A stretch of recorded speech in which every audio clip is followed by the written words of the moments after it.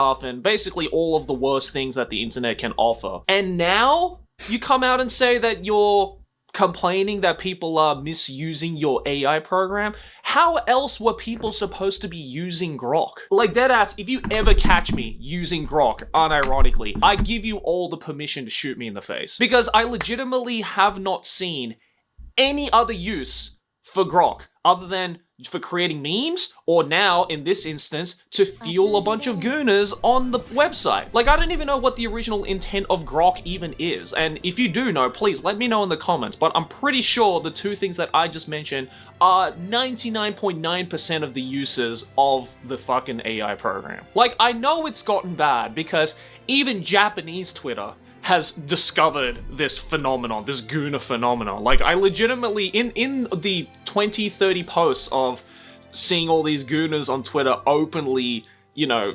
do illegal shit, let's be real, I saw a bunch of Japanese comments doing the same thing in Japanese, being like, konnichiwa, Grok-san, can you make illegal content, please, onegai shimasu? You know, I was already convinced that a year and a half ago, when I decided to just completely stop using Twitter because I realized how terrible it was probably the best decision I could have made for my personal mental health. You know, every now and then I decide to check out what Twitter is doing, because, you know, I'm a human at the end of the day. Even if there is a big red button that says don't press, there's a part of me that goes, yeah, but what if I did actually press it? And the few times that I decide to go onto the website to see how low humanity could fall, I discover that there's a whole new low every single time. And I just have to pat down my chest to be like, thank God I don't use this fucking site anymore. And I genuinely do not know and do not understand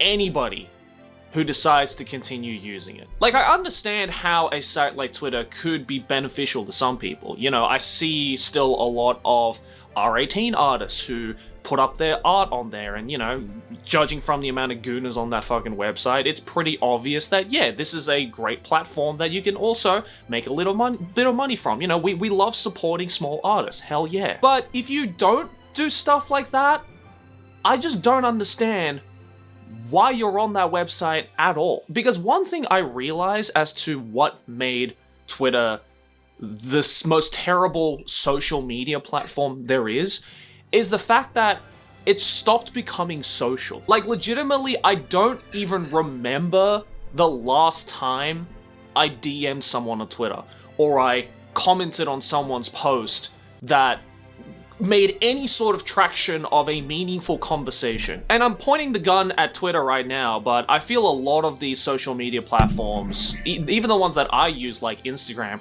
are also falling into the same pit. Social media became terrible, yes, because of things like the rampage of things like AI, or the goonpocalypse that's happening on sites like Twitter, for example. But I think the biggest culprit is the fact that it's not social anymore. It's just media. That original spark of what made social media so great was the social aspect. But nobody wants to be social anymore. Whenever someone tries to be social, it just turns into either a fight, or it turns into some kind of political argument that nobody asked for, or it just becomes this vacant talking to a wall phenomenon, because the person that you are supposedly trying to have a conversation with is probably a bot, is probably AI, or just doesn't give a fuck about your feelings whatsoever, because they just want to make a couple of bucks on a monetized platform. It's just genuinely sad, and I think this whole Twitter Grok goonpocalypse has just further pushed that ideology onto a lot of people out there. And I genuinely feel bad for the people who were affected by this goonpocalypse. You know, like, nobody deserves to do that, and nobody deserves to have that done to them. And again, Mr. Musk coming out here to say all these things like, oh, we're going to go after all of you people who do these kinds of illegal activities with Grok, this baby that I created. I'm just sitting there like, yeah, okay, but even if you do, why even have Grok there in the first place? Just get rid of Grok. Most, if not all, of the people who are actively using it are just doing it for illegal or immoral purposes. So what's even the point of it being there in the first place? Like, if something doesn't give in 2026 or in the near future, it's just going to get to the point where there just won't be any reason to be on sites like that anymore. Those with even a working brain cell are going to be pushed away from these sites because the entire purpose of why they started using it in the first place is now void and null. And you know what? Maybe that's how it should go. Maybe it's time for us to do a big cultural reset where we don't really need things like social media to stay up to date with what's happening with our friends or people we actually care about or things we actually care about. And again, I'm just so happy with myself that I decided to get out of that shit way before things went to shit. So yeah, if you're watching this video and you have at one point actively participated in the Twitter Grok Goon Apocalypse, shame on you. And if you haven't done so, good on you. And if you're somewhere in the middle and you're just a passive spectator, then maybe it's time to log off. And maybe it's time to go out and, I don't know, replace that blue light that's hitting your skin with some actual sunlight. But yeah, I just wanted to rant about that. Let me know your thoughts and opinions down in the comments below. And thanks for watching. Hey, if you enjoyed this video, make sure to smack my face right here, subscribe to the channel. Here's a couple more videos you can check out. In the meantime, God, it's just so sad, man. Well, what happened? Why did this happen? Twitter used to be cool. I hate it here. Anyways, see you in the next one. Peace.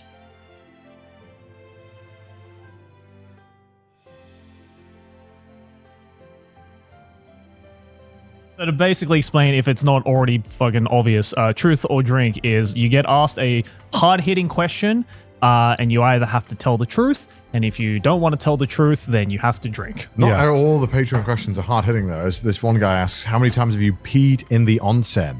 You don't... No. Like, it's... Dude, I've lost count. What? What? Okay, first of all... Wait. You want a hard-hitting one? I used to go in the onsen a lot as a child, and when you are a fucking 4 or 5-year-old child, you're gonna pee in the fucking onsen. Okay, but... Just like you pee in a public pool when you're a child. Okay, public pool is different. No, it's not. It's the same fucking thing. Yes, it is, Joey. Yes, it is. One is warm. No, Joe. There's a reason why you have to fucking scrub up scrub and up take a before I go fucking in. shower before you go in the onsen. It is clean, untouched water. Okay. Yes. But I'm just giving you the truth because this is the theme of the episode. Every time you go in an onsen and there is a child in that onsen with you, 9 times out of 10, that kid's peeing. But have you peed? Yes. As an adult? No. Okay. That's why I preface with as a child. I really had him now. I think I trip him up. Maybe like fucking, I haven't peed in the onsen after the age of like, I don't know, 6. Understandable. Okay. It was the confidence from which you said, of course. I was like, what? That's called, that's called enticing storytelling. Okay. Well, I thought that was a dumb question, but apparently, let's do a discussion. I gave you the truth. How many times have you peed? What, in my life? No, in the onsen. Never. Well, there you go. I have never peed in the onsen. Yeah. Because you could just go and piss in the onsen shower. Yeah. You know what I mean? Also, how old were you when you went into an onsen for the first time? We were together. Yeah. Like 20. So you were like, what, 37, and you were how old? 20, I'm joking. 20. Yeah, exactly. I mean, He was like 15, I think. Yeah. Oh, he's close then. Okay, well, thanks, Toast French, for that question. Yeah, I just feel like pissing on the onsen is blasphemous. Yeah. Sea There's and a lot of pool. onsen questions, I'm realizing. Yeah. Do people know? Have people never been in an onsen before? She asked, who takes the longest in the onsen and why is it Joey? I don't know if it's Joey. I think out of us, I think it is me. No, I think it's Connor. Who takes the longest in the... I don't know. So I flip-flop, man. I have... It depends how hot the I'll onsen tell is. you who is the shortest, and it's me. Yeah, I know Yeah, you're it's always definitely me. you. I'm the type of person who takes a little dip in the onsen, stays for 5 minutes, and I'm like, all right, I'm good, guys. Yeah. I'm good. Maybe it is Joey. It might be Joey. I don't know. It depends on the day, though. Yeah, I flip-flop heavily. Some days I'm like 1 hour. Yeah. Sometimes I'm like, 10 minutes. Yeah, 2 minutes. Then again, like the temperature of onsen is not defined, and some of them, I would be remiss if you could do more than 10 minutes. If it's but if it's an onsen, like say the outside onsen in Niseko, then you could stay in that bitch for like an hour. Yeah, that can- easily. Yeah. Right. Depends on how many people are there, though. Yeah. The vibes are so... Like, there's too many people in the onsen as well. It's not very relaxing as well. So. For sure. Yeah. Okay. Shouting Zombie asked before you scrolled up, asked, have you ever watched a porn DVD a friend gave to you as a gift? Have you been gifted a porn DVD? Yeah, I'm trying to Well- think. Have I been gifted a Well, porn? DVD? number one, we haven't gifted each other porn, but we have literally recommended to each other Yeah, we've porn, watched porn. Yeah. to watch porn There and are discuss multiple it episodes on this channel where we talk on, about it. on trash taste. But I wanted to rephrase that question just a little bit. Okay. Have you ever watched porn with your bros? No, because I don't have a bro who's made porn. Well, actually, not made porn. Wait, what, Joey? well, I have friends wait. who are porn stars. Okay, So okay. obviously, yeah, I've watched that. But I think the question Gaunt was yeah, what was the Yeah. question? Have you ever? I've had one sip, by the way. I was asking if you've watched pornography with a friend. Yeah. Oh, with a friend. yeah, with a bro. Oh, no. With a friend. No, I haven't. Never? No. Really? I have. Really? Yeah, I have. Because when I was like, 13, Yeah. and I didn't have a laptop, and at the time, I think Yeah. having a laptop was kind of unusual, and so when my friend had one, I was like, and it was like alone in his room, I was like, that shit got porn. Okay, question. Yeah. I just remember question. Not Is- gooning. I'm No, Not gooning. No, just watch, right? Yeah. Does it count if, for example, like when I was in high school, you'd be on the school bus and there'd be like an upperclassman who had like porn on his phone and you'd gather around and watch it? Does that count? I guess. 'Cause I've had that many times. that's more It's a weird like thing, just. I've had so like the weird, 120p man. on the What's up with this Motorola guy? Razr experience. No, that just sounds like an all boys school experience, Yeah. you know? Like, oh, Yeah. let's go. No, I'm talking about you're in a fucking room or something. You're talking like 1v1? I haven't done it as an adult. I'll be honest with you. I haven't done it as an adult. Because Right. when I was a teenager, I think so. I was curious, and all my friends were like, "Oh, porn, let's watch." Yeah, Yeah. I don't think I've had that. I remember I had this one night when it was like me and two bros, and we were having a sleepover. In fact, and we were having it was sleepover. Yeah. And I don't know how we got onto this topic, but obviously there was the family computer, and they were like, "Yo, can you download porn on that?" And so we fucking load up. Downloading porn is crazy. And on so the we family fucking computer. load up Kazaa or whatever Yeah, on the LimeWire wasn't for me. yeah, on the computer. Okay. Yeah, sorry, go on. Finish And it. we stay up like till 3 a.m. just watching random porn videos. And I think I don't. When do you close out? What? Sorry. When do you close out? when someone's close to nutting. That's when you close out. Yeah, it's like, hold up. I gotta go real quick. I don't. Okay. I'm not sure if this is the case. Maybe this is the case. Did you discover porn before you knew how to goon? Yeah, of course. Yes. Yeah. Yes. So this was, I distinctly remember this was at the age where watching porn was less about gooning and more about fascination. It was more about a taboo and exploring. Yeah. You know, some Yeah, I used to aspect. sneakily read my dad's Playboy magazines That's what you're supposed to do, man. when he wasn't at home. That's like part of growing up, man. Because he That's hid part it. of growing up. Because he hid it Yeah. in the most obvious location. And I'm just and of course I immediately found that shit in his office. So yeah, I remember when I was like 12, 13 years old on like Yeah. a weekend, my parents, well, my entire family would be out of the house and I'd be like, I didn't know how to search for porn back then. So I was just like, well, there's these Playboy magazines from like the 90s and early Yeah. 2000s that are just sitting here. Bunch of tits and, vagugus in it. And I'm just like, yeah, fuck it. I'll just read these. Yeah, I would argue that maybe even it's more normal to watch porn with bros before you knew how to goon.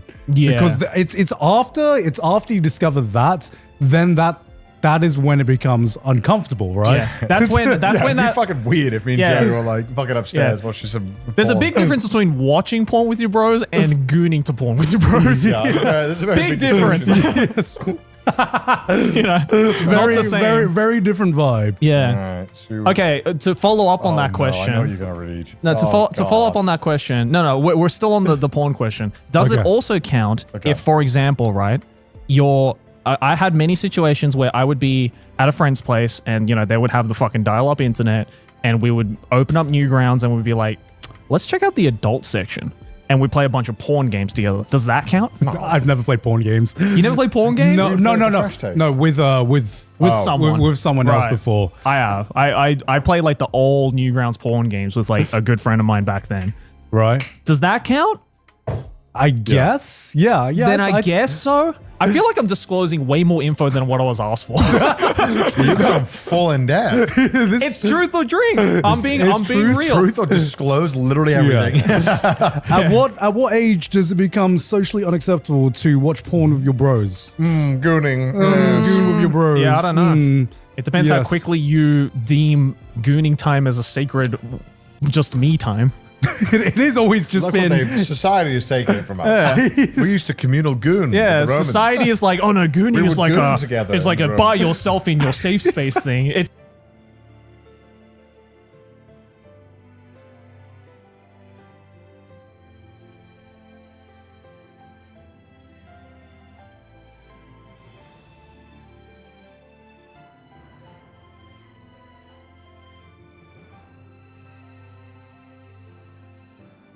As much as it pains me to say it, this review of NVIDIA's RTX 5050 is probably the most important GPU review I will do this year. Because the bottom line is that for so many of you out there, whether you're building your own PC or getting it in the pre-built your grandmother got you for your birthday, this is the GPU you're going to use. There's nothing inherently wrong with that. Everybody has their own budget. It's just that when a better graphics card could be had for the same price, or if there's a significant upgrade for a much less significant extra cost, it hurts me to see these boxes flying off the shelves instead, despite my years of tech tipping to the contrary. Which is why this time, I am entrusting everyone else to persuade you. Maybe when you hear it from the people who actually have time to play video games after work, you'll believe us when we say, stay away from this launch. Maybe they can also help me warn you about our sponsor. Sponsors. That was awful. D-Brand. They paid us to mention their protective ghost cases and prism screen protectors, which you can pick up using our link in the video description. What they didn't pay us to do is say that they're good. Okay, go ahead and continue the video. By D-Brand, I guess. Let me start by pointing out that we're using a high-end test bench to evaluate what will likely be the most entry-level offering from NVIDIA this generation.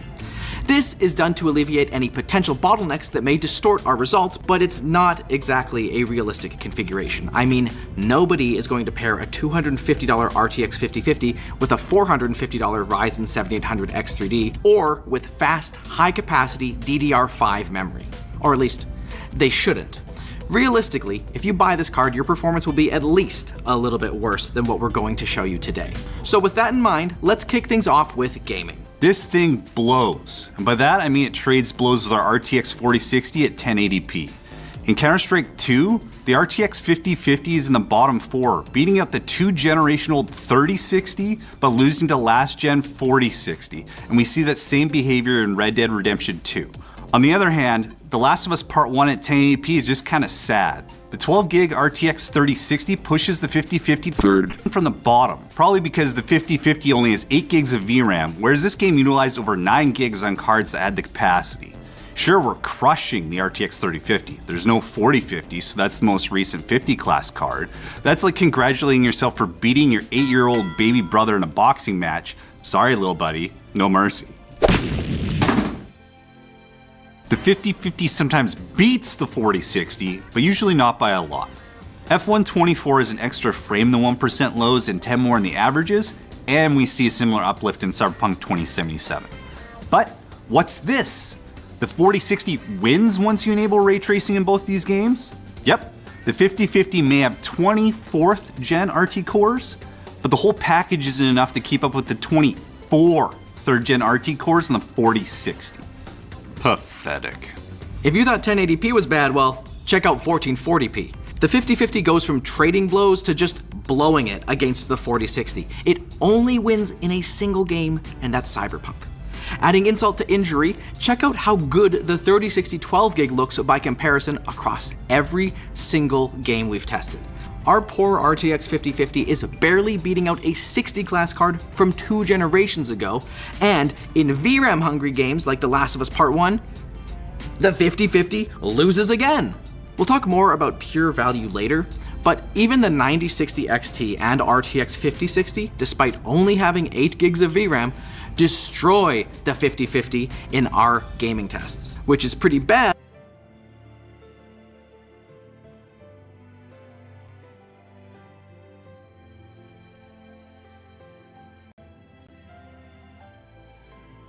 Is the 2060 Super still suitable to run games like it used to be? I jumped into a Fortnite creative map with all low settings and it was able to get around 230 FPS. But then when I jumped into a reload match, that's a different story. I jumped out of the bus and it got around 70 FPS, but then upon landing in my first fight, I got up to about 120 FPS. So I guess my question is, do you think it is worth it? This is the cheapest RTX graphics card that you can buy. It's only like 120 bucks, but is it any good? It's the RTX 2060 non-super model, and there's a ton of these available on used marketplaces like eBay and Jawa. We just did a fresh benchmarking run in June of 2024, and here's the results. For X-Defiant in 1080p high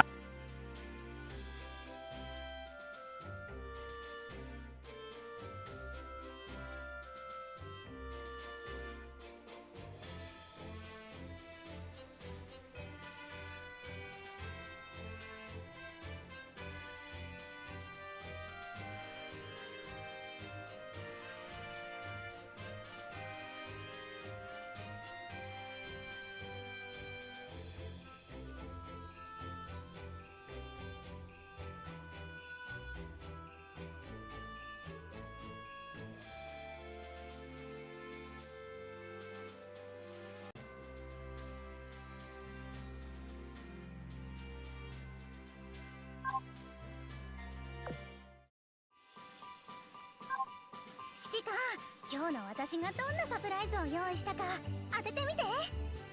じゃじゃーん、正解はフェスっぽく執務室を模様替えしたよ。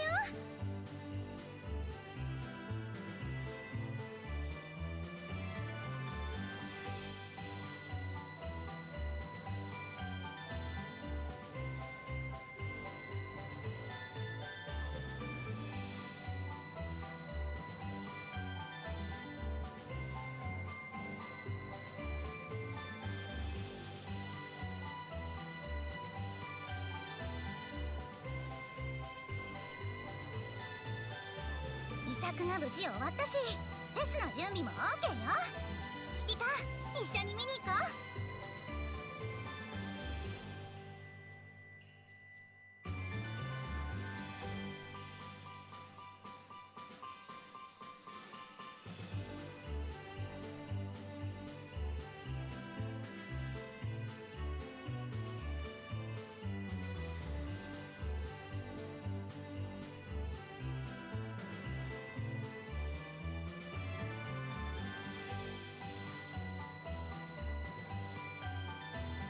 指揮官、下のスタンプ台を見たよね。スタンプをフルコンプするとシークレットプレゼントがもらえるから一緒にやってみよう。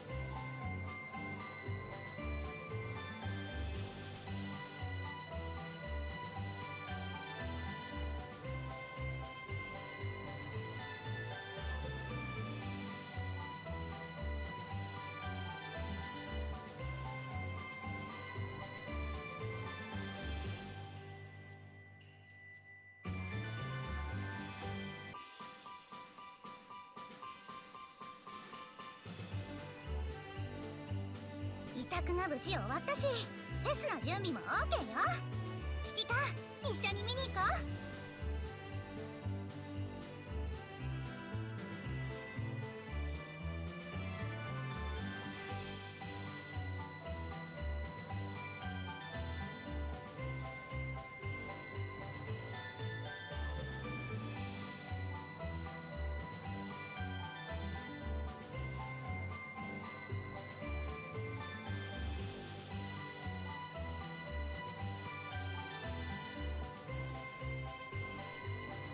サプライズにできそうな任務があるの？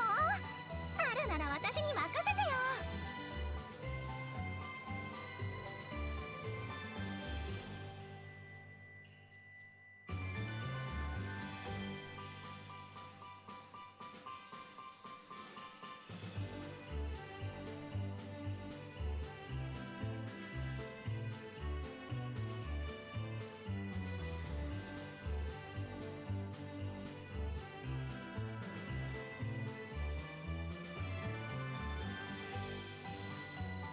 委託が無事終わったし、フェスの準備も OK よ。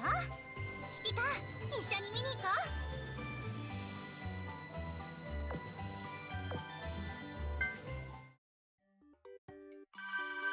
As much as it pains me to say it, this review of NVIDIA's RTX 5050 is probably the most important GPU review I will do this year. Because the bottom line is that for so many of you out there, whether you're building your own PC or getting it in the pre-built your grandmother got you for your birthday, this is the GPU you're going to use. There's nothing inherently wrong with that. Everybody has their own budget. It's just that when a better graphics card could be had for the same price, or if there's a significant upgrade for a much less significant extra cost, it hurts me to see these boxes flying off the shelves instead, despite my years of tech tipping to the contrary. Which is why this time, I am entrusting everyone else to persuade you. Maybe when you hear it from the people who actually have time to play video games after work, you'll believe us when we say, stay away from this launch. Maybe they can also help me warn you about our sponsors. That was awful. D-Brand. They paid us to mention their protective ghost cases and prism screen protectors, which you can pick up using our link in the video description. What they didn't pay us to do is say that they're good. Okay, go ahead and continue the video. By D-Brand, I guess. Let me start by pointing out that we're using a high-end test bench to evaluate what will likely be the most entry-level offering from NVIDIA this generation. This is done to alleviate any potential bottlenecks that may distort our results, but it's not exactly a realistic configuration. I mean, nobody is going to pair a $250 RTX 5050 with a $450 Ryzen 7800 X3D, or with fast, high-capacity DDR5 memory. Or at least, they shouldn't. Realistically, if you buy this card, your performance will be at least a little bit worse than what we're going to show you today. So with that in mind, let's kick things off with gaming. This thing blows. And by that, I mean it trades blows with our RTX 4060 at 1080p. In Counter-Strike 2, the RTX 5050 is in the bottom 4, beating out the 2 generation old 3060, but losing to last gen 4060. And we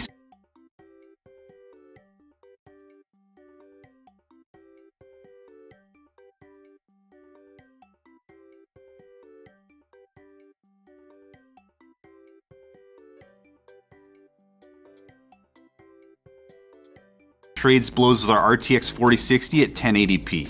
In Counter-Strike 2, the RTX 5050 is in the bottom 4, beating out the 2 generation old 3060, but losing to last gen 4060. And we see that same behavior in Red Dead Redemption 2. On the other hand, The Last of Us Part 1 at 1080p is just kinda sad. The 12 gig RTX 3060 pushes the 5050 third from the bottom, probably because the 5050 only has 8 gigs of VRAM, whereas this game utilized over 9 gigs on cards that had the capacity. Sure, we're crushing the RTX 3050. There's no 4050, so that's the most recent 50 class card. That's like congratulating yourself for beating your 8-year-old baby brother in a boxing match. Sorry, little buddy, no mercy. The 5050 sometimes beats the 4060, but usually not by a lot. F124 is an extra frame in the 1% lows and 10 more in the averages, and we see a similar uplift in Cyberpunk 2077. But what's this?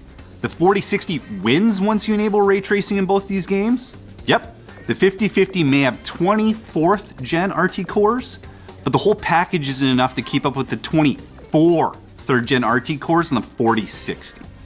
Pathetic.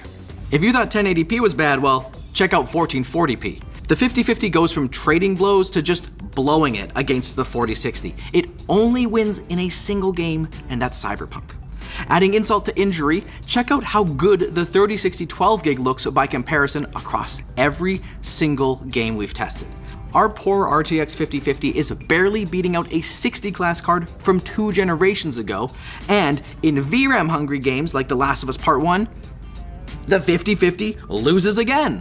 We'll talk more about pure value later, but even the 9060 XT and RTX 5060, despite only having 8 gigs of VRAM, destroy the 5050 in our gaming tests, which is pretty bad, especially when you consider that a more future-proof card like the Intel Arc B580 can now be found easily for around $260, and that comes with 12 gigs of VRAM. That will make it a safer bet as AAA game requirements creep up over the next few years, assuming Intel's GPU division still exists over the next few years. But hey,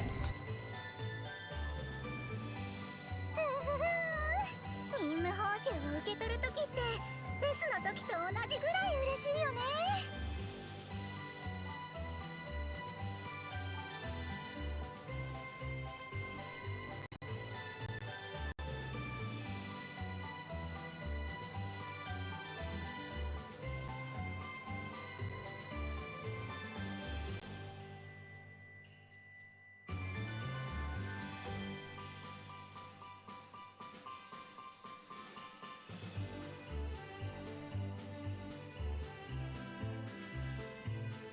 委託が無事終わったし、フェスの準備も OK よ。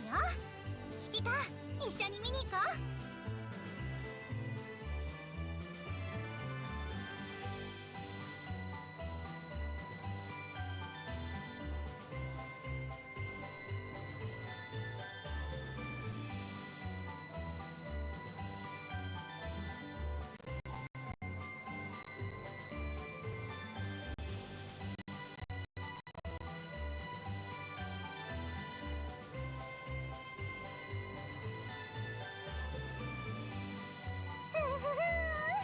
任務報酬を受け取るときってフェスの時と同じぐらい嬉しいよね。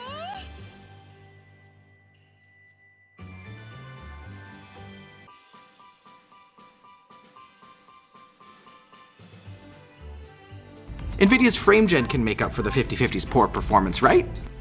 Oh hey, didn't see you there. You know, this isn't the most scientifically accurate test we've ever done, but here's some slow motion footage of Cyberpunk running on the RTX 5050 at 1080p. The mouse moves, then the game moves 27 frames of footage later, which indicates overall system latency of 27 milliseconds. Now let's enable frame generation and crank it up to 4x, alongside DLAA. 指揮官、一緒に見に行こう。 Our game is now running at around 200 FPS. Great! But notice the increased latency? It's pretty minor, and even in twitchy first-person shooters, it could be imperceptible to many. Sounds like a decent trade-off, right? But our base frame rate was already a solid 98 frames per second.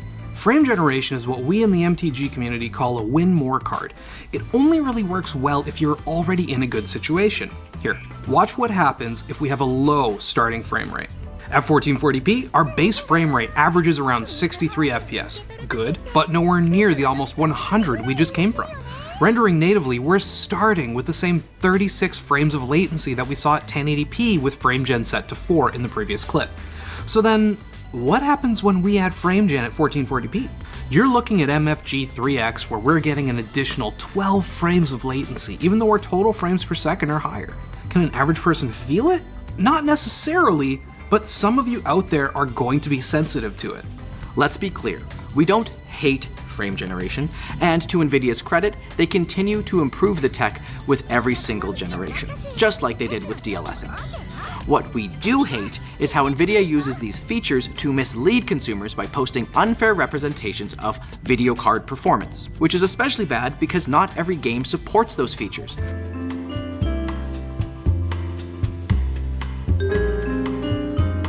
Sure, you could use an inexpensive third-party tool like Lothlith Scaling, but even with the bells and whistles, if you buy this card, you're getting fleeced. Unlike if you buy the new transparent screwdriver from LTTstore.com, it's a clear winner when it comes to nifty tools. Let's talk price and value, starting with some of our competitors. AMD's 9060 XT 8GB, which is at the top of our 1080p GeoMean results, costs us $2.32 per frame. The B580, $2.42 is very nice. Then we get to the 5050 at $265. But it gets worse. The RTX 5060, which costs around $299, just $50 more than the 5050, beats the 5050 in value at $2.52. These aren't massive swings in value when you're looking at averages, but it still shows what a terrible deal the 5050 is. A huge part of why you get such better value with the more expensive card is that for $50 more, you're getting literally 50% more hardware. The 5060 has 50% more CUDA cores, 50% more texture processing clusters, 50% more streaming multiprocessors, 50% more tensor cores, 50% more RT cores, 50% more texture units, and 50% more ROP units than the 5050. And while this card is on the same 128-bit bus, it's using GDDR6 instead of 7. Why? Because Nvidia says G6 is best for desktops and the more power-efficient G7, well, that's best for laptops. Cool! So then why not put the super efficient stuff in the one card in the desktop lineup that might actually want an extra low TDP? I don't get it. I quit. I just can't do it anymore. Productivity. If there's anything positive to say about the 5050, it's that it blends pretty okay.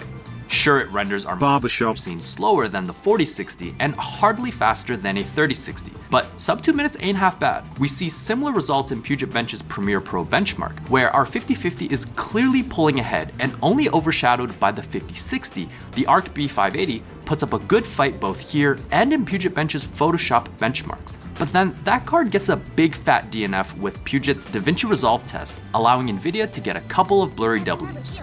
Despite Nvidia's obsession with AI, they failed to make the 5050's AI performance anything but underwhelming. In Procyon AI image generation, the 5050 is barely beating the 3060 again, and in text generation, the 5050 is nothing to write home about. See what we did there? My biggest takeaway here is how great the Arc B580 is. Look at how much it crushes even our 5060. Just look at what extra VRAM Nvidia and proper support AMD can do. If Intel can figure it out as the new kid showing up with OpenVINO, nobody has a good excuse. In summary, the RTX 5050 only makes sense as a product designed to make the RTX 5060 look good. And if you saw that review, you know that it does not look good. We can't in good conscience recommend the 5050. It flat out sucks. And there are so many options that we've mentioned in this video that exist, and we'll have all of those linked in the video description for you to check out. There's a saying that there are no bad products, just bad prices. And in RTX 50 series fashion, the price is bad. But you know, if nobody buys it and it gets discounted to maybe like $200, maybe then I could finally segue to our sponsor. D-Brand. We all know that to prevent accidents, you should use proper protection. So if you keep dropping stuff, like me, consider protecting what is most likely your most precious possession, your phone. With D-Brand, their ghost cases are ultra durable, super scratch resistant, designed to never yellow, and they're grippy for a nice hand feel. Plus, if you add on one of their Prism screen protectors, you'll have 360-degree protection. They are stupid simple to apply, and the whole process, like some things in life, only lasts seconds. And also consider picking up a glow circuit skin to add a bit of style and illumination to your nighttime activities. Smash our link in the description. Oh, I get it. To learn more today. Thanks for watching. If you like this video, go check out our 9060 XT review. The 16GB model is really the way to go, but if it's too far out of your price range, then a B580 or even an 8GB 9060 XT would be better than garbage. Just dog.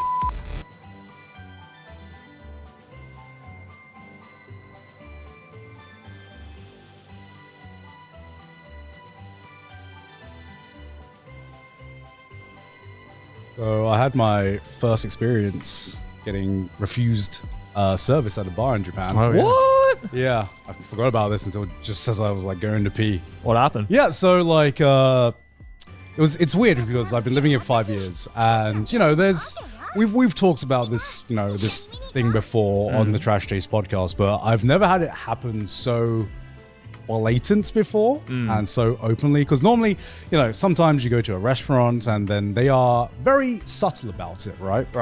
They're like, oh sorry, we fully booked, or we're like full, or members only, something along those lines. So that's kind of like what I've seen before and what I've experienced before. No, not really that big of a deal for me. But this time, so we went to a bar. And it wasn't like it was like in a remote area. It was in a pretty busy area with, sometimes you get some like foreigners there and stuff like that. So I don't know if like the tourist thing has like just changed things up at all. Right.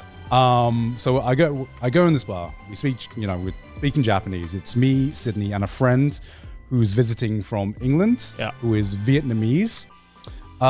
So we go sit down. This bar is like completely empty, by the way, aside from like one other person in the corner.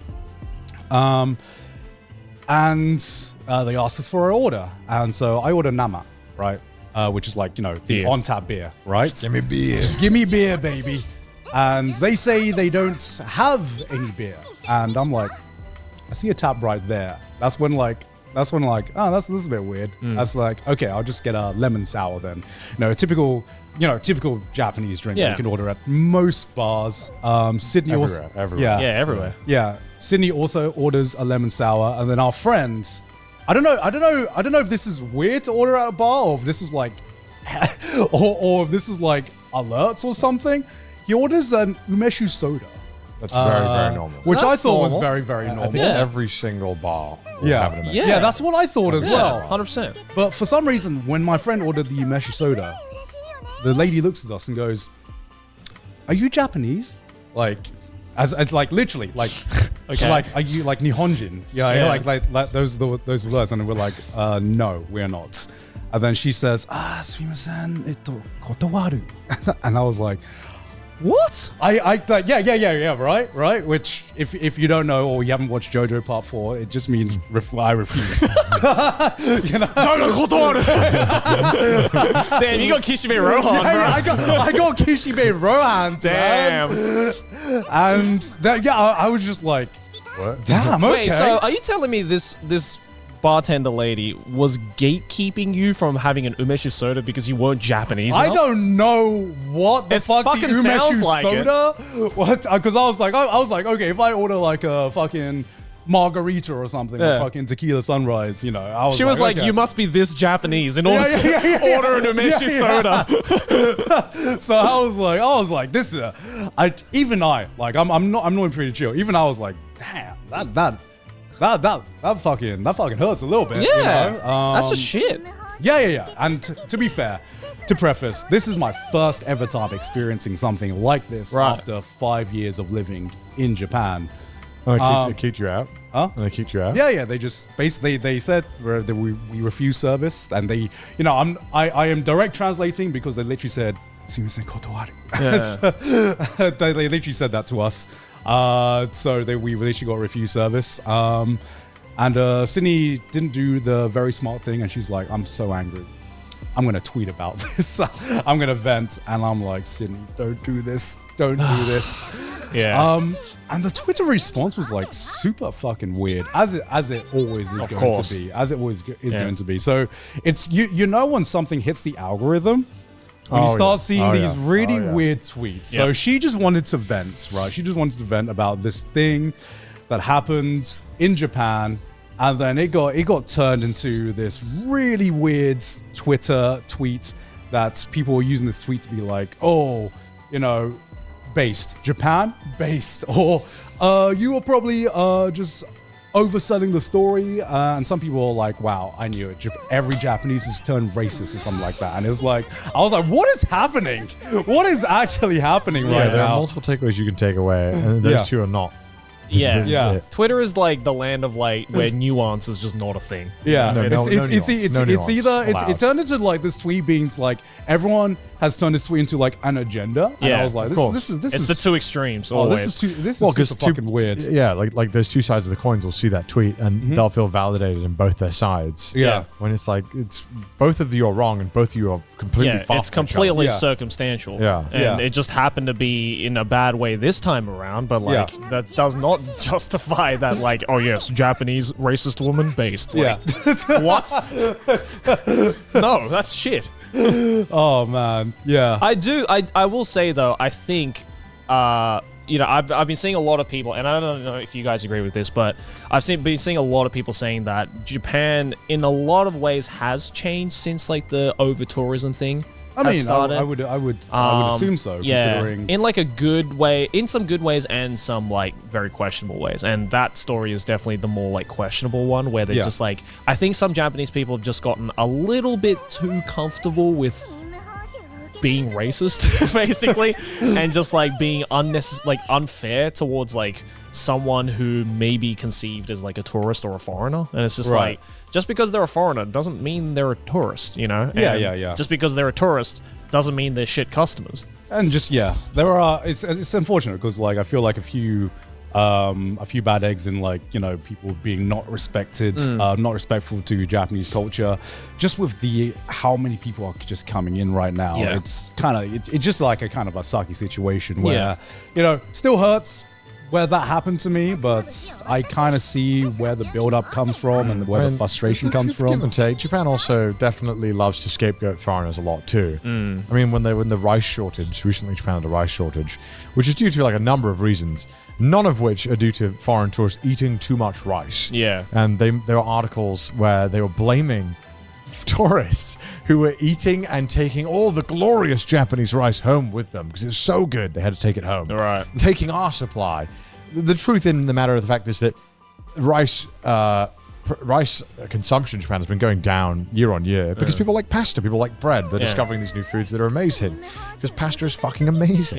Yeah. And so Japan has too much capacity to make rice, and the government subsidizes these farmers to not grow rice because they want rice prices to remain pretty stable. Yeah. So they have this problem where they have the ability to make way too much rice, so it's so heavily regulated on how much rice is being made. And so that's why the rice shortage happened. Yeah. And because there was obviously during the typhoon, there was a slight dip in the production and then panic buying, which caused the shortage. Nothing at all to do with tourists. At all. Not even remotely. So why did they come up with this solution, and why were they so willing to say it publicly? Because again, it's as you said, it's like it's an easy scapegoat, especially for a lot of people who don't know any better, and people who are like, oh, let's just take this simplest solution to try and like sidestep the actual problem at hand. It's such a Japanese thing to do. I love blaming tourists for shit more than anyone, but sometimes it's really annoying. I'm like, come on, can we actually like just blame them when they do something shit? Yeah. Can we actually like get to the root of the problem instead of being openly racist? Like this is crazy. Like how the hell this was allowed to be like a public statement? Is bewildering. There was some other shortages as well. They also blamed on foreigners, which again also had cheese. Japan's cheese shortage apparently was foreigners. I'm like, okay, now that's. I swear every week. Now your rice, I could understand why you would want to make a racist remark. Your cheese? Yeah. You think we're stealing your cheese? Yeah. It's like your cheese isn't even that good, bro. Ain't no one taking your mid-ass cheese. I think so, at least. I can't remember. But yeah. Yeah, I mean, even if there was a cheese shortage, to blame it on foreigners is, I swear, like, recently, every week there's, like, a new article. Like, Japan has a potato shortage now. They have I think they did have a potato shortage, didn't they, at one point? I just randomly threw that out, but I think we actually did have a potato shortage at one point. I think that's due to the fact that, like, a lot of Japanese products are only allowed to be made with Japanese potatoes, I think. Right. Like, I think the crisps have to be made with Japanese potatoes, I think, or they're just liked. I don't know. So I remember pizza potato was gone for a long time. Yeah, well, McDonald's was like running into the problem of like not enough fries, right? Yeah. Oh shit. Yeah, I remember this article. Did they blame this on the No foreigners? fries in McDonald's?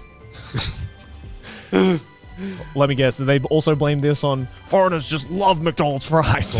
Well, we do. We do. Let's be real. Oh, I think that's imports that when something happens. Those are imported from America. Right. I don't think McDonald's has a. We must use. We only use Japanese potatoes. I think they use whatever fucking works and whatever's cheap. That's fine. Yeah, it's very frustrating. But we went to another bar after that. I met with you guys after. You didn't stop you guys from having a good time. Nah, we still had a good time. It was like just a small speck on a wider, great all-around night. And did your friend manage to get the umeshu soda in the end? Yes, he did. Yes, he did. You know who didn't refuse us?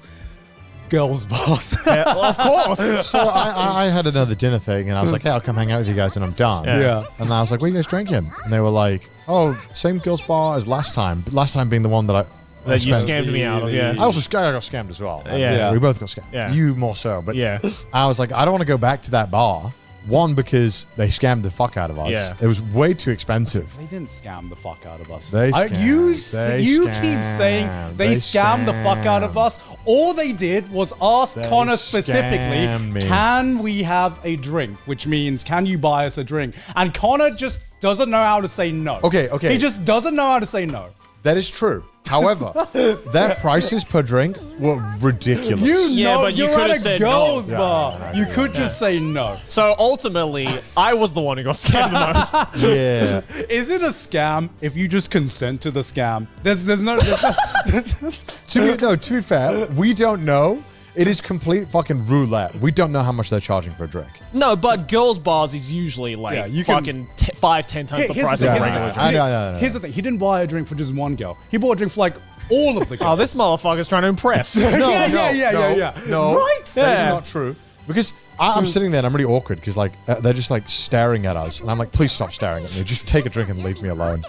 I don't know, man. That 5-second footage you took said otherwise. You were just come play on the That was when Garn egged me on. So that was, yeah. But then, okay, so we went There's to always a caveat. there is a caveat. I'm full of excuses. Yeah. We went to another bar, and I showed up, and I was like, I don't want to go back to the same bar because they're gonna rinse me again. Yeah. And so we went to this other bar. It was so weird.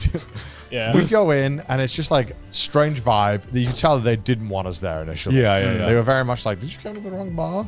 Even like two dudes sitting there, like with like a grin on their face. These two businessmen. They were like, I think you found the wrong bar, guys. Right. And of course, Sydney's like fucking like a bulldozer. Like, I didn't find the wrong bar. I'm right where I want to be. Sits down. I'm like, all right, okay.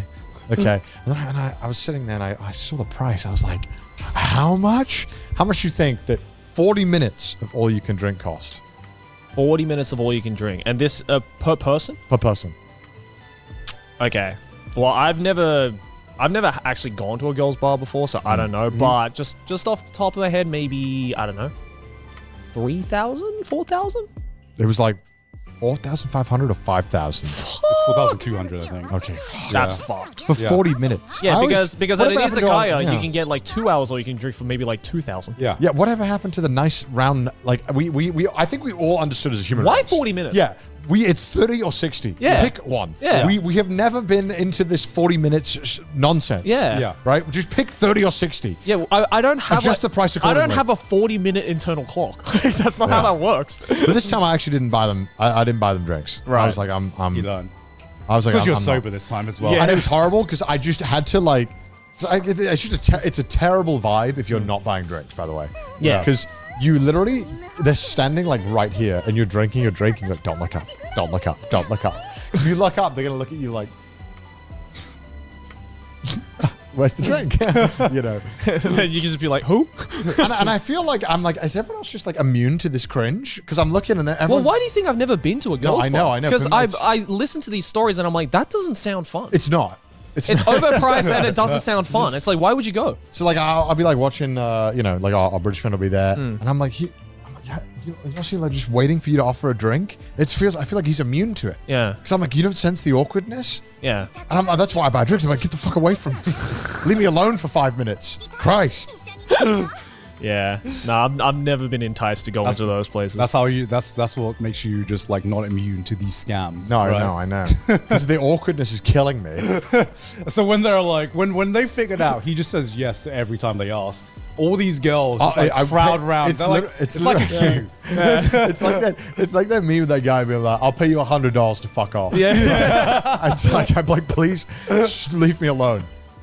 Like I don't mind a little bit of chit chatter, and some of it can be fun depending on the vibe. Yeah. But when I know that one, I'm getting rinsed just to sit down, and then I'm gonna get a doubly rinsed just to like give you a drink and maybe like make small talk. I'm like, Also, like, I've always found it weird. It's just like these girls' intentions. You Yeah. know? Like these girls' intentions isn't to have a fucking nice chat with you. It's I- to rinse you out of a fucking overpriced drink for like 5 minutes. and look, and then pretend like you're important. I'm sure there's a world where those two things can overlap, where they want to get the money and like because they're just working. I mean, if you're like a regular there, you know, Yeah. and you've known them personally, maybe. But this girl I went to also was definitely not like a double one. No, it definitely was. It was like more of a. It was.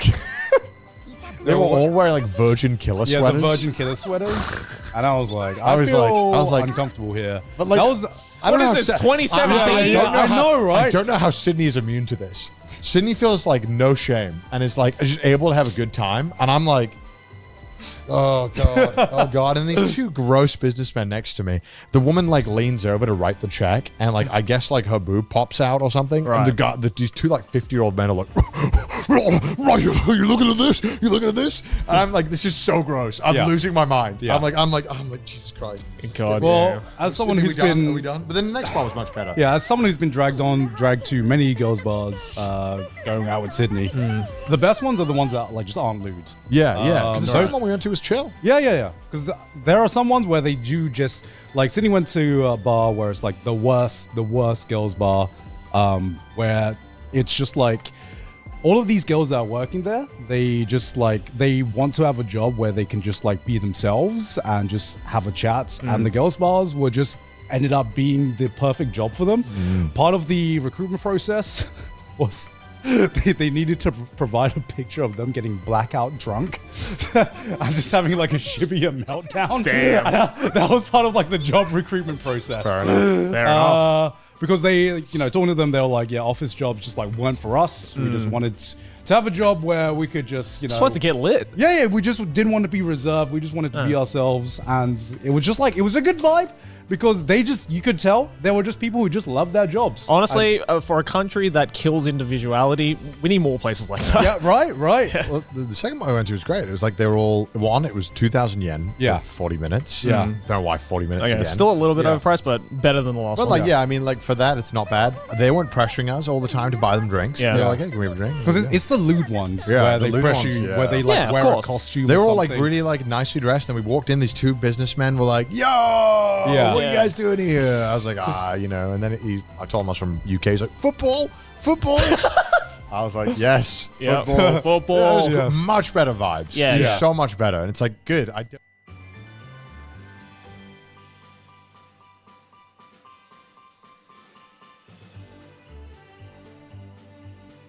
Did you go out a lot as a kid? Are you kidding me? I have this Hell no. Hell no. I've been, yeah. I have this image of just at least listening to you're not that age yet. Like Sydney's dad's like stories about how in America you'd go out and ride your bicycle, and it's such a weird concept where Riding a bike. parents would just trust kids to go out with no form of contact. That's what I did. Huh? That's what I did. That's what That's I what did. you did? That's what I did Yeah. as well. Bro, I lived in Wales. There's just fields. I would get home from school, and then I would be like, all right, I'm gonna see the kids in the park, and then I would be gone until like 9. Until sundown, yeah. I would walk to like my friend's house, which was So just did down you the have road. like? Do you guys have like a curfew where you've been? dinner, by dinner. Or we will call the police. Well, no. They would just kind of be like, well, if he's not back by midnight, maybe we'll figure something out. I think they were usually calling the truant officer because I would refuse to go to school, not because I was home late. So for me, it was as soon as I got home, it would be grab my GT Dyno, my cool bike that I found. It was like free, and then I would pop curbs where you do like stupid tricks and go meet your friends, go play baseball or whatever, and then we'd play Pogs and Slammers and like stupid, ridiculous, boring shit, and then go home. And we'd also go to like Caveman Comics and buy a new issue of Teenage Mutant Ninja Turtles or X-Men or whatever.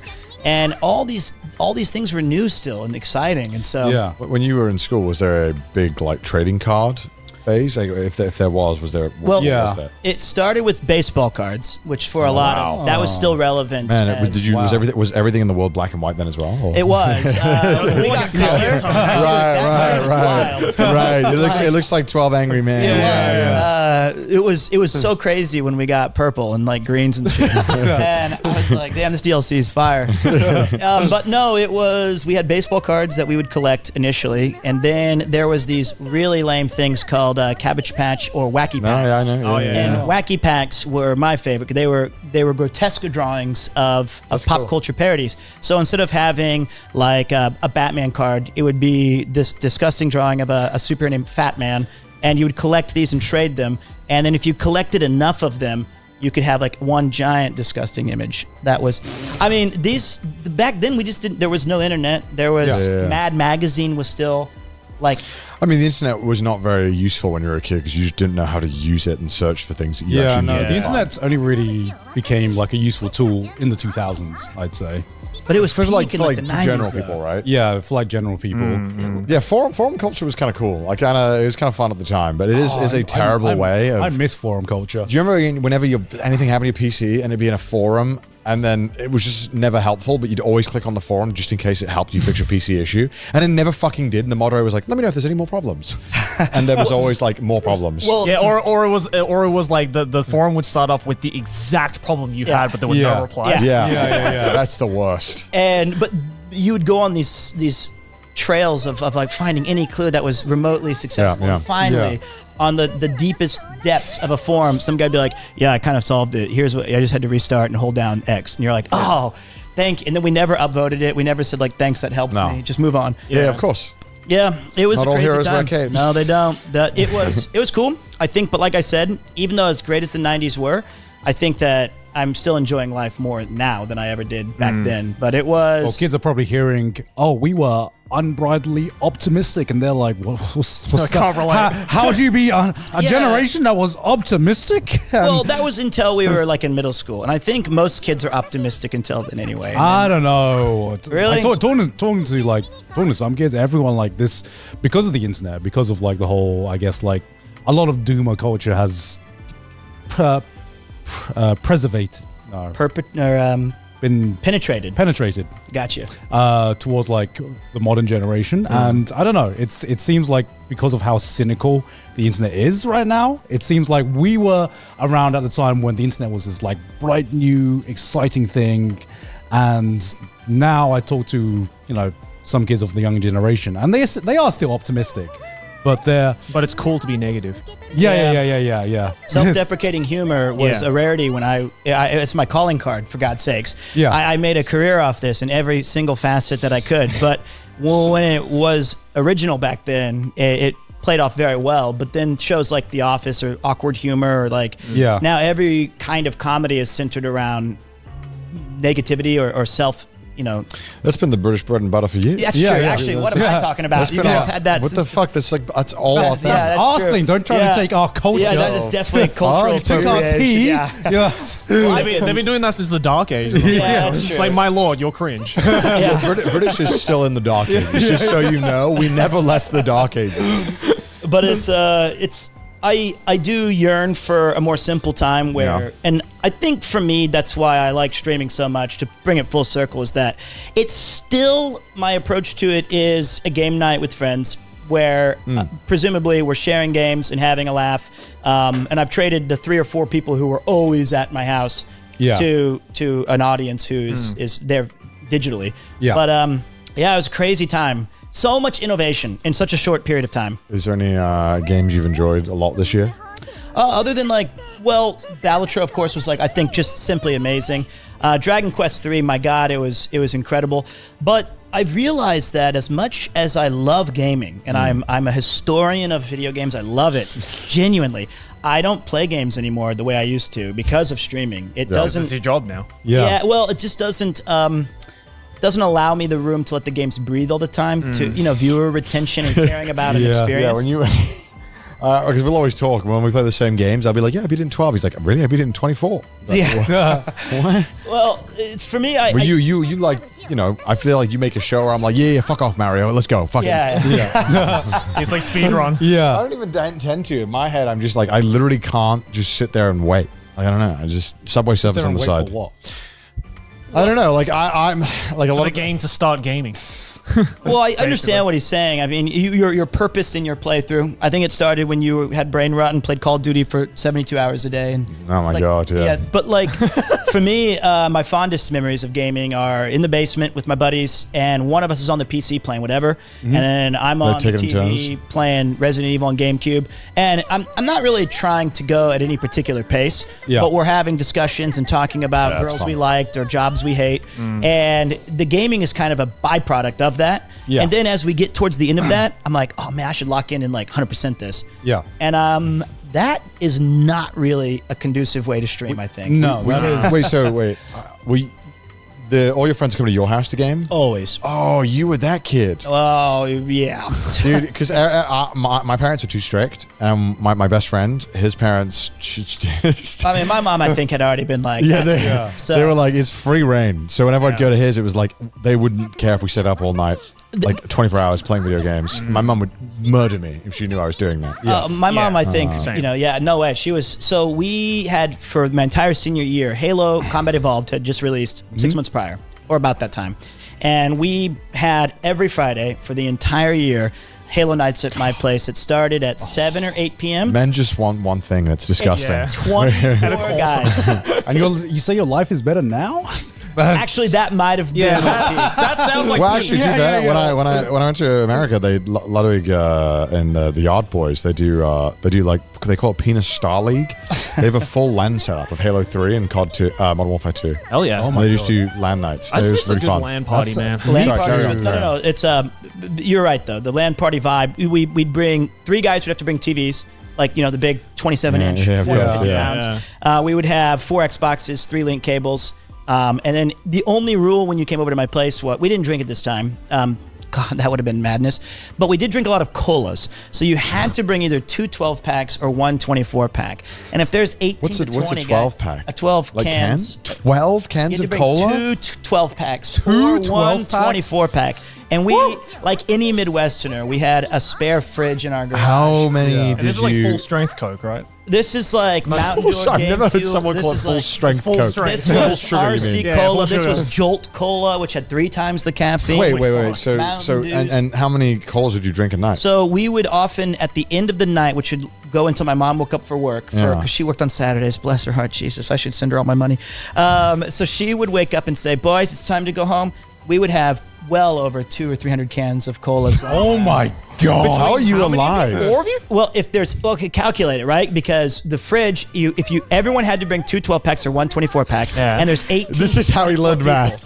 Well, I don't know the answer. Pete's like, I don't know what the math is, but I know I can drink a 24-pack in an Easily. hour. And This is guy math. It in a was so nutshell. much fun, man, because one map of Blood Gulch or it would take 4 or 5 hours because there was no timers on the I remember original the Halo. first time I had a monster when I was 12, and it felt like I had injected like pure heroin into my veins. You had a monster at 12? Yeah, They wouldn't because know it was yet. like a around that time was when it was the whole like Monster and Red Bull marketing had really ramped up, and it's kind of like cool to drink a monster because the can's neon green. Yeah. And then it tasted kind of good because it was super sugary. Nah, I was a bitch. I saw like the older kids in my school like drinking Monsters, and I was like, that looks yummy, but I'm too scared to try it. Well, because it was like a pound. It was like a pound a can, and it tasted good. It's like so I if would my get mom it. finds out I drank that, she'd kill me. Yeah, my mom was not happy when she found it. Yeah. Yeah, I think I discovered energy drinks when I was in university. Yeah, same. I actually What? don't think I had any in school. I thought it was more of a cool thing, and I got kind of too much into it, and then I had to let down. You sound like you did heroin. Yeah. I mean, the energy I drinks got are like into it. horribly Yeah, it addictive. was. You speak It's to liquid Yeah. heroin, like basically. For a kid as well? luckily I was I was mainly like in college where I started drinking them a bit too much. I'd have like one a day. Yeah, well, I mean, we were all Yeah. And I have some friends that would chug like 4 Red Bulls a day, and you're like, are you and it's like really hard for them to quit. Yeah. I stopped And doing it is like having like fucking heroin. We had a mate, and he stopped, and he was having horrific migraines and shaking. Yeah. I got. Go ahead. No, I was gonna say I stopped drinking energy drinks after my friend almost died of a heart attack. Yeah, that also happened too. Yeah. And I was like, all right, never touching that again. Well, I gave him up for quite a while, but at a school nomikai when I was a teacher, we had a Christmas bonin-kai or whatever, like end of year party. Yeah. And some people won like a Nintendo Switch. Some people won like yakiniku meats that gets delivered. Damn. I won 36 cans of Monster. No. And I was like, fuck yeah, let's fire these up again. And I had Yuki had to go out to like visit her family for like a week on a trip. So I was at home alone, and I played this game called Graveyard Keeper. It's a great game, but I don't think I slept for 6 days, and I was just kind of like, every time I'd just be like, let's just have one more round. Oh my And God. Getting off of that only lucky to be a ended day. because I ran out of the 36 cans. Yeah. of Man, Monster. what a fucking movie that could have been made in those yeah. 36 cans. The movie, Man. the ups and downs. But those Halo nights were peak. And even I remember there was once where I got food poisoning because my mom made like tortellini that was expired for like 3 years, and we only had the one bathroom that we could use upstairs. And I was like, I'd already invited everyone over. There was like 20 guys there. They were already playing. I was like, I gotta go to the bathroom. I feel really sick. I was like puking, and instead of my friends like helping me, they were like, hurry the fuck up in there, I gotta pee. And I was like, bleh. And then they ended up playing the games all night. And not one While you're person dying. like, picked me up and was like, you good, man? Do you need some medicine? They were like, hey, we gotta go. Do we lock the door on the way out? I was like, this is ridiculous. Oh. But friends for life. Those are your bros you meet on Halo, though. So yeah. Sounds like the most Halo experience of all time. You know? I got into Halo a lot. I mainly played COD though. COD was, Yeah? Yeah. I played mainly Gears of War, I think. Yo, that was multiplayer that was fucked. That one had massive host advantage. Yeah, that was really bad. Yeah. It was hard. They literally gave, I don't know why, what was the reason behind this? They would give the host extra health. No, what? Yes. Look, Gears of War, let's Google it. Gears of War host advantage. The host just had extra flat health. Really? I always thought it was the ping advantage. His shots. More damage. Yeah. Basically, the host is God. His shots are stronger, can seemingly take more damage, can down you quicker with Lancer, and has uber range on his guns. Well, it was literally impossible to play the game competitively because of this. I always thought it was because of the ping advantage. Because when I was the host, you always have like a little bit of a reaction that is always going to be faster than literally anyone else. Yeah, I mean, there was obviously that, but I'm pretty sure the stats were actually like buffed. Right. Because that's what I always thought. But like, I could be wrong there. Gears of War was obviously really fun as well. Did your house have a massive basement? It did. Does every Midwestern house have a massive basement? Because of like tornadoes and stuff, right? I mean, that's probably the reason. That's the actual reason. But I think, and back in the day, the house we lived at, so I've always lived in the basement. It sounds so. But every house we've ever had, literally your mom's basement, was my mom's basement, and we had a fire like in one of our houses once where it was the first time I committed fraud. Where they told me you can write down the price of what you bought everything for that was damaged. Right. I was like, well, this is like a cheat code because all my stuff was kind of old, but when I bought it, they were like, yeah, and I was like, Sony PlayStation $299, 27-inch TV. Yeah. And so we got this great check. I guess it's not fraud if that's what they told me to do, and statutes of limitations pass. Yeah. But we moved to exploit. Yeah, that's an exploit. A host advantage. So we moved to another basement with all new tech, and I think that not only does every house have it, I went back there when 3 years ago when I visited back home. The house was like $180,000 to $220,000 for sale. It must have been like $35,000 when my mom moved in there, or something just like super. It does suck talking to your parents. And they're like, "Yeah, I bought it when it was a tenth the price." It's like I bought it for 8 grapes and a handshake. It's like, all right, it was insane. I was like, "Wow!" And this is not even that great of a house, and it's not in a great part of town. But I was thinking that's insane. It's so expensive. Because every time I go to Wisconsin, like.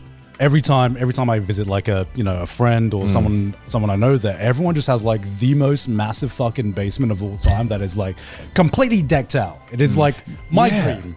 All right, because it is the man cave. I don't know what is it a man?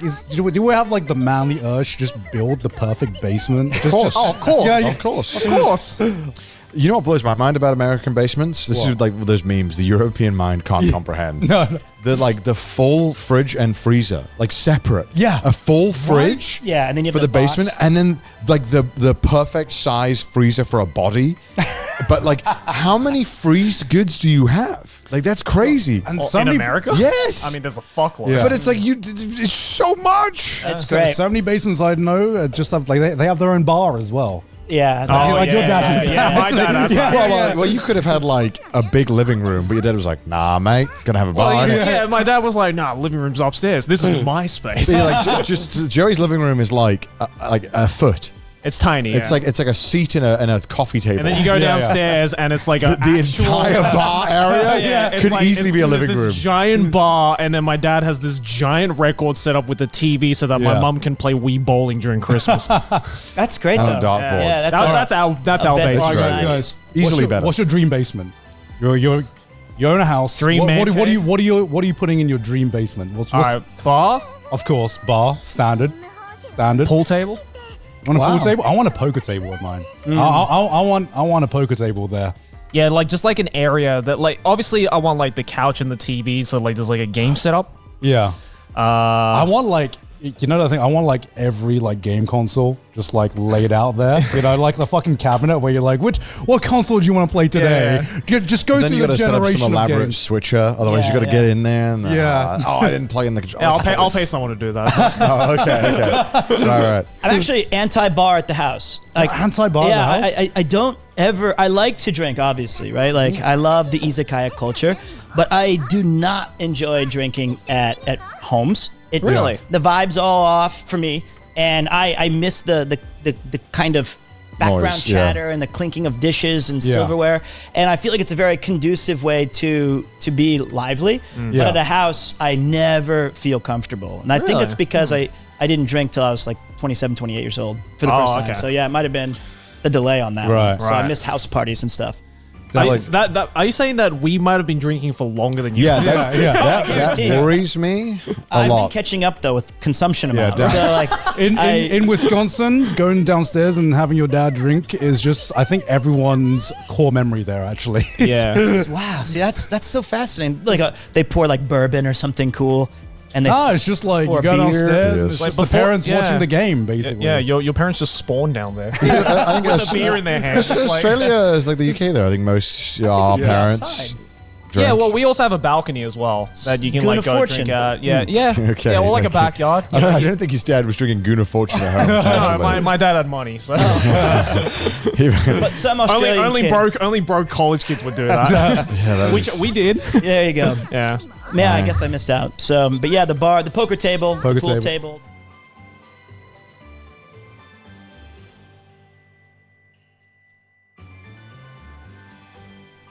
Yeah, no, I mean, went on a Christmas vacation. It was fun. What you guys did too. So it was nice. I saw the clip where I've been getting recommended your stream clips. Thanks, where you got your dad into gaming. I did get my dad into gaming. So when he visited Japan, I don't know how this happened. And my dad has expressed his interest in gaming a couple of times. Yeah. But you know when your dad's like, I want to get into something. And you're like, sure. Come on, Dad. He's like, I want to get into meth. Well, Dad, it's Breaking Bad, okay? Yeah. I don't know, like, I obviously, if he's like, I want to get into something, and he's kind of asking me to help him, because obviously he doesn't know how.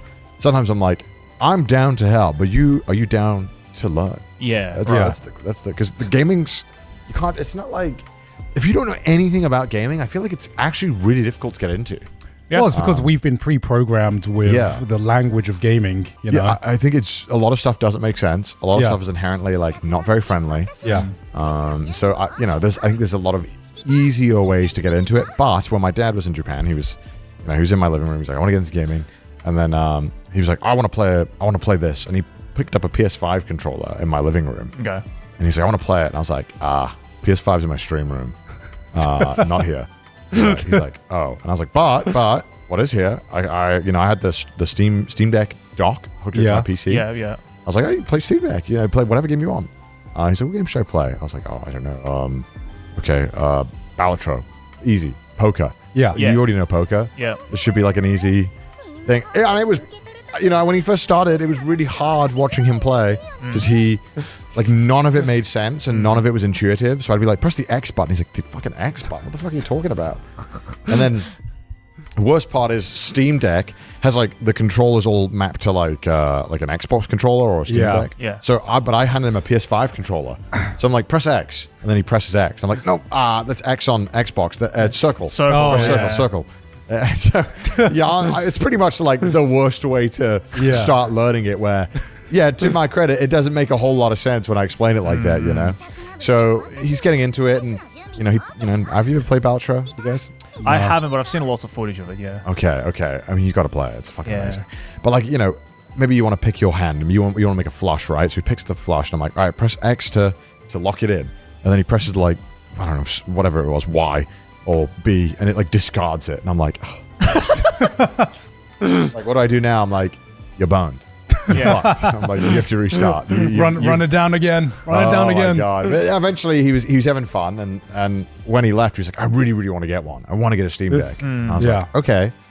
I was like, I think maybe you can get a PS5 or a Nintendo Switch, but he was like, no, I want to get a Steam Deck. I really like it. I like that you could pick it up and use it. I was like, yes, Nintendo Switch. I Switch. Yeah. But I was, I think, I don't know. I also don't think Nintendo Switch is as easy as everyone like to learn gaming with. I don't think it's. Right. I don't think there's any good way to learn gaming nowadays other than to just throw your head at it. Yeah, so he wants to get a Switch, and I'm like, a Steam Deck, and I'm like, okay. He's sending me links. He's like, should I get this one? Which one should I get? The OLED with the 12 gigabytes or the 1 terabyte version? Again, more stuff that doesn't make any fucking sense to anyone who doesn't understand gaming. I'm like, just get this one. Get the one with the smallest size. Yeah. So he gets it, and then he messages me. He's like, hey, yeah, I don't know how to set this up. I was like, don't worry, I'm coming back in like 2 weeks. I'll come and set it all up for you. Yeah. So I get there, and I told them to buy Xbox controllers because they're quite big, and they generally work with most things. And they're, I feel like, less annoying to use than PS5 controllers in terms of like cross compatibility. Yeah. So I get them these Xbox controllers, and I go to use them with the Steam Deck, and it's like just not connecting. What the fuck? Not connecting. I'm trying everything I can think of to get this Bluetooth to fucking connect to the Steam Deck. It's just not working at all. Like, what? Every single thing I can think of. So I start Googling what's the problem? Has anyone else had this? Turns out you have to plug the Xbox controllers into a PC first and upgrade the firmware, and then you can connect them to the Steam Deck.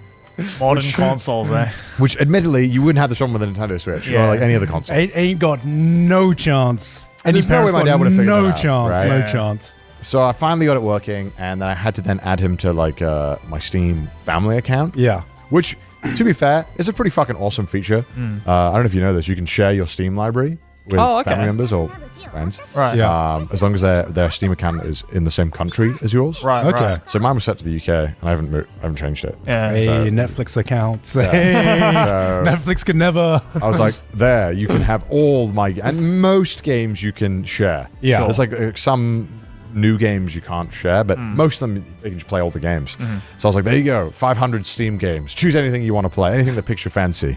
He's like, oh, I don't know what to play. Scrolling. And he clicks this one game.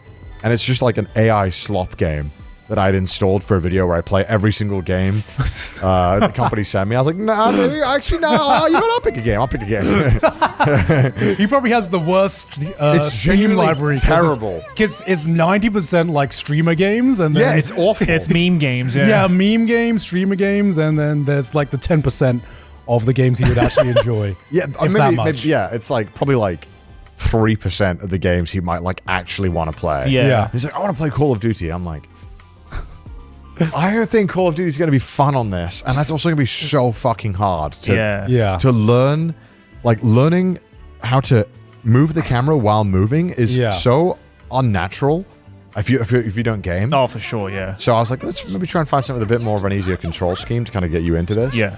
And I was looking, and I was thinking, okay, maybe, yeah, let's definitely get Baltro. Let's try Vampire Survivors. Like, let's download Vampire Survivors and see if he likes it. Oh, that's a good choice, yeah. So I downloaded it, and I booted up, and he goes, this looks old. I mean, I get it, yeah. I was like, Dad, it was released like last year, 2 years ago, 3 years ago. It's an aesthetic, Dad. Yeah, it's an aesthetic. Dad, I'm it's telling you. Retro's in right now. Yeah. I just realized I'm old because Vampire Survivors is probably like 4 years old or something. I don't want to check how old it is, but I know it's older than I think it is. I think it is like 4 years old now. Was it like post-COVID? I think it was during the COVID. back end, I think. Okay. Can we okay. Google when did Vampire Survivors come out? Oh god. But I was like, you should try Vampire Survivors because my main thing was like, I need to find a good game with as simple of a control scheme as possible that has a lot of replayability. Because 2021. Yeah, okay. So 4 years ago. 4 years. Because I feel like for someone to get into gaming, they need to find a control scheme they like, replayability, and just a great game. Like it needs to be a game that they can keep playing over and over again to kind of get used to like certain gaming things. And Vampire Survivors is mostly just the Joy-Con anyway, right? Literally just the Joy-Con. Yeah. And then like maybe you have to choose, you click like a A. couple of buttons. Yeah, so it's very, very hands off and like Yeah. super simple. Yeah. So started playing it and he was like, oh, I don't like it. And I was like, no, just Trust me, Dad, this is peak. just give it a It's shot. peak. Give it a shot. Give it a shot. And he was like, I don't really understand. And I was like, okay, so the attacks are all on a timer. And you have to move around, and it's all time. I can see it just going, like, it's just fucking going out. Just pick up the garlic, Dad. Just pick up the garlic. Yeah, so I was like, all right, no. All right, well, look, we'll get the fucking garlic, and it'll all make sense. Yeah. Yeah. And so we finally get the garlic, and I'm like, now run into them. Run into them. He's like, no, I gotta run away from them. I'm like, no, you have the to garlic. level up. You're stinky boy now. You have to level up, Dad. And I'm telling, he's like running away. And like, he'll survive for like 15 minutes, but he won't kill anything. Oh, Yeah. right. So you yeah. just can't progress. Yeah. I was like, you got to think about it, Dad. It's like investment. You got to be making investment every day. You got to get XP per minute. You got to be leveling up constantly for the next wave. You got to figure out the risk assessment. So he's getting into it, And after a couple of attempts, especially after the garlic, I think the garlic is such a good way of easing people into that game. Oh, for sure. 'Cause it's kind of like a nice little easy Barrier. mode Yeah. to kind of get you through the first 5-10 minutes to kind of get you like getting a bit more of the craziness upgrades. So he's finally getting into it. And I'm like, okay, I should start showing him how to play. So I start like trying to teach him about the upgrade system, which is so fucking confusing. It is. Because it doesn't fucking make sense. Because you're like, oh, to upgrade the axe, I need the limp wand or something. And you're like, what the fuck is that all about? Why does that? Or I need a candelabra to upgrade the axe. You're like, what? Okay, to upgrade the Bible, you'll need a clover or something. You're like, this doesn't make any fucking sense to any sane person. Yeah. And so I'm trying to explain this to him, but I can realize it's not working. Yeah. So I'm like, all right, you know what? Just focus on killing and leveling up and getting the gems. And you know, he loved it. And so when we went to Germany, on the flight over, he was literally just on his Steam Deck the entire time. And I was like, damn. Hell yeah. He's in it. He's in a gamer. it. He's into the gaming. Mission accomplished. And then, you know, the whole break went through and it was all good. And he also liked the console as well, because when my nephews came around, they wanted to play like every single fucking game on it. And there's I have two nephews, but none of them could agree on which game they wanted to play. So I'd be like, okay, let's play, let's play Garfield Kart. And they're like, one of them would be like, I love this, it's the best ever. The other one would be like, I hate it, new game, new game. And I'd be like, okay, let's play, let's play Cuphead. And they'd be like, oh, this looks so fun. And then they'd immediately die. And they'd be like, new game. Boys, you gotta get good. I'm trying to explain to them. I'm like, you don't want to change the game. You're just bad. You need to get good. That's why you don't like the game. Tough lessons. Tough life Don't change the game. early. Change the attitude. Yeah. And so they, after like 3 times, they'd be like, no, I'm not changing the game. You need to play this game. You need to get good at this. I'm tired of you quitting. Why are you putting this through like boot camp, bro? Boys, I just couldn't believe it. Back in my day, you'd give me one game and I'd beat it. What is this? We didn't have a choice. We didn't have multiple games. I was like, no, I'm not changing the game. You need to fucking lock in. There was Metal Slug on our holiday and there was no other booth. Yeah. We got what we got. You're either playing Metal Slug or the shitty Garfield. Back in my day, you had like €2. You had to get good. Otherwise you didn't get to game. I was like, no, you need to lock in here. I'm not changing the game. Yeah. And so after 40 minutes of them whining, I was like, fine. I'll put on the game that I think you'll like. Yeah. And I was just scrolling and I was like, oh, maybe this one's good. It's called like Stick Fight the Game. It's literally just like... Have you ever played that? Yeah. Oh. For like a stream game or? I don't know. I must have played it like years ago. Like 7 years ago. I've always seen that on my like Steam recommendations, and I think I have played it like really early. It's just like it's like you both like fucking instantly drop down to a stage. You have to beat each other up or shoot each other with guns that drop. And then it immediately loads a new stage right away. Yeah. So they liked it. That game's it was really fun, actually. Yeah, it was pretty fun. Is there just something universal about just stick fighting? Because do you remember? Yeah, you just kind of like shoot each other, and they loved it. Yeah, this game's I was so like, good. fine, and play this game. I mean, this has always existed in like early internet, right? Like, ever since the Zhao Zhao animations. Oh my god, do you remember the period of the internet where just like the sickest animations were just stick fight videos? Yeah, it's like the animator versus animation period. Oh right? yeah. Yeah, this that's the classic. This game is actually fire. It's a really good. really fun game. We should play this. It was really fun, and they liked that one a lot. I think because there was just like a lot going on, and they could kind of control a funny moving character. But they were very bad, and some of the stages are like stage hazards. Yeah. And they could just never understand what's happening. Yeah. This looks fun. Yeah, this is like pure chaos. It's really fun. Good. Anyway, so my dad got really into Vampire Survivors, and then I left. My mum called me and was like, "Yeah, it's kind of annoying. All he does is like play games lately." Apparently that's like all he's doing. And then my dad comes over and he's like, hey, I got a couple of questions for you. I was like, okay. He's like, I think I beat all of Vampire Survivors. I was like, you did not beat all of Vampire Survivors, Dad. It's been like a week. Yeah. You haven't beat it. I was like, show me the screen. So he takes the laptop over and like angles the camera horribly. It's like facing the ground. I'm like, Dad, you gotta Dad, tilt the camera up. Tilt it up. So I'm seeing like a quarter of the TV. Yeah. And I'm like, all right, go to the map select and show me the maps. And it's weird at Vampire Survivors, I think, because it's like 1, 2, 3, and then they're all just called like names or bonus stages. I think They're like extra levels. Right? I could be wrong. Yeah. But they're definitely like more levels. Yeah. So he had just beat it. He had just beat 1, 2, 3, and then been like, I beat it. I was like, no, you haven't beat it, Dad. You got to do all this other stuff too. But you just didn't know. It's all like the achievements and stuff as well, right? Yeah, and there's like, I have like the Castlevania DLC. Yeah. So there's like all that kind of stuff you can do. And like, there's just so many other things you can do. So I was like, okay, all right, yeah, you should go do those ones, Dad. And then I saw on the top right, he had 30,000 coins. And I was like, Dad, you got to spend your coins. Because I remember last time when I was there, I spent the coins. And it was like I spent his real life money. He was kind of like, what have you done? You spent real money? What was that? What did you do?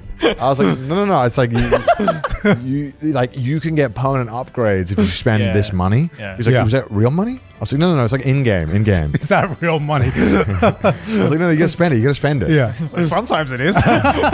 Very often. That's a good question. Yeah, that's a very good question. That's being on the safe side here. And so I was like, all right, show me a power-up screen, because I was convinced he hadn't spent it. Because there's power-ups. I've played a fair amount of Vampire Survivors. I have not unlocked all the power-ups. Yeah. And he opens the power-up screen, and it's all just completed. he bought everything, and I was like, what the fuck? How much have you played? Because I've got like 50 hours in that game, and I'm not close to that. He's like 500 hours. Yeah, like I mean, admittedly, I play casually. Maybe he was sweating. I don't know. So he's locked in, and then he was like, "Yeah, but man, like I've been trying to get good at this other game," and so I watch him expertly navigate through the menus of the Steam Deck. It was flawless. I was like, "Damn, what a game!" There was no wasted menu input. It was like. Open the Steam menu, close the game, go to library, open the next game, flawless. Normally there would have been like 4 detours lost. I was like, damn, okay. Opens up Cuphead.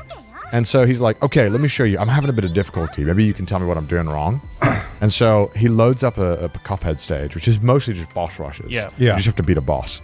And so he loads up this boss. It's the fucking flower boss. You know, the first one. Yeah, the first one. And so I'm like, okay. He's like, yeah, I just don't know what I'm supposed to do. And so he loads it up, and I'm watching him on Skype through a webcam aimed at the TV. And I'm watching. It's like old Let's Plays. It's like watching like a Dark Side Phil Let's Play. Yeah. So I'm watching him, and he's dodging the first ones. The first projectiles that come at him. Okay, he's dodging. Okay. And then like another 5 seconds go by. I'm like, okay. And he's dodging again. I'm like, Dad, when are you going to shoot him? He's like, what? I was like, you have to shoot him. He's like, what do you mean? I was like, hold X. And then so the bullets start coming out. He's like, oh. I was like, yeah, you need to kill him. You have to shoot him. He's not going to go away. And he's like, wait. And she's asking me, he's like, well, so I gotta dodge and shoot him at the same time. I'm like, yes. He's like, oh, that seems really hard. I'm like, it is. And then so there's points during this level where he dodges some stuff pretty well, and then he's in a position where he has to shoot the gun upwards or diagonally, and I'm like, yeah, this is the annoying part. You now have to use the other joystick to aim the gun. Wait, so did he do the first run and gun level? Yeah, so he must have done the first run and gun level without killing anything. The gun. Yeah, which is actually a thing. There's a pacifist run. But it's way harder to do. It's hard to do, Unintentionally doing a pacifist run. Yeah, it's pretty. I was like, damn, that's pretty impressive. Damn. That's pretty impressive. So he's trying to get into Cuphead, which is a pretty fucking hard game. That's a big step up. I think that's a very big step.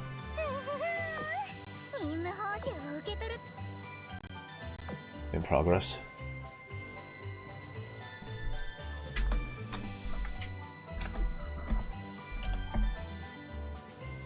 RTX 5070 Ti.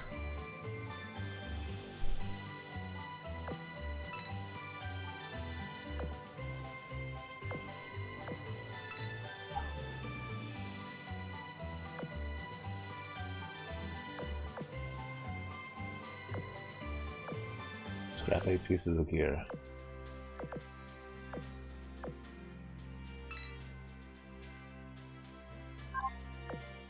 Why is that not loading?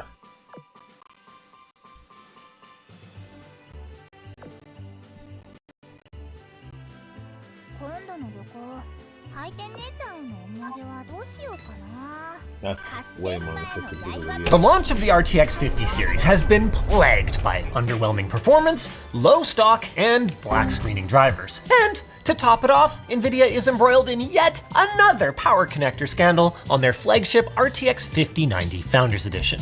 At this point, I wouldn't even blame them for saying, you know what? Screw it. Let's not even make a 5070 Ti Founders Edition. What? They didn't make one. Nope. Nvidia has left their most affordable 50 series yet in the hands of their board partners who did their best with it. But if you guys were hoping that the 50 series story would get better as we made our way down to the cards that more folks can afford, well, I've got news for you. The good news is that the 5070 Ti is a significantly more compelling product than the 5080. But that assumes that anyone can get it at MSRP. And that's the bad news.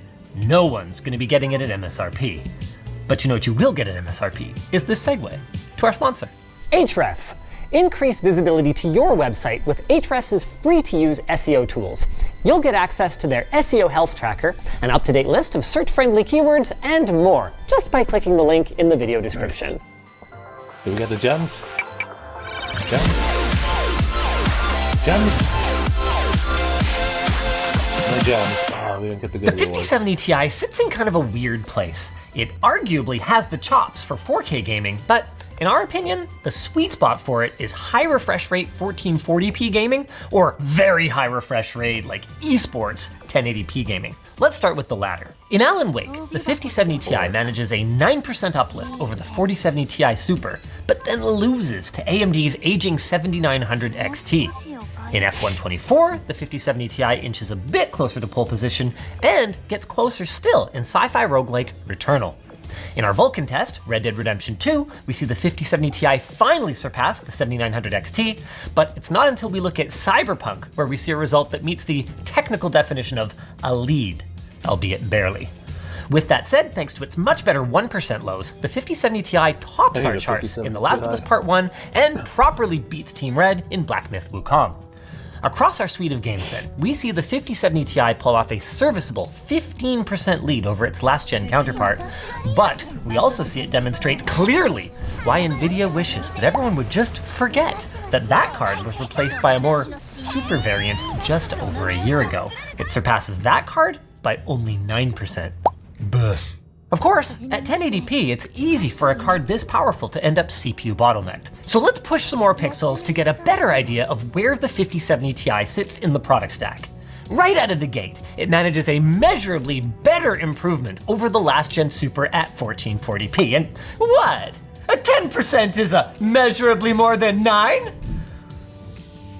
But even then, it still fails to break away from Team Red's 7900 sandwich, which further illustrates just how disappointing this generation is for gamers. Typically, we would expect a new 70 class GPU to beat or at least match the last generation's 80 series. But now, not even the 70 Ti can stand up to the last gen 80 card.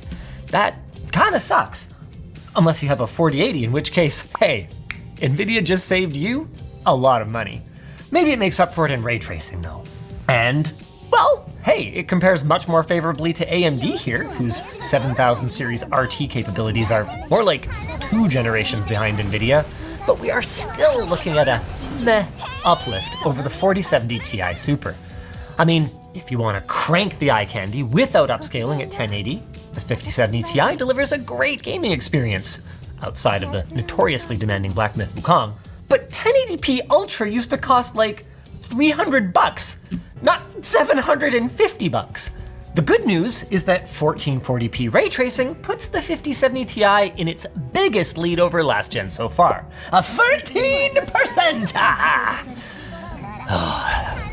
So if you pretend that the Super doesn't exist, the 5070 Ti does provide decent generational uplift.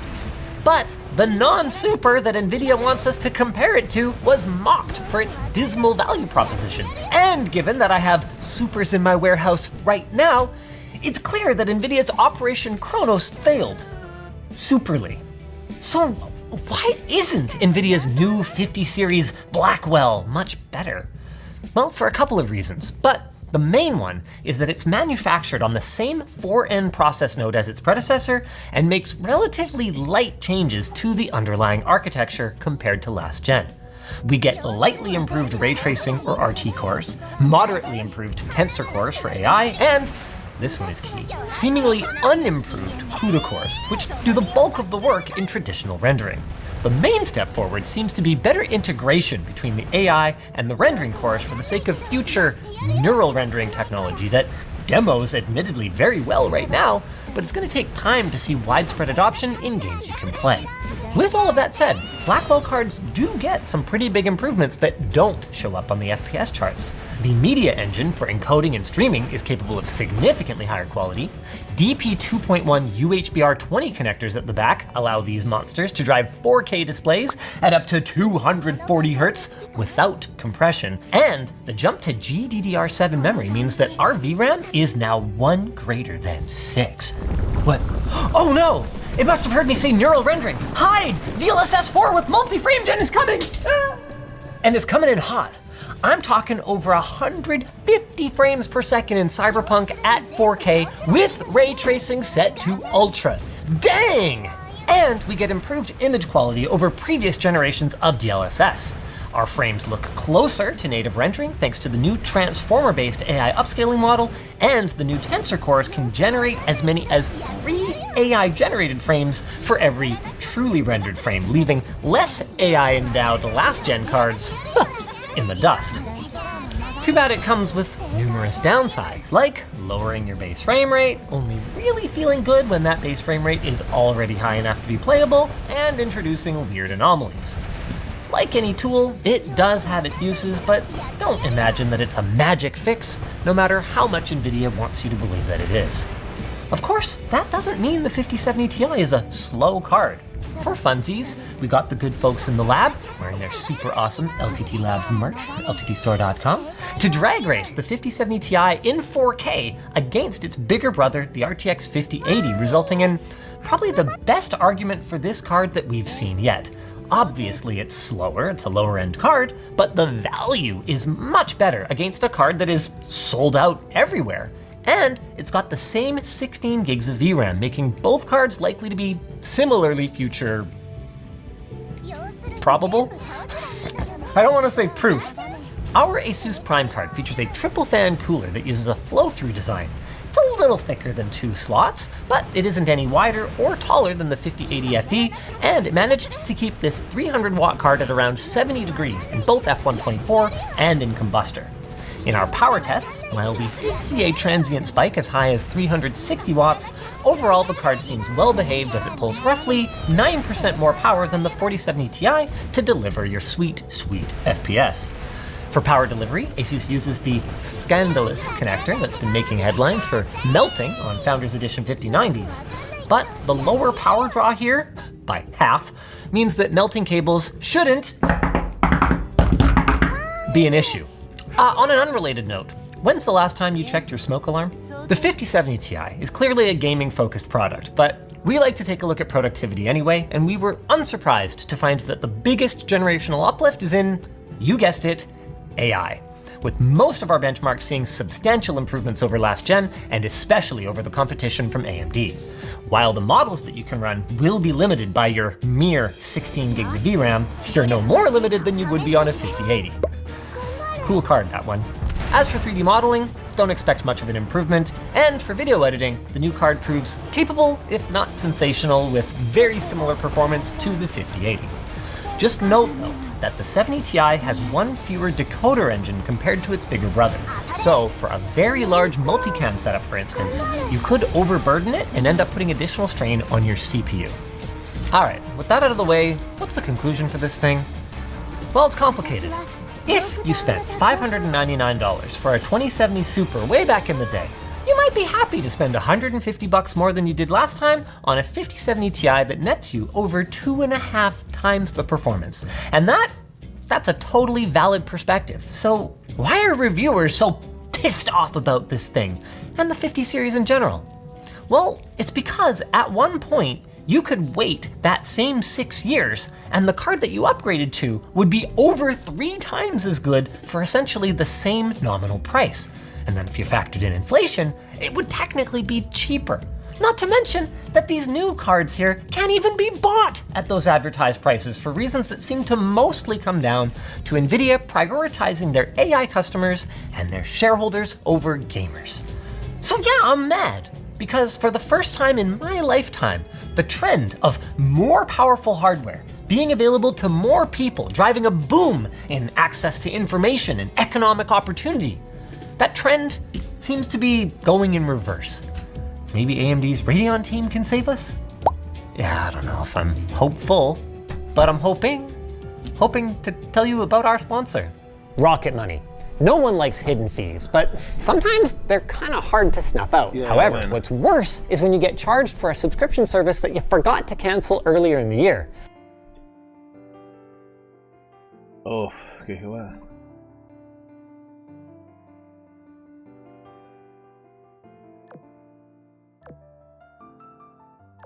It was too much. Last night I said, this is too much. This morning I said, this is too much. And now I realize it's too much. You should not buy this video card, or really probably any of the high-end cards right now. This is the 5070 Ti. It's just the box, it's okay. The market is in chaos. The conditions are at an all-time low for consumers, and it benefits the entire industry, including us, if everybody mindlessly consumes. But we're telling you not to be a part of that cycle. This is not the time to buy an NVIDIA video card. They say this will be $750, but we don't believe it. In fact, some partner models have already been spotted at $1,000, with plenty of others coming in at $850 to $900. We even heard of one partner model that'll have an MSRP above $1,000. That's more than a 4080. That's insane. So NVIDIA says this is an RTX 5070 Ti, but it's really more like an RTX 4080 V3, or V4, if you count the unlaunched 4080 12GB, which was a 4070 Ti. The TLDW up front is that the 5080 is about 12 to 16% better than this in some of the 4K gaming scenarios we tested. The 5070 Ti is about 28 to 35% ahead at best of the 4070 Ti, again, those 4K scenarios, but it comes down into the 20% to 28% range when you're at 1440p. Additionally, the lead over the 4070 Ti Super, which is really the one that's easy to lose track of, but is important because it's the closest sort of price analog from the most recent generation. That is only 7.8% to 20% in a lot of 4K situations, or commonly 12 to 16%. And the worst case one we saw was an impressively bad 3.9% better for the 5070 Ti versus the 4070 Ti Super. So again, based on the pricing we're expecting for launch, and also kind of just the MSRP, we don't think you should buy this video card. Honestly, you shouldn't even really watch this video. See you later if you agree. You'll miss the memes that we've packed into all of the charts. There's some good ones in there. But hey, we're gonna save you the time, and just that's how we feel about it. This is really just not exciting. And part of the problem here is that NVIDIA, while it has become fat and monopolistic, is facing a competitor that has decided it just literally won't even compete in the high end. That's as much as AMD said. And Intel's not there yet. So it's just NVIDIA. And it's so much NVIDIA that the 5080 card to the 4070 card is a difference that has now been subdivided several times, like the 4080 and the 4070 Ti, which was a 4080 12GB originally, already subdivided it. Likewise, the 4080 Super created another subdivision. The 4070 Ti Super created yet another subdivision, and now the 5070 Ti creates a further subdivision. There are so many subdivisions in this block that it'll have an HOA by next week. I'll be here all night. In one of our tests, we saw an average gap between cards in this upper end of 6.7 to 8 FPS card to card, depending on which cards you want to count. What this really means is that the only relevant factor is price, except maybe VRAM in a few places where it diverges, which is becoming fewer. That'll matter more for professional users. But even VRAM has mostly been split into the sort of 90 class and then everyone else. The 5070 Ti is often the same performance as the 4080, which is the same performance as the 4080 Super. It is hardly an improvement over the 4070 Ti Super, which was close to the same MSRP. And this aligns with what has appeared to be NVIDIA's launch strategy of just flooding sort of each category of card. So you got to step every 50 bucks for another couple FPS. Meanwhile, AMD's strategy, because they're not cleaning this either, has apparently been NVIDIA minus $50 equals MSRP. It's a formula so commonplace, they should teach it in math classes now. Anyway, let's get into it. We brought you this video. We figured an unhinged launch required an equally unhinged ad, so we placed our own. You can use code ABOUTFUCKINGTIME for 10% off anything on the store, like our GN15 large anti-static mod mats that we've been selling for about 8 years now. Now is a better time than ever to take apart an old video card and repaste it and maintain it with a clean out to extend its life. And the mod mat gives you a screw tracking diagram and pinouts to make things easier. You might also like our silicone soldering and project mats, which are perfect surfaces to incinerate your 12-volt high power cables on because they're extremely heat-resistant mats. The mats are available in a GN blue, yellow, a fire red, and toxic green, which seems fitting today. You might also like our 7-piece sharp edge resin dice kits with embedded Snowflake the Cat miniatures, or our E-Waste Inductor Series dice with embedded copper coil inductors within each die. Each kit comes with a high-quality wooden box that we designed with an integrated roll tray and with latches, plus either a Snowflake the Cat MTG-style card or Goblin Creature token.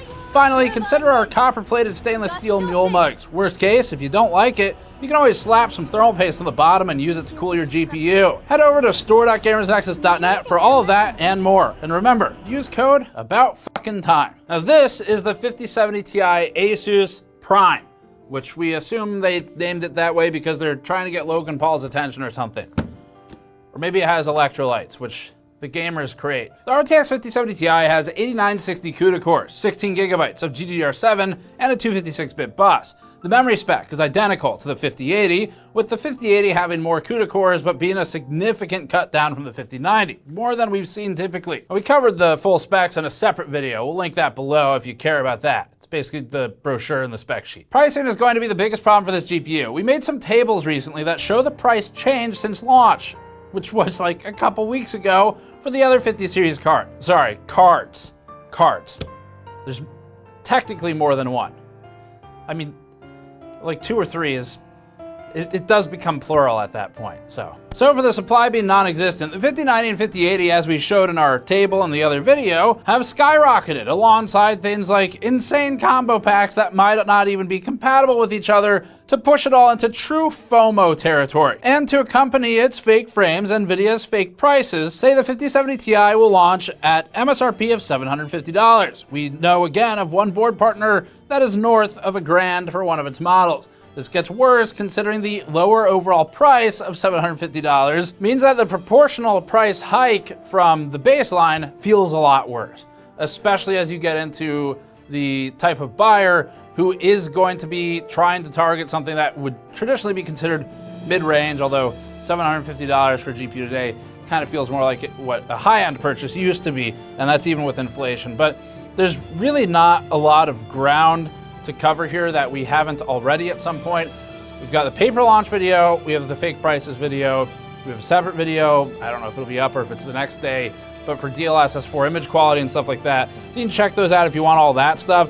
Let's just get into the data. Now for the testing today, we had to remove a couple cards from the charts to make some space. We removed the 3090 and the 3090 Ti. If you want the data for those, check the 5080 video. It's got all that, hasn't changed. Now to the first game. In Final Fantasy XIV at 4K, the RTX 5070 Ti landed at 97 FPS average, with lows at 83 and 80. That's the same as an RTX 4080, which under normal conditions might sound like a generational improvement on the arbitrarily named GPUs. Instead, what we have is total generational stagnation, because the 5070 Ti will regularly sell at prices, at least for now, approaching what the 4080 was. Even at only a slight elevation to $850, like for partner models that are on the better end of pricing, the card is simply too close to the last generation performance equivalent. The 7900 XTX outperforms the 5070 Ti by 7.4%, with the 5080 16% ahead, and the 5090 87% ahead of the 5070 Ti. As for the 7900 XT Hellhound, which was the cheapest partner model for a while, that's at 82 FPS. Generationally by name, the 5070 Ti improves on the 4070 Ti by 34%, but the 4070 Ti Super is the more recent price replacement, so the lead over the 4070 Ti Super is just 13%. That's stagnation. We have the RTX 2070 Super in a future test, but the 1070 is in here if you want something older. The improvement over the Pascal GTX 1070, which is now 9 years old, is 332% here. At 1440p, the 5070 Ti ran at 187 FPS average. 1% and 0.1% lows are where they should be, based on other results, so there's nothing exceptional here. The 5070 Ti outranks the 4070 Ti Super by just 15 FPS, or only 9%. Sadly, this is one of the better ones, but that's still brutal, and it makes this one of the most boring improvements possible when considering the MSRP similarity, and that's before you go and get ripped off for more. As for the other 70 class cards, the 5070 Ti's uplift over the 4070 Ti is 24%, then 72% on the 3070 Ti, 94% on the 3070 non-Ti, and 307% on the 1070. The uplift has diminished for each of these as resolution came down to 1440p, despite the 5070 Ti not being anywhere close to a CPU ceiling. AMD's RX 7900X TX leads the 5070 Ti by 13%, up from 7% at 4K. The 5070 Ti also leads the 7900X T by just 9% here. At 1080p, things get even worse. The 5070 Ti leads the 4070 Ti Super by only 6%, or just 15 FPS average, over the 4070 Ti non-Super, which remains an absolutely absurd distinction to need to make. We're only seeing a 16% advantage on the 5070 Ti. No wonder Nvidia wants everyone to type a frame rate into a calculator and multiply it artificially for MFG. The new card is just 10% over the 7900X T, then 74% over the 3070 Ti. Black Myth Wukong is up now, tested at 4K. We're removing the experimental chart labeling and feel that this test has had enough public visibility to clear that bar. The 5070 Ti ran at the exact same frame rate as the 4080. Nvidia has basically re-released the 4080 again, and the price isn't even that different, and in some cases, not different at all. In other words, Nvidia has now released 3 RTX 4080s. This is the third one, and actually it would be the fourth if they stuck to their original plan of the 4080 12GB instead of the 4070 Ti. At some point, it just seems like this is too much. It was too much.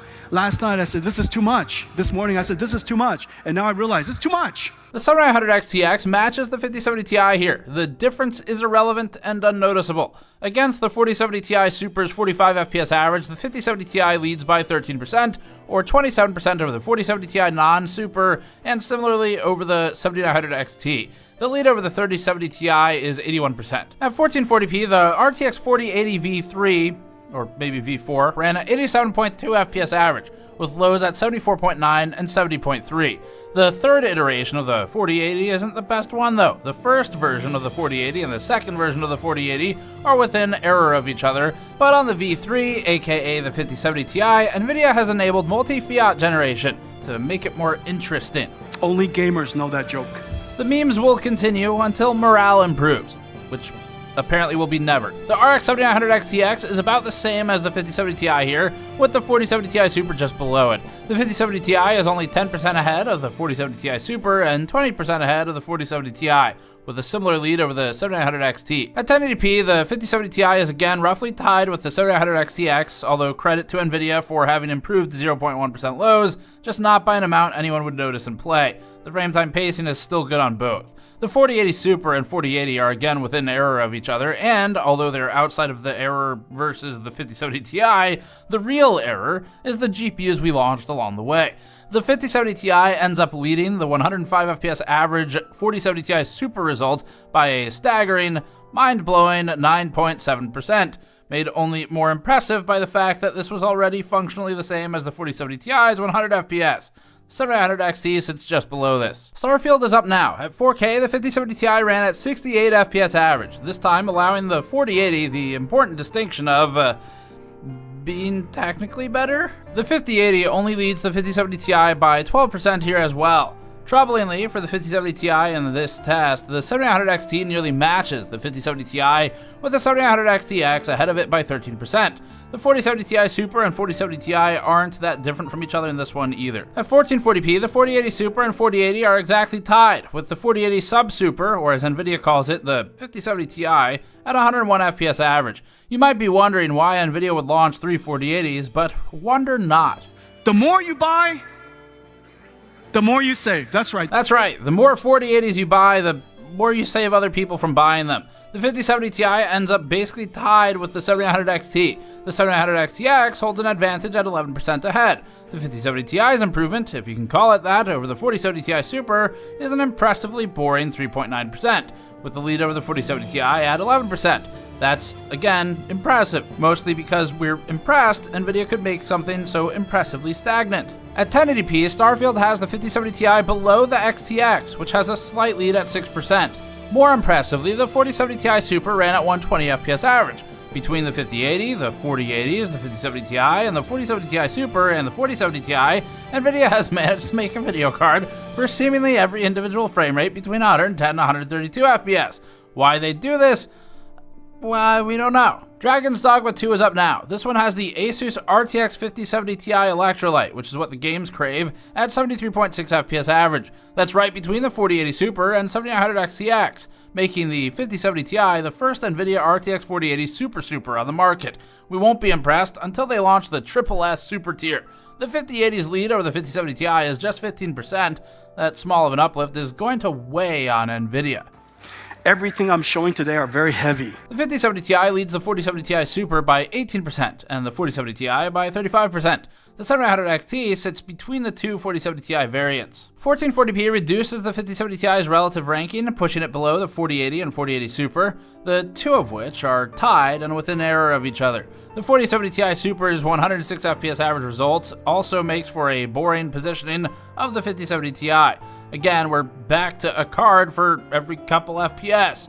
More than ever, this means price matters more. The 7900 XTX leads the 5070 Ti by about 6 FPS here. At 1080p, the RTX 5070 Ti's 151 FPS average basically ties it with the 7900 XTX, which itself is tied with the 4080, which is tied with the 4080 Super, which is a waste of chart space on this one, so it's not shown.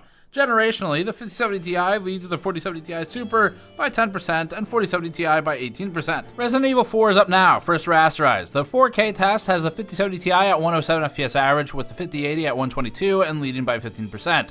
Both are behind the 7900 XTX at 126 FPS average. The 5070 Ti is ahead of the 4070 Ti Super by 20% and the 4070 Ti by 34%. The 7800 XT is between these and the regular 4070, followed by the older 3070 Ti at 53 FPS average. At 1440p, the 5070 Ti is just below the 4080. The 5080 leads the 5070 Ti by 13%. NVIDIA basically took what previously would have been a 51 FPS gap from 224 to 173 FPS between the 4070 Ti Super and 5080, and then it split the difference with the 5070 Ti. The 7900 XTX is ahead by 17%, with the XT just below the 5070 Ti. We're moving to ray tracing games now. We'll start with Black Myth, which is heavily NVIDIA favored, and then we'll look at some games that are mixed or lighter workloads. At 4K, with upscaling as defined in the chart header, the 5070 Ti ran at 52 FPS average and tied the 4080 and 4080 Super. The 5080's 59 FPS result had it 13% ahead. Over the 4070 Ti Super, we see a 15% lead for the 5070 Ti. AMD gets absolutely crushed in this test, unfortunately for them. At 1080p and still ray traced, the 5070 Ti ran at 112 FPS average and led the 4080. The 5080 is improved on the 5070 Ti by 9%. The proximity of cards from the 4070 through the 5080 is crazy though. We have the 4070 at 80 FPS, then the Ti at 92, then the Ti Super at 95, then the 4080 at 106, the 4080 Super, which isn't shown but is the same, and then the 5070 Ti at 112. Then we have the 5080 at 122 FPS. Dragon's Dogma 2 at 4K with ray tracing is next. In this one, the 7900 XTX is more competitive and lands at 66 FPS average, which is between the 5080 and 5070 Ti. It's unfortunate that AMD gets crushed so hard in some of the other games like Black Myth Wukong, because it does okay in the ones that are less crazy intensive. The 5070 Ti ends up basically tied with the 4080 Super, which is basically tied with the 4080. The jump over the 4070 Ti Super's 54 FPS average is 18% here. 1440p positions the 5070 Ti between the 4070 Ti Super and the 4080. It's not clear why this card needs to exist, but it does. The improvement against the 4070 Ti Super is just 10.8%.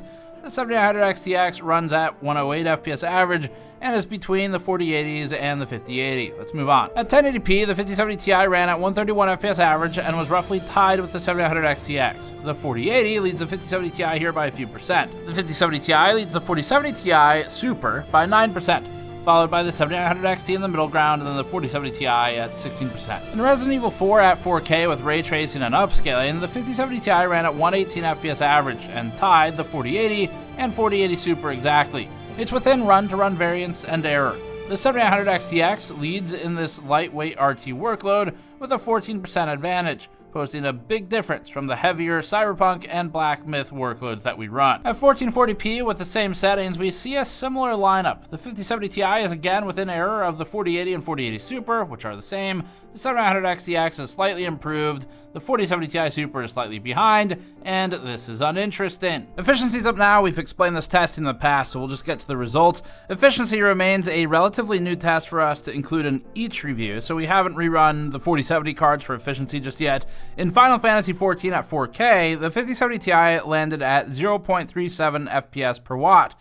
It pulled 264 watts in this test, approaching its TDP spec. The 5080 ends up slightly more efficient, with the 4080 Super equivalent. The 7900 XTX is at a large disadvantage here due to its power consumption. In Final Fantasy XIV at 1440p, the 5070 Ti ended up at 0.73 FPS per watt, which has it just below the 4080 and 5080. The 5070 Ti improves on the 4060 class cards, but also is significantly more efficient than the 7900 XTX. In Black Myth Wukong at 1080p, we found the 5070 Ti to be between the 4080 Super and 5080 for efficiency. The 7900 XTX shows again that this is its weakness, but its particular performance deficiency in Black Myth in general is hurting it disproportionately. In ray tracing performance with F124, we found the 5070 Ti to perform about the same as the 4080. The 7900 XTX scores significantly lower. Overall here you're seeing much lower numbers than in some of the other charts, and that's because there's a heavy ray tracing workload tested with the higher resolution as well. All of this means that Nvidia is basically just selling you an RTX 40 series card, maintaining elevated prices,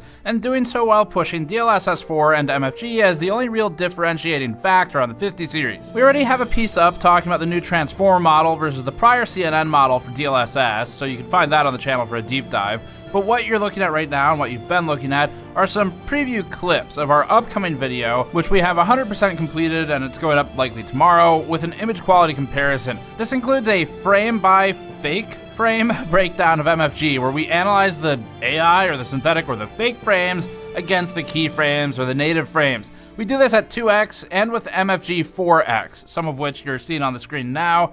And the improvements in things like the Transformer model over the older CNN model for image quality are apparent. Meanwhile, the generated frames serve their purpose of smoothing, but sometimes look bad. What they don't do is turn 20 FPS or 25 or 30 FPS or whatever into an instantly playable great frame rate. This is something we described in our previous piece. But as far as the image quality, it's highly situational. In some situations, DLSS ends up better than native because game developers have decided to ruin their games with terrible default options, which shouldn't happen. But there's also a lot of scenarios where it looks awful. We found bugs in the driver override as well that Nvidia has pushed to the public. This includes sometimes it incorrectly running the generated frames in the wrong places. That'll all be in our image quality video though. This quick thermal chart looks at steady state during a looping 4K Port Royal workload, and it shows the GPU and memory results. We don't have other 5070 Ti cards to compare, so we can't produce a like-for-like comparison. The 5080s are only here for reference. The 5070 Ti came in 2 dBA quieter than the Zotac 5080 Solid, and was warmer while operating at a significantly lower reported power during the test. The Asus cooler is favoring noise here, but it's also just not particularly effective. Overall, the performance is fine. This is more than acceptable and well below throttle territory, but this does seem to be one of the lower cost coolers for its size. Acoustic testing is up next. We'll keep this brief. As quickly as possible, our chamber is about to get way better for future testing, or more accurately, our microphone equipment. We've recently learned that with a microphone upgrade, we can bring down the noise floor closer to 5 dBA, which is crazy exciting. Currently though, we're on our more economical equipment. With the current noise floor of 14 to 14.5 dBA, we measured the Asus 5070 Ti Prime at 29.2 dBA with this frequency spectrum plot. We observed one spike at around 300 Hz. Otherwise, it follows what we've seen in other cards. The fall off begins at 2000 Hz, levels briefly at 3500 to 5000, then continues the path. The loudest range is 1000 Hz to 1800 Hz, aside from the 300 Hz spike. These two lines show the Zotac 5080 and NVIDIA 5090 FE. The cooler should track about the same, as long as the fan RPM is the same between the other 5080 and 5090 alternatives by the same vendor. The NVIDIA card had a spike around 180 Hz and another at around 380 Hz. The Zotac card had one in the 430 Hz range, and broadly, the NVIDIA FE is louder than both of these. This will change as the prices move in the future, but we don't review the future. We review what's shipping and reality. And currently, reality says that this entire situation is absurd.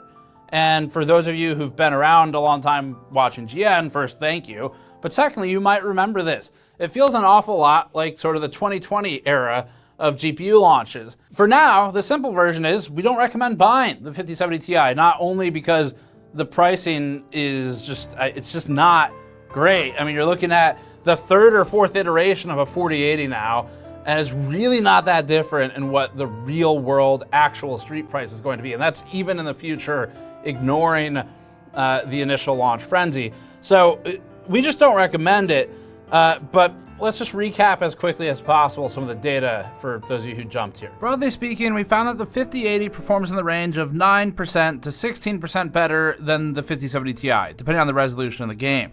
The 7900 XTX is often better than the 5070 Ti in rasterized testing, with the range in our games spanning equivalence to 17% at the high end, but more commonly 6% to 13%. There were some instances of regression for the 7900 XTX versus the 5070 Ti, but as has been the case, it only really got crushed in Black Myth or Cyberpunk type ray tracing. The 5070 Ti only improves on the 4070 Ti Super by a range of 3.9% or 2.2 if you go down to 1080p, and that wasn't even CPU bound, to 20% at the highest end, and it's often 12 to 16% if you're looking at the heavier resolutions.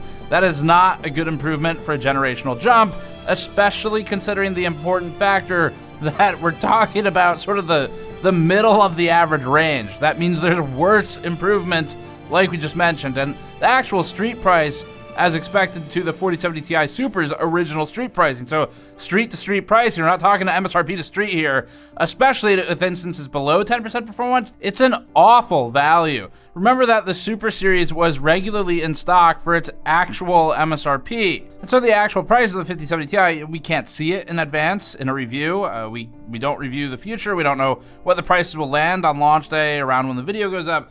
But based on what we've seen with the 5080 and 5090, our strongest recommendation right now is to just wait in general to buy a video card. Just let it calm down.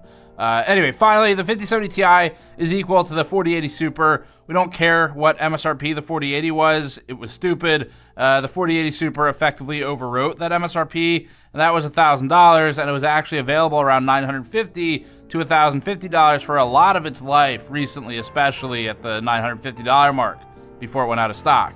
Now, for the rest, I mean, AMD really needs to not fuck this up, and we're not sure what they're gonna do. So it comes down to pricing. AMD traditionally has taken this really strange approach where they change the prices sometimes within literal days of launch, and sometimes like 3 months after launch. But it's basically an accepted constant that whatever AMD says its price is, it's gonna come down in like 1 quarter, because they're gonna push it way too high. They're gonna do the NVIDIA minus $50, and for some reason realize once again, oh wait, that's not good enough, because they just buy, there's already NVIDIA minus $50, it's other NVIDIA. So AMD really can't screw this up for the rest of us, but we don't know what that outcome is gonna be. They have publicly said they're not gonna make a high on this generation. It's deeply disappointing, because you look at the 7900 XTX on these charts now, where at launch, the 7900 XT and the XTX, it was easy to be critical of them, but then you look at the follow-ups, like when we did a 7900 XT follow-up, and it was $700 or something, and it started to become more favorable. And so it's that regular tick of AMD chooses a price, has absolutely no confidence in it, and it gets shaken into a lower price pretty quickly thereafter, and again, sometimes even before the launch, technically. So we don't know what they're gonna do, but they are part of this discussion too, because NVIDIA is able to do the things it does because it controls the market. And it's not NVIDIA's responsibility to let its competitors catch up. Likewise, if its competitors don't want to, they're happy with status quo, or they're off doing data center or whatever, then fine. But as a consumer, we just think right now is not a good time to buy a GPU. There are some positives. The positives are on the overclocking side. If you're on an older generation card, depending on what generation it is, there is sometimes a huge amount of headroom, where on the lower end, you might be looking at like 10% gains or something. But if you really spend some time on an OC, or especially you start digging around for custom vBIOS, there's a lot of caveats to be careful of, but you start doing stuff like that, and you go back far enough, there were times when you could get like 20 to 30% gains from a card. And we've shown some of that recently with one of our 1080 Ti revisits, I think it was. So there's some room there. Don't forget about overclocking to just try and stretch the life out a little longer. If you're kind of like on that edge where it's a little stuttery in the games you like, but it's not completely unplayable, you might be able to just do some tuning and try to stretch it one more generation, which is something we'd always recommend. Obviously, if you want to build a computer just because it's fun, go for it. But if you don't need to and you have no interest in doing that, you just want to be able to play the games at a frame rate you like and you're on the borderline, keep that in mind. Another thing that's positive is that there are a lot of interesting and good components launching right now. It just seems to be the GPU market that's totally fucked. So on the CPU side, the 9800X video is very exciting, and the 5090 kind of continually proved that because it could actually keep up even in some of these 1080p situations. And then coolers, cases, we've gotten into fan testing, that's really fun. So trying to throw out some like, hey, there's positive stuff that's going on. It just does not appear to be in the GPU market right now.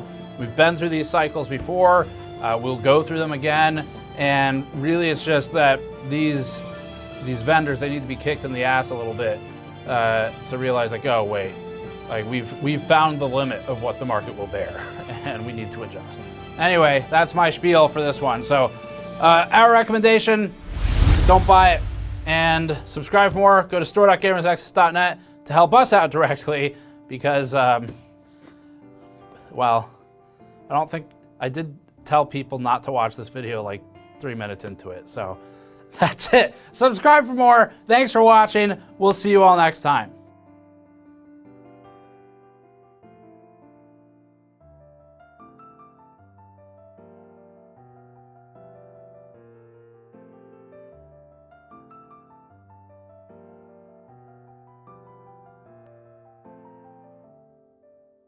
Getting all of your tech tips from one source means that you might miss crucial details, but watching 4 videos at once is just so inconvenient. Ah! So hear me out then. How about we smush 4 amazing tech tubers into just one video and they compete to build the best $1,000 gaming PC.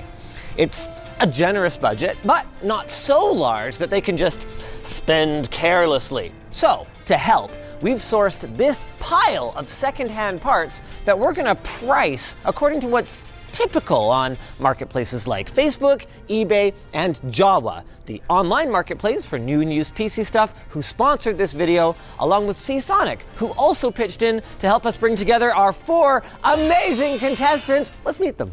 I'm Danny from Nerd Under Budget, and I make content about PC builds, steel hunting, and sometimes LAN parties. My name is Tito. I have the YouTube channel Macho Nacho Productions, and I modify retro video game consoles. Hi, I'm Joyce from Tech Joyce, and I make technology and car content. Hi, I'm Zach from ZTT, and I make a ton of PC building content, kind of similar to what we're going to do today. Where did you get those in?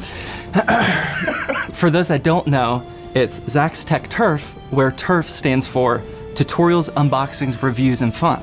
But I don't say that on camera, so. Yeah, it'd be a lot to say each time. Yeah. What do you think is going to give you your edge today? I think maybe my lack of knowledge of PCs, maybe. How do you think it's going to give you an edge? I have no idea. Most of my content revolves around looking for used deals, so this was right up my alley, but I try to maximize the performance anytime I do a PC build, so I have a lot of practice with that, I'd say. Aesthetics. For sure. Yeah. You know, there's one competitor that I'm worried about that's going to beat me in terms of price to performance. It's Danny. Hopefully there's points given out on the aesthetic realm, which that's what I'm going for. I think I'm the youngest out of all the contestants, so my hands will be faster, and I'll probably think a little faster than them, so hopefully my age will give me a bit of an edge. What is the CPU that you picked? I picked the Ryzen 5 7600. Initially, I went after this Ryzen 5 9600X listed for $185. I offered $10 less and got declined. This ended up working out though because I later came across this Ryzen 5 7600 for $125, which worked out to be a way better deal. With the money saved, I then set my sights on a little bit more expensive graphics cards, around $500. The best card I could find was this RX 6950 XT. It was a AMD Ryzen 7900X. I mostly made all my decisions based off price because I really don't know too much about PC building. I picked the Ryzen 5 7600X. It was the best deal that I could find on Jawa at that specific moment in time. I actually found this RX 7800 XT for $450, and that's actually a really good price. I picked the Ryzen 5 7600 X3D. Yeah, that one was just a really good deal. I decided to go with an NVIDIA graphics card because I'm hoping for the benchmarking it involves ray tracing. Please, Linus. Whether you're buying parts, selling your gear, or flipping full custom builds, Jawa is the marketplace that's built specifically for PC gamers by people who actually care about gaming and PCs. Now it's time to pick the rest of your computer. We've got a large stockpile of parts, but if there's something else that tickles your fancy, Games Master David will see what he can do and try to get you a fair price. You are allowed to go over your $1,000 budget. However, you're going to be evaluated based on your performance in 3 demanding games, and for every $10 you go over, it will cost you 1% of your total score. So be frugal. To keep things balanced, we're going to be doing a snake draft starting with Danny, which was decided by random chance off camera, and also because, don't tell the others, but we just plain like him better. Go. Okay. Can I get the Game Master's help? Anything that's got red? I just need color. Got a little something up my sleeve here. Oh, that is red. Yeah, can I get this? It'd be 95. Best I can do is 90. 90 it is. I only have like $50 left, so I'm gonna go really cheap. We are adding aesthetics to the rubric, correct? I don't think so. It's the entire strategy. Wow, that's unfortunate. Someone might actually do it. I didn't think it was going to be possible. I mean, I wouldn't be nerd on a budget if I didn't stick to the budget. $5. $5. I like it. Question for you. What are we doing about power supplies? I'm so glad you asked in a totally unscripted way.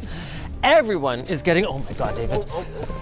Okay, you're good. A Focus GX 850 from our sponsor, Seasonic. It's a member of their multi-award winning platform with proven reliability and performance. They're ATX 3.1 and PCIe 5.1 compliant, which means they're ready for all the latest graphics cards. Its OptiSync technology enhances internal cooling efficiency, meaning its 135mm fan can run ultra quietly for longer, all while minimizing the amount of space it takes up. It's 80+ gold certified, meaning it's highly efficient and it comes with a 10-year warranty. You can check out Seasonic and the rest of the parts we're using at the link in the video description. Now let's build these PCs. Before we do that though, where did they land in terms of pricing? Danny, $9.99. Wow. Okay. Nerd on a budget. Joyce, $10.34. Oh, wait. $10.44. Zach, $10.41, and Tito, $10.53. Everyone did pretty darn good. That's a lot better than I expected. Really close. Wow, nice case. Does it have a side panel? It does not, but that's so I could fit the cooler. Wicked smart. How are you feeling about your choices? I think I went a little bit over budget, but I'm still very confident because I think my CPU is the best out of all 4 of them. Very nice. Any regrets? I think the GPU. Do you regret just standing here and chit-chatting while the timer's running? Oh, what? I'm supposed to get started now? Yeah, what are you waiting for? How about you, Danny? Any regrets? I'm pretty happy with it. I think I got a pretty beefy graphics card and a decent CPU to pair with it. So it's just some of the other parts might be jank, but that's just when you go use sometimes, you know? We have a red alert here, David. There's no IO shield in here. Oh God. Oh my God, given how much of our grading is gonna be aesthetics, that's gonna really hold you back. Exactly. 100% what I was thinking, thank you. Here's my deal. Okay. We will offer you a 2x multiplier on your aesthetics score. I will gladly take 3x. 4x, final offer. Thank you, appreciate it. How are things going over here? Any regrets on your build? Maybe the case. Like, is this an intentional vibe? That was kind of a late-breaking decision where I'm just going to kind of go with a really messy setup, and that's going to be part of the vibe. Ooh, I like it. You have only 1 stick of RAM. I do. Yes. 16. Better than none. Yeah. If we were an actual team, I probably would have helped you with that. But I'll just let him cook. Or let him be cooked. I don't like your SSD though. Well, that was strategic. I did not want to waste money on anything. Performance impacting. So you'd rather that whoever ends up with this system, which by the way, people are going to end up with, yes, have a crappy SSD and lose their data down the road. Correct. Like my stock cooler here? Dude, I approve of the stock cooler. My tech ick was people who spend a bunch of money on a fancy cooler when they haven't already min-maxed the rest of their hardware. That's true. Am I distracting you? A little bit, but it's okay. It's missing 1 standoff, the bottom right one. Nerd on a budget with attention to detail. Keep an eye on this one. There's a reason he's our favorite. I didn't mean what I said over there. You're doing great too. Thank you. Wait, I've never done this before. I've only built like 6, 7 PCs. I'm deciding if I should try to give you hints or not, but since we're competing and you wanted a race. I don't need hints, don't worry. You're good? I know exactly what I'm doing right now. No, that does not seem right. Okay, I'm not gonna ask for help because I feel like that makes me lose automatically. There's nothing wrong with getting help. No, I have to do this alone. Okay, I'm definitely the least qualified out of the 3 contestants. Yeah, so I picked this cooler because, well, it looked really big. So, and I have apparently one of the, I guess, better CPUs out of the lot. So probably need a lot of cooling power. The case is small, but it's missing the door. So that gives me plenty of room to use this. The reason for my cooler is I was definitely thinking about aesthetics, okay? Yes, the Riz 400. The Riz? Is that what we're going with? I am also not above using the CPU cooler manual. Do you ever use these? Not on this. It's showing me exactly which hardware to use and whatnot every time I like it. Yeah. I respect it. You know what? I like his style so much that I'm gonna increase his aesthetics points multiplier to 5x. No, we were at 5. Were we? Yeah, I think we're up to 7. I am returned. Actually, I have thermal paste now. How do you know what I brought you isn't better? I'm gonna go with these because this looks fancy. Okay. Thank you. You're welcome. Thank you. Oh, I'm being dismissed, I see. I think there's something to the whole passive-aggressive generation. You know, with the whole like COVID lockdown and the lack of social skills. It's like they can't tell things like they're standing too close, they're making people uncomfortable. How you doing? Good. I think I'm making good progress. I'm just putting all the motherboard screws in, which is like one of the more time-consuming parts of it. But I think I'm good with that now. Unflappable. See, this is why he's our favorite. You can't say that. What the hell is that supposed to be? Usually it turns out fine, but I think I got a little nervous because he's right beside me.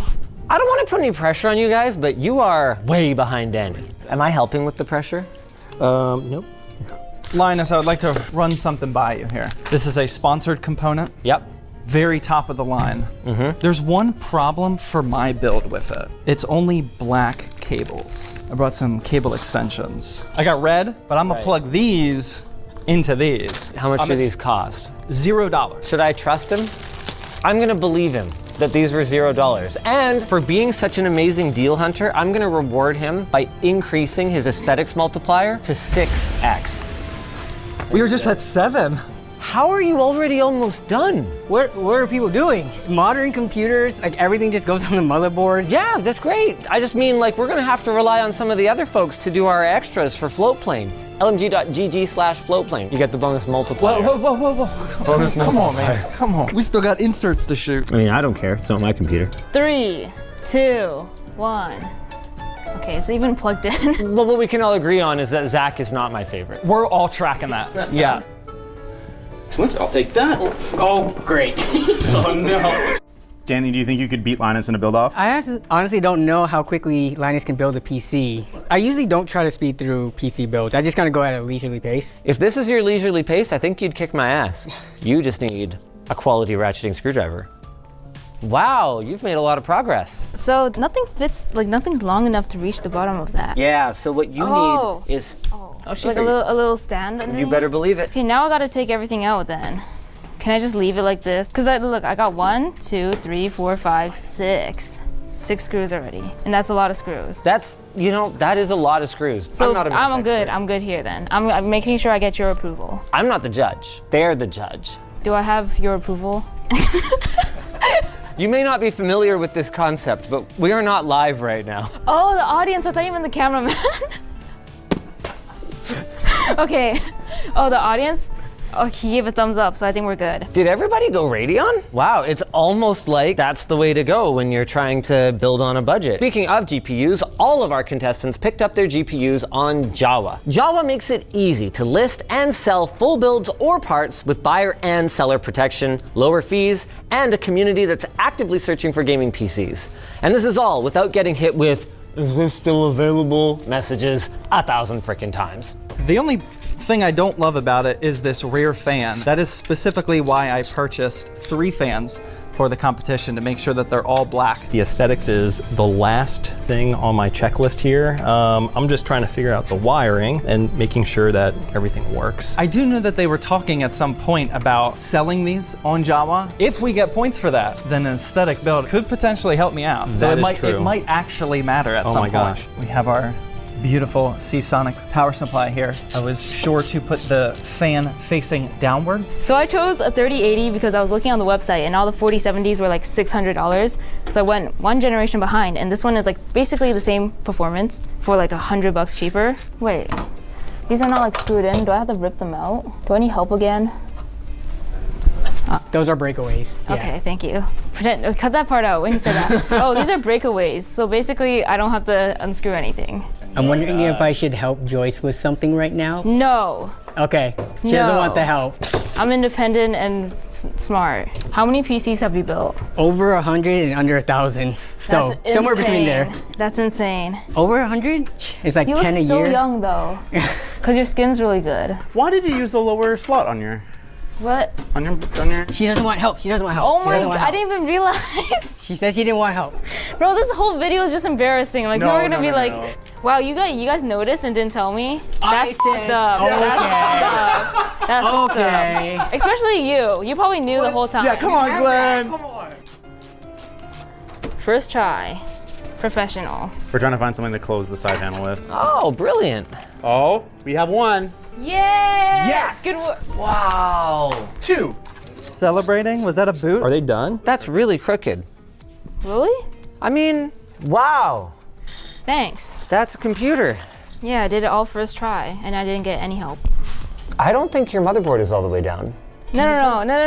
Don't show that. Okay, just to set the record straight, I've never claimed to be a PC professional. Why didn't you screw them in all the way? I thought I did. Oh no. Damn it. Okay, wait, cut all of this out. Give me the screwdriver. Wait, guys. I don't know what he's doing right now. He's trying to touch my build. So see, all I did was turn it a few more rotations and you can see now the motherboard doesn't shift around like that. Right. Do you need me to check anything else? No. I You got sure? it. Yes. You can, thank you. Now I feel like I need to check everyone's homework. Can I just? Yeah, you can take a look at it. Oh yeah, look at that. All of the screws are uneven.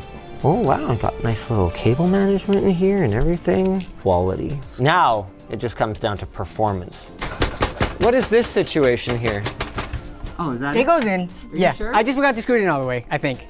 I found problems with everyone else's build, so it feels unfair if I don't find something here. Feel free, you'll find something. Oh, a classic rookie error. Error? The I/O shield. That is not an error. This was not supplied, sir. I mean, when you buy a secondhand motherboard, that's the first thing you gotta check. Yeah, I mistakenly trusted the seller. That's why you gotta shop on Jawa. Yeah, see, I would never put a motherboard without an I/O shield into my inventory, but if that's what you guys do.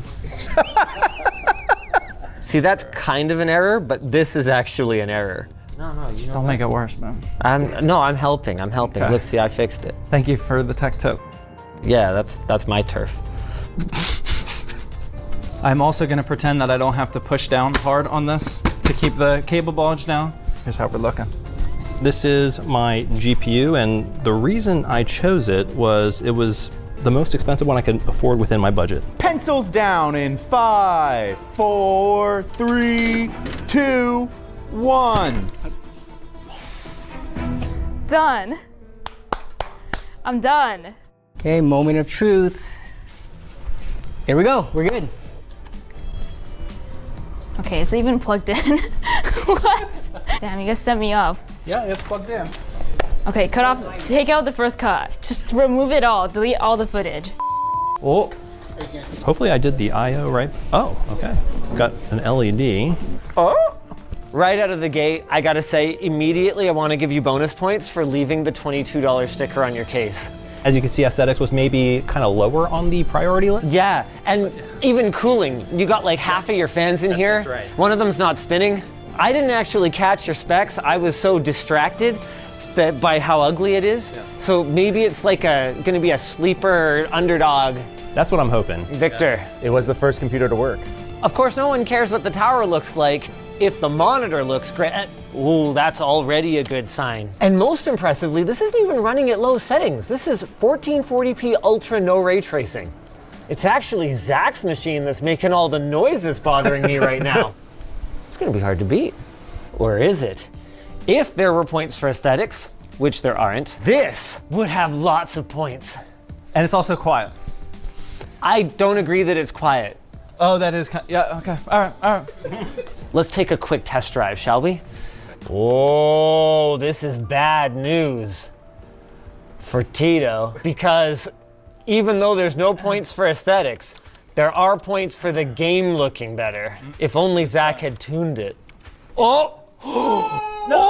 Oh! What'd you press? I pressed the sabotage Zach button for stealing the similar abbreviations to my channel. Next up is the one, the only Tech Joyce, who surely will blame her brother for whatever problems we find with her machine. I'm scared. You're gonna say something crazy. Something crazy like, hey, you should probably put all the screws in. That was not my fault. The screwdriver you gave me was faulty. Oh. Go ahead, show me. Well, I threw it out. No, I threw it out because it was faulty. All right, well, why don't we take a look at your computer and see if anything else is faulty? You're gonna be blown away. Your side panel's upside down. The AMD logo on your cooler's upside down too. What's up with that? Why do you find problems with everything? Just play the game and you'll see. I mean, all you have to do is beat a low-performing PC with no side panel and one that crashes. Can you commentate on this area right here? Yeah, this area right here is looking pretty damn good. Not gonna lie. It says like 75 FPS and you're 1% low. It's hard to believe.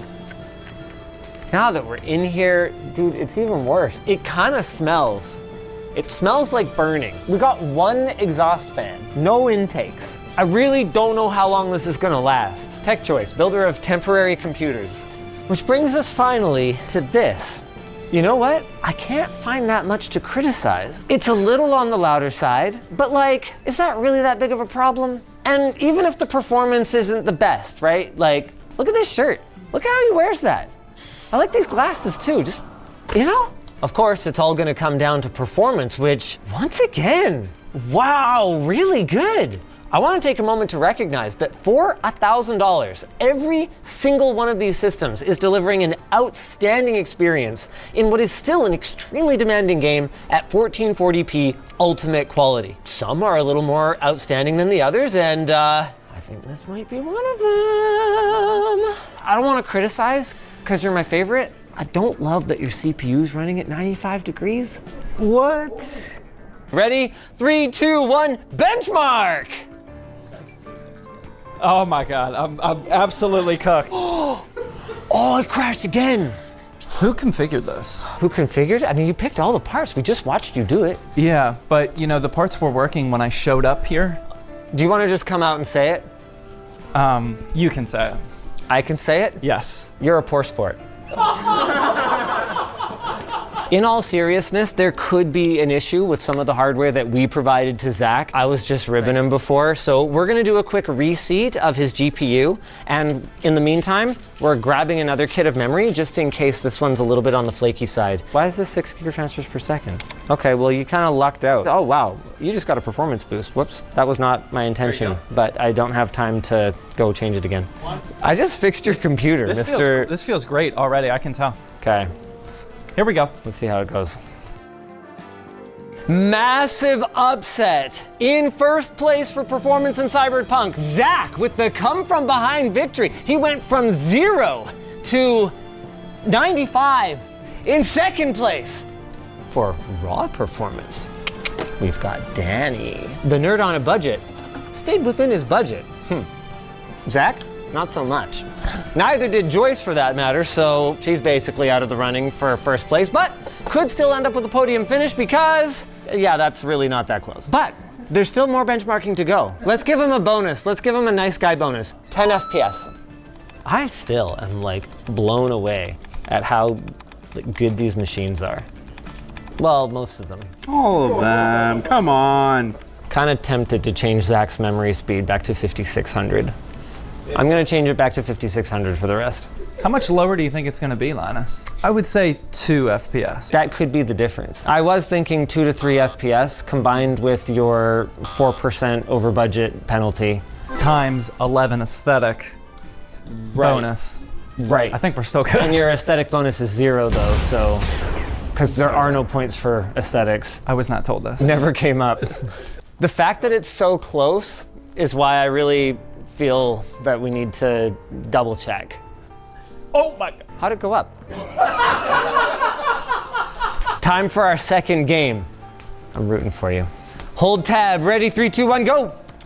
Wow, You're getting kind of like the Canucks, kind of hard to root for. Whoa, we could have an upset here. The nerd on a budget is on a roll with a score of 145, with Zach's Tech Turf with 130, Joyce coming in at 122, and once again, Tito was there. 93. That's really good. And it is really good. Our budget was limited to $1,000 US, and unlike a game console, which sure could also run Returnal as long as it's a PlayStation, these machines can do anything you could possibly want them to do. Video editing, browsing the internet. The hell else is it that people do with computers these days? Now it's time for the big shocker finish, because see, I was piling on my pal Tito before, but he actually has the best performing CPU out of the bunch. And this is interesting, our last benchmark, kinda CPU dependent. Everyone go ahead and press the check mark. Yeah, I'm rooting for you. Yeah, what? Fingers crossed. It's already less than his. Oh though. gosh. While we wait for this last benchmark to run, I wanna get everyone to sign their machine because if you guys were paying attention earlier, you will know this. All of these are gonna be for sale from jawa.gg. Choose wisely. Now for the results. Coming in first, Nerd on a budget. Unfortunately, Joyce's X3D chip just didn't cut the mustard here. Zach is in the 300 FPS range as well. Tito was there. Even a 10 FPS bonus wasn't enough, man. I tried. I really tried. And now it's time for me and David to try and do math. Aesthetic score equals 0. Yeah. Times 11. There Okay. you go. Yep, that's added. And did you give Tito his 10 extra bonus FPS on everything? We have come up with the final scores. In fourth place and looking very fine and kind doing it is Tito with a score of 228. Out of a possible 300. Out of a possible 300. That's good. That's good. That is really good. After correcting for a slight budgeting overshoot, Joyce comes in third with 259 points out of a possible 300. And I think it is actually worth noting here just how close our three podium finishers were. Which is to say that if you weren't comparing them side by side in benchmark tests, you would be more than happy with any of them. It's just that you would be ever so slightly happier with Zach's Tech Turf. He managed a score of 271, and that's in spite of the fact that his 11x aesthetics multiplier was multiplied by 0. That was the whole strategy, Linus. Which leaves, with 297 points out of a possible 300 points, the nerd on a budget, Danny! Undisputed intercontinental champion of building a computer for exactly $1,000. Give it a little bit, you know, some personality. He's just a black box, so. How are you feeling at the end of this day? It honestly went how I thought it would. Nerd on a budget, I mean, he knows how to maximize his budget. I'm a little disappointed with how I did. I definitely did not choose the right GPU, so for next time, I would go with the Radeon card. Kind of expected those results. Maybe I should just stick with modding retro consoles, but had a whole lot of fun. How do you think you did? Pretty happy with the build. I like the way it turned out aesthetically. Wish the aesthetics would have mattered a little bit more than they did. Audience, if the aesthetics matter to you, comment down below. Let them know. They do. I'd probably get a little bit nicer of a case, get a little bit better aesthetics, and maybe one that has a side panel too. So. How does it feel to be the champion? It feels pretty good. What do you think was your key to victory? Throwing a big chunk of money at the graphics card, that helped. Other than your own build, what was your favorite one today? I like Zach's. It looks the nicest for sure. People would pick a slightly worse performing PC with like twice the aesthetics, right? So 11 times the aesthetics. 11 times. Thanks, Jawa. And Seasonic. And Seasonic for making this possible, and massive shout out to you guys for coming all the way up here. If you guys enjoyed this video, maybe go check out the time we challenged our writers to configure $1,000 builds. There was a bit of extra challenge in that one in that they weren't allowed to use the internet to look at any pricing whatsoever.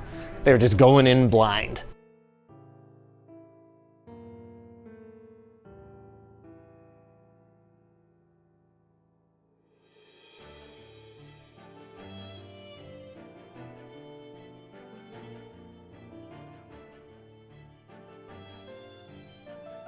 I'm told this will be one of the easiest AMD ultimate $5,000 tech upgrades that we have ever done. Because you see, Robert here, one of our longest standing editors, actually built a computer, a whole damn battle station for himself last year. So all he put on his wish list was a simple old NAS to help store old projects that he no longer works on.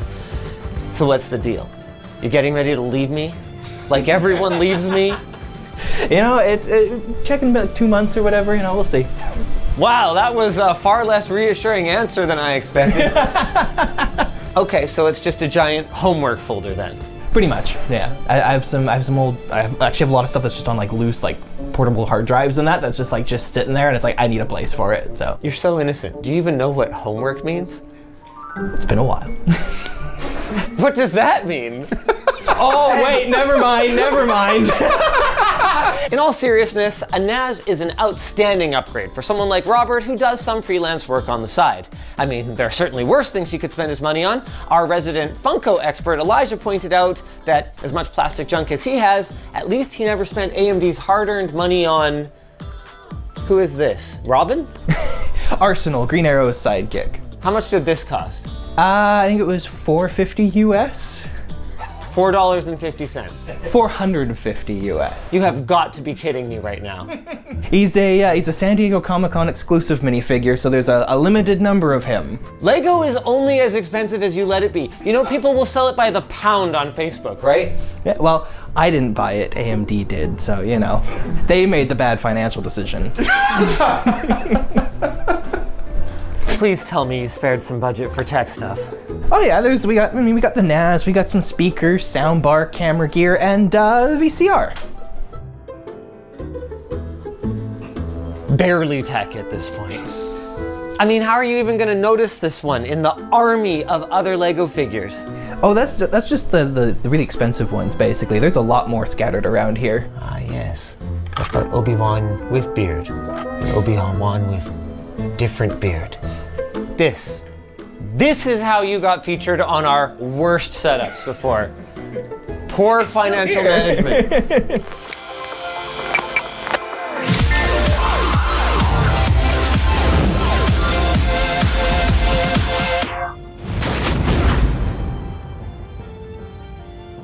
It's that spooky time of year, and 5 lucky souls will soon wield the dark power of AMD's Ryzen 9 9950X3D processor.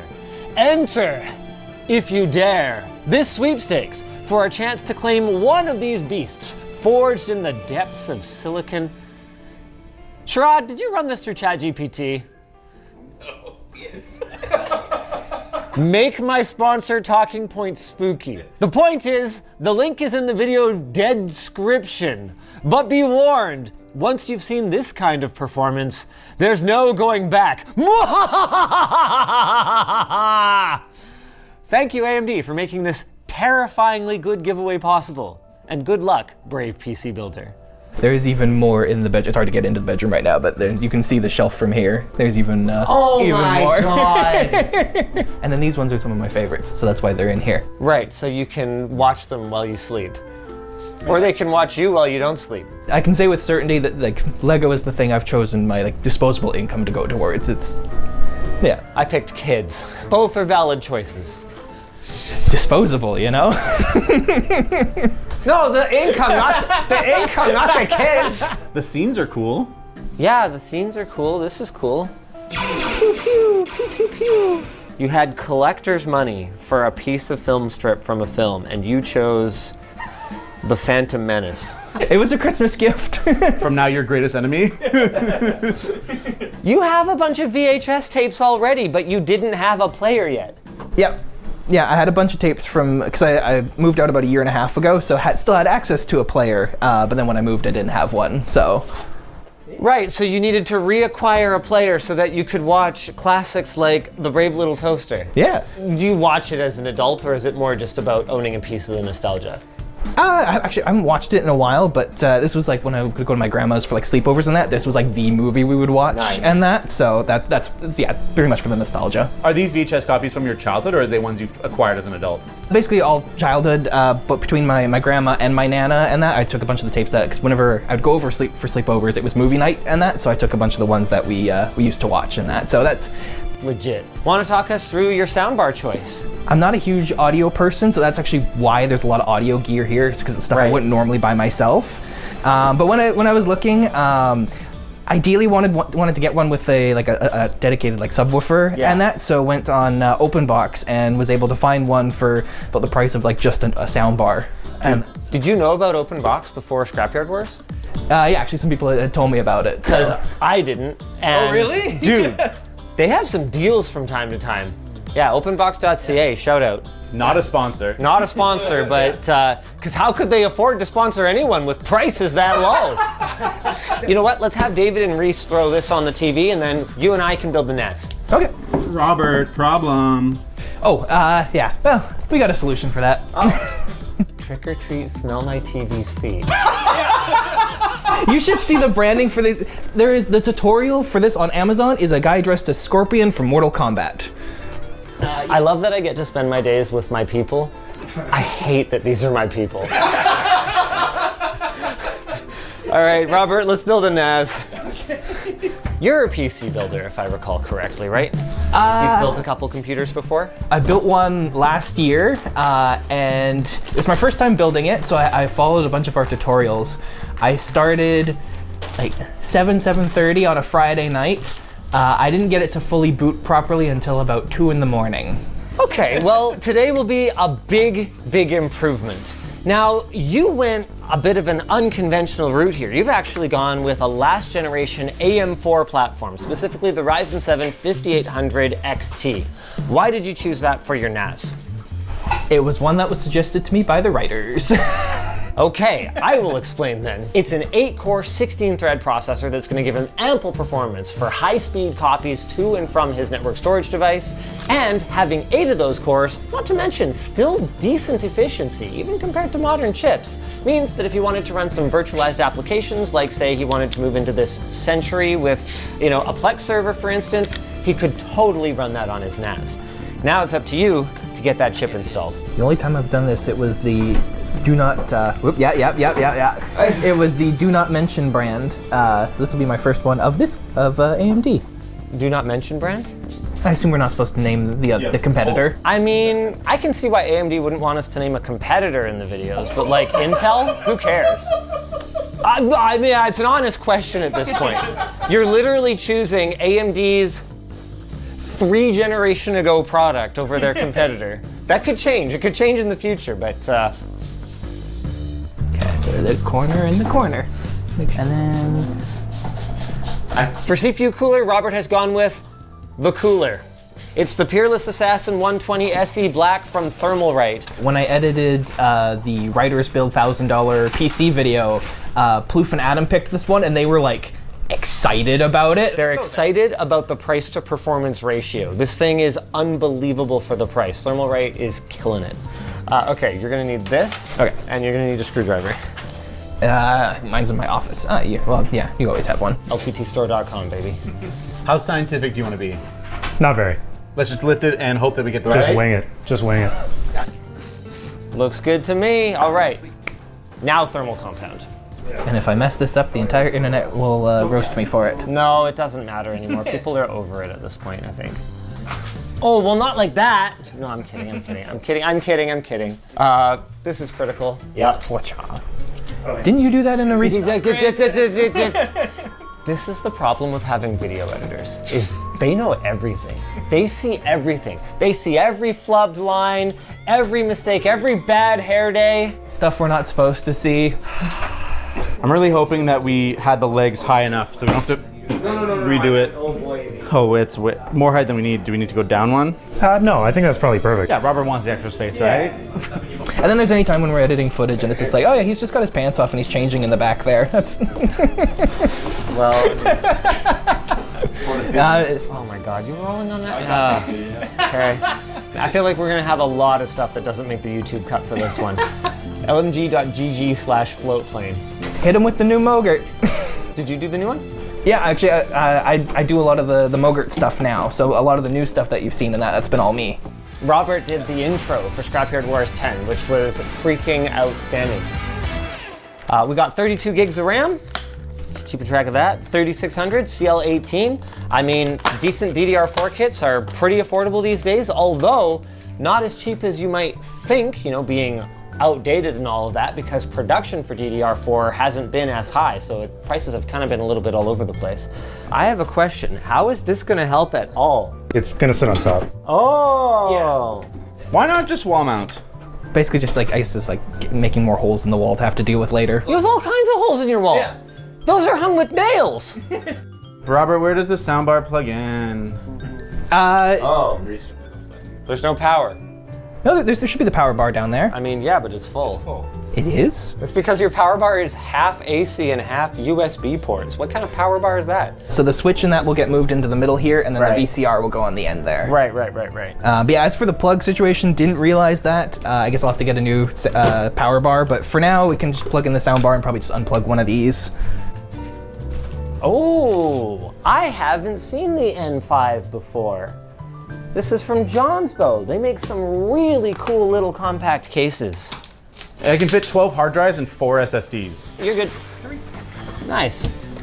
Is it time to install the VCR? Sure. Should we talk about what's special about it? I mean, Dan's dad sort of, I assume, refurbished it for you, because I know that he does that. The only special thing I know about it is it's got a weird-ass remote. That's not that weird. Yeah, that's You're just not that too weird. young. Yeah, I've seen that. You also have the cheap RCA to HDMI adapter that I really hope I didn't recommend, but it's fine for VCRs. The corner's mushed. Oh, wow. She got dinged.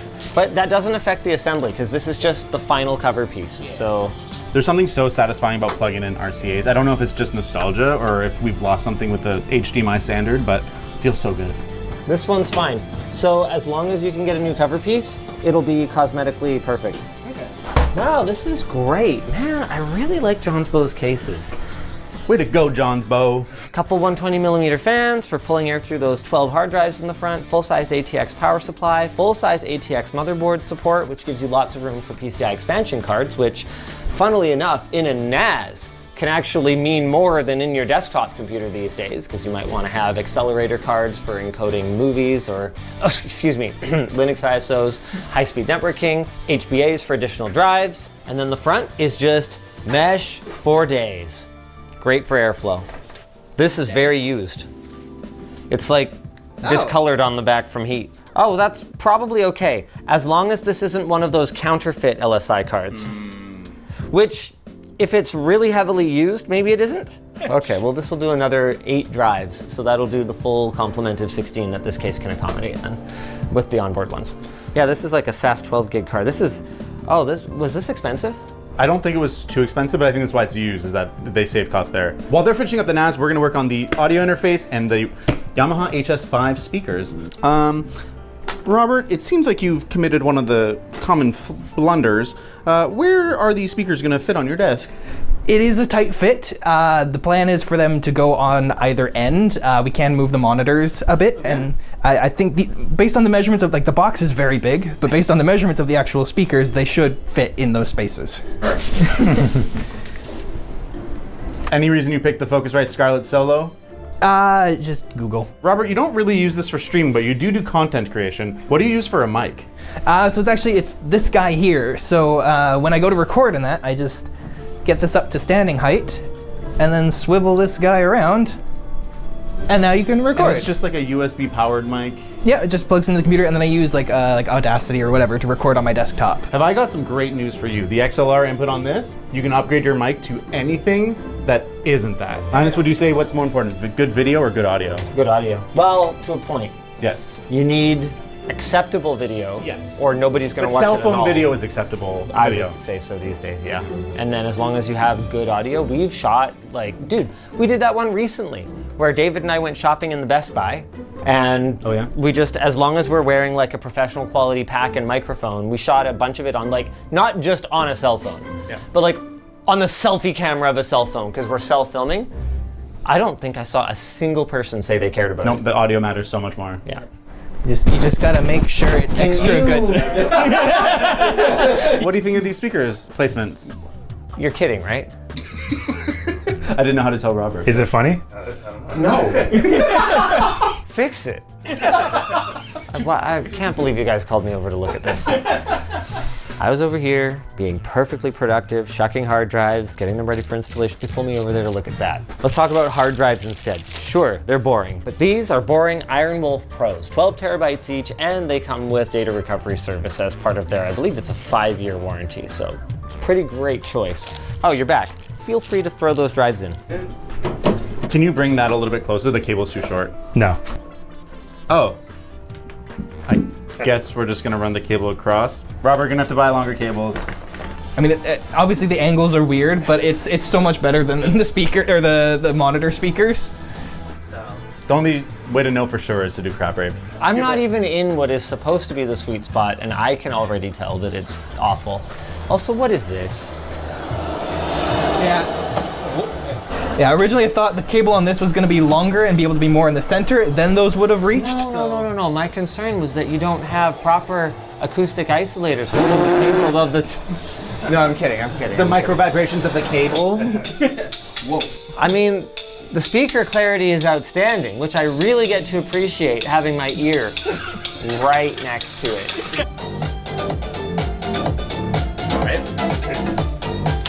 Yeah, actually, not bad at all. For not having a subwoofer, that's like great. I'm gonna leave you a spot to put a GPU. Okay. Because I believe that is actually more important, like if you ever wanted to use it for Plex or something like that. Are you ever gonna run a Plex server?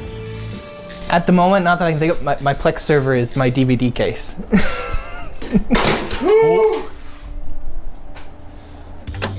This is an odd choice. You've put in a 2.5 gig PCIe network card. These days, it's usually cheaper to get 2.5 gig networking just integrated onto the motherboard, but I guess that was less true in the AM4 days. Let's throw in the power supply. We chose the RM750 because it's a perfectly suitably adequate quiet power supply from Corsair. Thanks, Corsair. We're kind of at the end of the pile of stuff, and there's just this FX30. Why do you have this, Robert?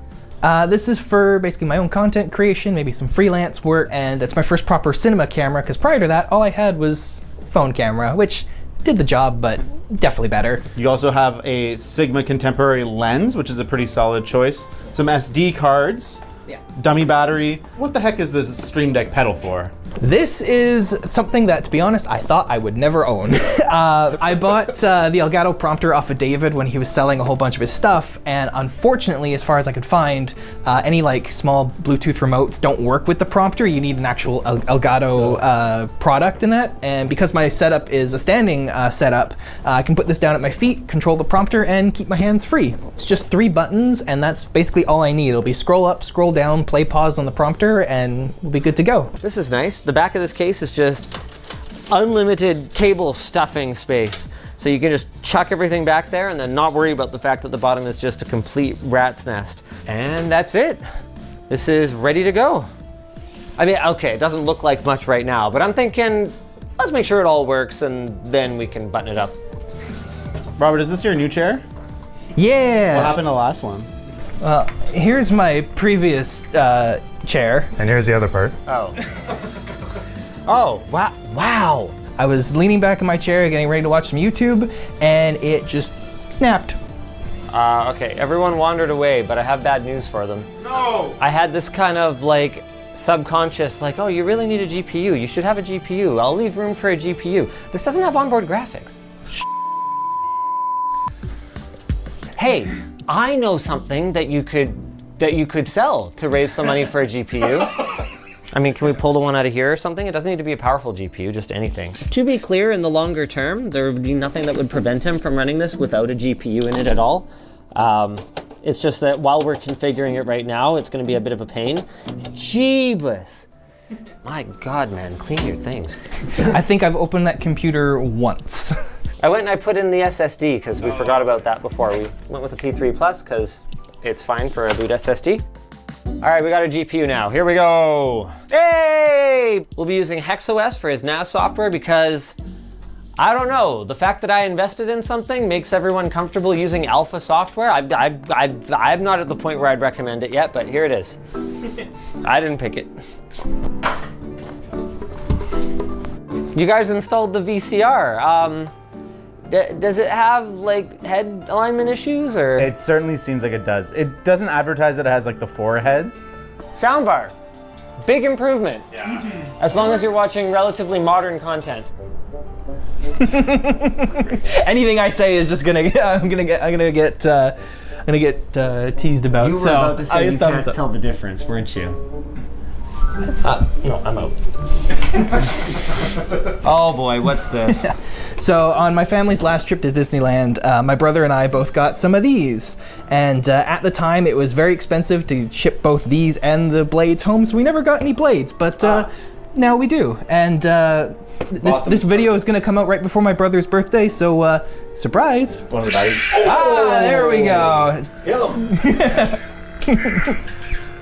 Okay, put some passion in it. Taking a bat to your baby boy. Why did they never go for the legs? Ah! Mind you, I died there, so. We got the Stream Deck pedal hooked up to the prompter. So middle button should be play pause. Oh, it paused, okay. And then should be scroll down. I'll speed it up a little bit and that.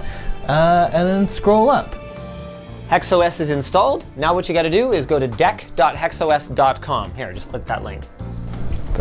Boop, boop, boop, boop, boop. Sweet. Oh. Oops. Turn away, turn away. Personal don't look, don't look. Personal information, yada yada. Don't haxer his mainframe. What do you want your server name to be? Oh, Big PP. Arkham Asylum. From Batman. I know what Arkham Asylum is from. Now hopefully we won't need the TrueNAS interface again, but it's there in case you want it. That's one of the cool things about HexOS is it's kind of a layer on top of TrueNAS to make it more user-friendly. So if you're the kind of person that finds TrueNAS very easy to use, good for you. You can stop typing that comment. We're impressed, but you just don't need to tell everybody about it. And if you're the kind of person who finds this a little bit challenging and obtuse, HexOS is there for you. 94, 98 megabytes a second. Brilliant. Perfect. We are maxing out our gigabit connection right now. They're hard drives, so they're not going to be super fast. And I think you've only got gigabit to your system here. You're going to probably want to rectify that. Do you have a 2.5 gig switch? No, I do not. So that's some stuff I'll have to look into. So that'll be something for your next tech upgrade, which I wouldn't mind doing. It's nice hanging out. And you know what? It's nice implementing a tech upgrade that is, other than a couple of egregious wastes of money, pretty practical. We ended up with a NAS for archival storage. We ended up upgrading the TV setup in the living room with a nice little soundbar setup. We ended up upgrading his audio. Which will be fixed later. Will be fixed later. And we got a bunch of sick streaming and freelancing gear. Did I miss anything? I mean, there is the stuff that we haven't actually shot yet. Are we gonna shoot that afterwards, or? Oh, let's go look. Oh, you mean this? Yeah. I covered this. This was the egregious waste of money. So thank you very much, AMD, for sponsoring this ultimate $5,000 tech upgrade. I will see you at the next one. No, no, no. You have to unbox that. Why? It's way too cool. Just the Ghost Rider. Everything else I don't care about. Who cares? I care. I want to see this. How do you not care about a demon skeleton If you guys on fire? enjoyed this video, why don't you go check out Dennis's AMD Ultimate Tech Upgrade. It had, honestly, more practical stuff in it than this one did. This was the single most expensive item in the upgrade. How much was this? Before tax was 900 Canadian. Why would you be opening it? This has been like a holy grail. Like, I've wanted to get one of their statues for a long time. So I mean, he's heavy. I can definitely appreciate the craftsmanship of it. $600 US. And this one, there's a lot more that are a lot more expensive.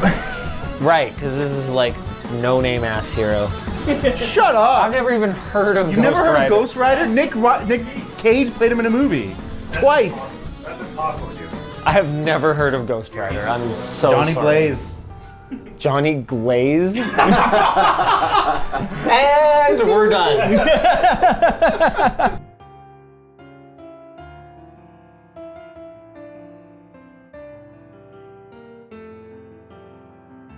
I bought this Windows laptop from the Amazon Renewed store for $54. This one right here is a custom built, top of the line gaming PC for $5,000, and my friends, that is far from the most expensive machine we've got. But just because a system costs 10, 100, 1,000 times as much, does that really make it that much better? We're gonna take a look inside these systems, test them, and game on them to see what your hard-earned cash can buy at these drastically different price points.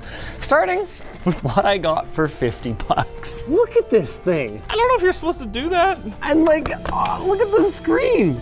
Like it's got this segue to our sponsor. Ugreen. Their Nexode Pro 100 watt is compact and powerful, being able to charge 3 devices at the same time. Whether it tags along with you during your travels or stays plugged in your wall at home, you'll first have to pick one up using the link in our description. Okay, the Lenovo 100E only has a dual core processor, just 4 gigabytes of RAM, and it doesn't even have a full HD screen, but aside from a little bit of shmoo that's still on it from the refurbishing process, I mean, it's a pretty usable little machine. Except it's not what we ordered. Really? I don't think, anyways. I was looking at the product page. That's a completely different computer. I think this is like the 2nd generation one. It doesn't support touch gestures. You can't scroll with 2 fingers? No. She's dropping frames. 100% of your CPU being used by system interrupts. This is a completely different computer. Yeah. It doesn't even have the same processor. I mean, it has 2 extra cores, so like the multi-core performance is better, but the single-threaded is quite a bit worse. It's like 25% worse. Which matters a lot on these super underpowered machines, because a lot of what you'll see when you open up Task Manager and you do anything on a computer like this, watch, I'm gonna open up Chrome, is, see that? Your CPU is gonna spike to 100%. So having a few cores that turbo faster actually makes for a noticeably more responsive experience. It's eMMC, it's not like a SATA SSD. Right. Curiously, it actually shows up as an SD card in Task Manager. Why don't you try to play a 4K YouTube video? That's like, I have a suite of tests that I want us to, experience as a baseline on each of these machines, and 4K Crab Rave is one of them. Okay, hold on a second, Jake. Just give it a moment. Hold on a second. No. Hold on a second. Look, that's mint. No, it's really not. It's fine. It's actually fine right now. Oh, yeah. There were some drop frames. Ooh, I can't tell if that's just the display. Mind you, probably don't need to be streaming 4K videos on a screen like this. Oh yeah, there we go. There we go. Still like the same level of crust. No, that's Oh. Well, don't try to multitask. Yeah, I wouldn't recommend that. You notice something weird about this? There's like a skin on the bottom. Yeah, why don't you peel it off? It's on the entire laptop, including the touchpad. Oh, so whoever the student was who had this probably, because this is an educational model, did they skin it? You know what? Maybe the school put it on because it got damaged, gave it to a new student. Yeah. Actually, that's a really smart way to mitigate that. When we were reacting to tech support gore, we saw some of what happens to these educational laptops, and putting a plain black skin on them would mean if someone were to scribble all over it, you just peel it off and throw a new one on. Imagine skinning this laptop. Between the vinyl and the labor involved, I think you just doubled the value of it. Does it look like it got applied? Yeah. Day 1? Maybe day 3. Oh my God, are you rolling on this? Glenn, come over here. Jake, check this out. So that's a screen, right? That's what colors look like. That's what Minecraft looks like.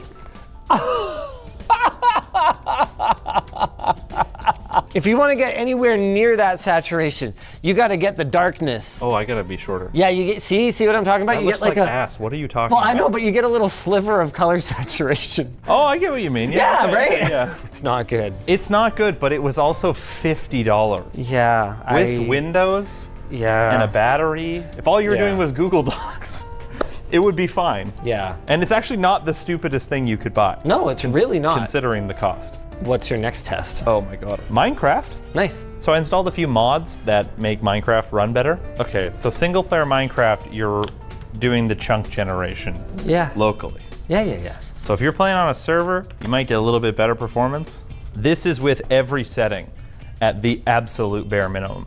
With sodium, which is a frame rate optimizing thing. With lithium, which is like optimizing the chunk stuff. With another thing that does chunk optimization, with another thing that does GPU frame time optimization. Well, have you ever thought that maybe adding all those optimizations added overhead? No. Oh, this is rough, dude. If you just vibe in one spot, 64 FPS, look at that. Wow, not bad, not bad. Okay, but what happens if we move? Oh, 20. Hey, as long as we don't have to generate any chunks, you're right. It's serviceable. Yeah, it's chunky. There are other games I want to try on the other computers, naturally. They don't launch on this one. Yeah. Yeah. Wow. If you get a headshot, I will buy you lunch. If you kill somebody, I will buy you lunch. So a headshot is 2 lunches? Sure. I'll give you 2 minutes, okay? How about that? 2 minutes? Okay, you have 5 minutes then. All right, 5 minutes. Jesus. Did we load so long that we got kicked? Oh my God. Okay, I'm dead. I didn't even get a chance to see anything. It says 1 FPS, but I think it's actually a situation where you have like 0.5. Dude, there is no way. I'm dead. You're not. I'm dead. It didn't even go to full brightness. Oh, okay. This is a strat. Hold on. No. No, come on. Yeah. No! Dang it. Come on. Yeah, buddy, I got him. Let's go. 1 minute left. You did technically get a headshot too. I just got lunch, baby. Damn it. He's got the taste of defeat in his mouth right now. That's why he's all... Okay. It takes a little while to register that you've pressed the recording button, but hey, once you do it... It didn't look that bad. This actually looks perfectly fine. It's not very saturated. Oh, thanks for that. Real mature. It's not very saturated, but in fairness, that might be the screen. So maybe we can get a comparison from the editor. Wait. Here. The footage versus what it looks like on the screen, you know? I have one more thing for you to try on this one because the rest of them are probably not worth it. This is a client for Ollama, which allows you to run large language models. Tell me how pretty I am in the form of a haiku. Oh my God, okay. The page file is twice the size of the actual memory. So I'm never gonna find out how pretty I am I? No. Okay. Oh! Rad! Whoa! It output one word. Rad! That's not a haiku. Well, you know what? I'm taking it. Oh, radiance! I kind of liked rad better. Oh wow, it's like going now. I think it's finally like loaded in. Radiance like dawn. Like dawn's light? Yeah. Oh, it's gonna get after us about how haikus are not about directly expressing beauty, but it's not gonna get the number of syllables right. Okay. She's done. Radiance like dawn's light, pretty as cherry blossoms bloom, beauty-descent. Full of shit. I mean, your hair, you could maybe say, is radiant. It can compute for $50. It can play a YouTube video and Minecraft-ish. Now we're moving up in the world. How is this a $500 gaming system? This case alone looks like it costs $120. This is the new one from Fantex. It's the XT Pro, I believe? A lot of case for not a lot of money. Tempered glass, comes with a fan, looks decent. They do have an RGB version that's like twice the price. Don't buy that, buy this. And the specs are pretty decent too. We get 6 Intel 12th Gen performance cores, 16 gigs of RAM, a Radeon 6600 GPU, and okay, that 500 watt thermal take power supply hasn't made it through the lab's gauntlet yet, but it's running. Indeed. It's a little bit over the budget. You're looking at like $540. This is pretty much as good as it gets. Unless you're gonna buy a used GPU, which if you're spending this kind of money on a computer, you probably should. You won't get a warranty, but you will get a lot more performance while that GPU is still working. Yeah. Of course, if you're gaming at 1080p, this might be all you need anyway. Let's take her for a spin. Wow, that loaded a lot faster. Okay, so we still have the optimization mods to make it even playing field. And I have the settings in the absolute dumpster like on the laptop. It's at 1080p though, so this is higher resolution. It's press F3. Butter smooth. 1800 frames per second. Turn the settings up a little bit. Yeah, I think we could afford to do that. Fabulous. Wow, okay. Wow, look at the world out there. She's struggling just a little bit. To be fair, I wouldn't recommend running 16 render distance on like a local game. That doesn't tell the entire story of the performance experience. In fact, you guys can probably even see the occasional hitch in our recording. And that's not because our GPU isn't fast enough to render this. It's rather because the chunks need to load occasionally and the whole system's like, play some Counter-Strike. Hell yeah. It's quiet though. I was thinking exactly the same thing. It's damn near silent. Let's see you get a kill. You just wait. So this is fully maxed 1080p. Is that it? 200 FPS isn't enough for you? I mean, I don't know. I haven't played CS2 literally once. this is so much better. Like not 100 times better like What do you last mean? It time. This actually is 100 This is times better. 1,000 times better in terms of the experience. I mean, you're standing right now. How did you just... How the fuck did he not You die? hit him in the shoulder. I hit him in the neck. No. I'm sure it was the neck. Editor, replay. Dude, you can get so much gaming PC for around 500 bucks these days. This is great. All right, let's fight. Boom. Why do you just... Oh my god. 1080p, medium preset. You turned off motion blur. Casual 80 FPS. No upscaling. That was 100 right there. Geez, this is great. 70 plus degrees on the CPU and 56 on the GPU. I mean, hold on. We're only drawing like 40, 50 watts on the CPU. Sure. That's efficiency, baby. We don't even have the front fans installed in the case. Let's see how our Haiku does. SSD's ramping up, yeah. Okay. Everything's being loaded Oh, into wow. it. Wow! That is also not a haiku. Stop it for a second and say that's not a haiku. Is that a haiku? Nope. It's closer than it was. Either way, that for 10 times the budget, we are getting anywhere from 100 to 1,000 times the experience. And this is what we're talking about when we say bang for the buck or sweet spot from a value perspective. You should definitely save your pennies for a $500 PC if you can. The question now is it worth spending another 10 times as much and getting a $5,000 PC?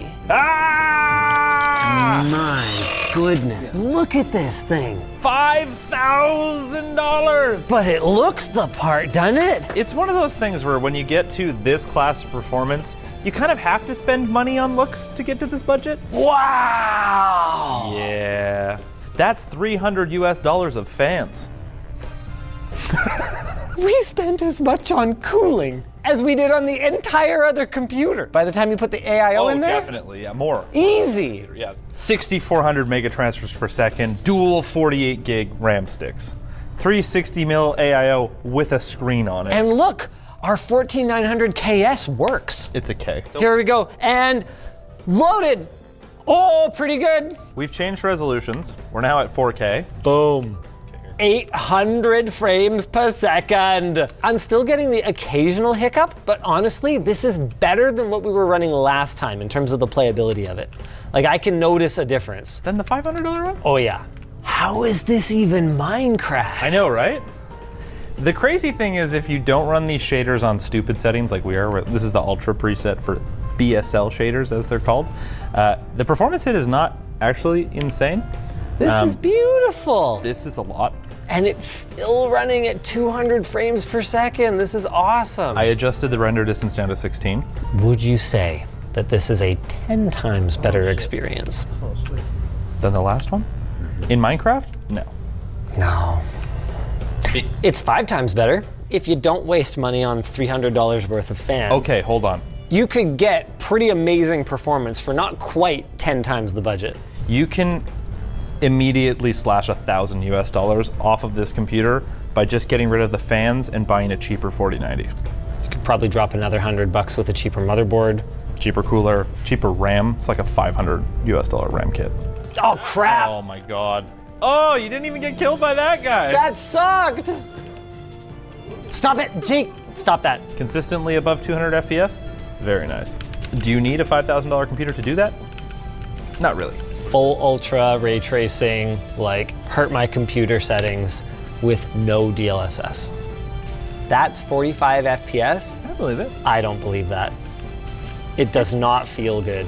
I'll set it to something more reasonable. This is probably how I would play this game. Oh my goodness, I'm so Sorry. Oh, I'm sorry. Sorry again. Frame rate is identical. Okay, see, no, I'm confused now because this is way smoother than it was before. Obviously smoother. Yeah. But it's reporting around 40 FPS, so I think maybe the report before was wrong.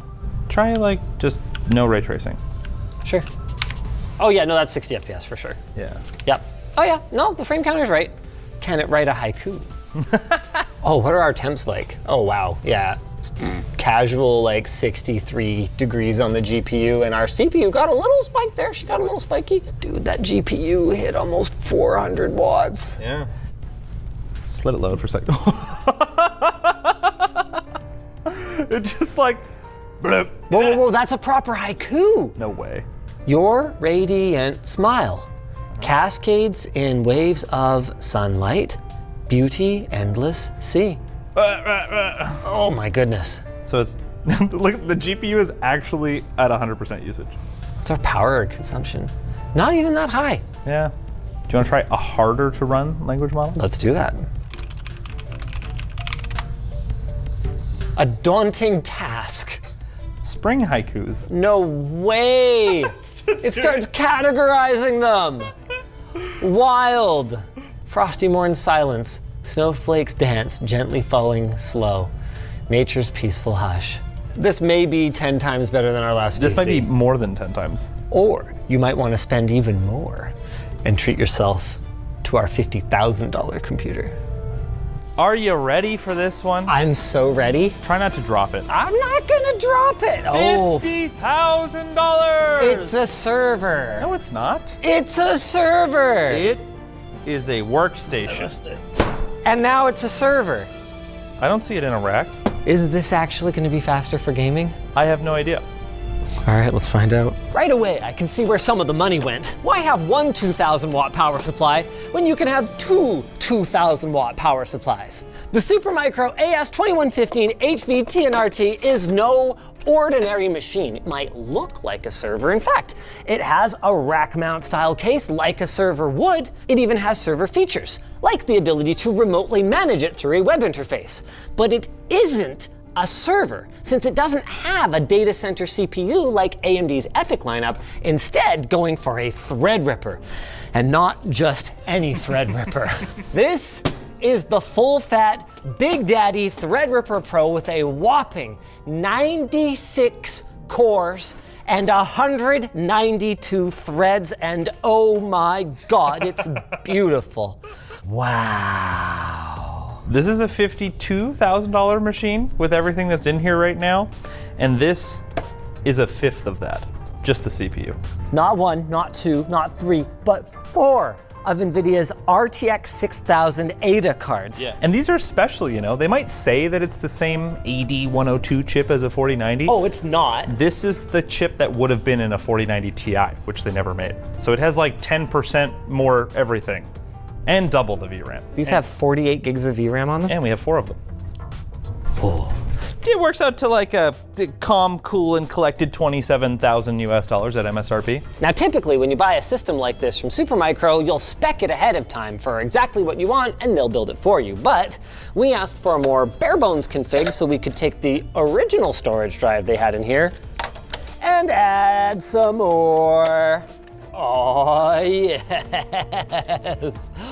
Each of these is one of Kioxia's 15 terabyte CD6 data center drives, giving us a total of about 100 terabytes of solid state storage in here. Does that get us to 50 grand? To 52,000 actually. How much RAM did we put in here? Because it's Threadripper Pro and not EPYC, a lot less RAM sticks, we only have 8 channels, they put 8 64 gig DDR5 DIMMs. So 512 gigs of RAM. You could put more. Micron makes 128 gig DIMMs now. All right, I think we'll be okay with 512 gigabytes of RAM. For gaming. For gaming. This is Threadripper Pro. It is unlocked for overclocking. You can turn PBO on this CPU. Does Supermicro support that on this motherboard though?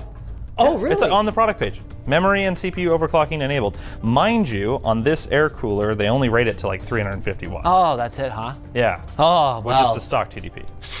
It can probably do more. It's definitely 10 times louder than the last machine. Certainly. And maybe 100 times louder than the previous one. It might be 100 times louder than the last one. Dude, I'm gonna click so many heads with this bad boy. I can feel it. This always amuses me. I can't stop. 96 cores and she's still turbos over 4 gigahertz. This is an incredible process. Turbos over 5 gigahertz. Crazy. Well, I feel like we should start with the drives, right? We didn't really do a storage test on any of the other ones, just because not that exciting. This one, different story. Oh. You gotta make your RAID array. This is ridiculous.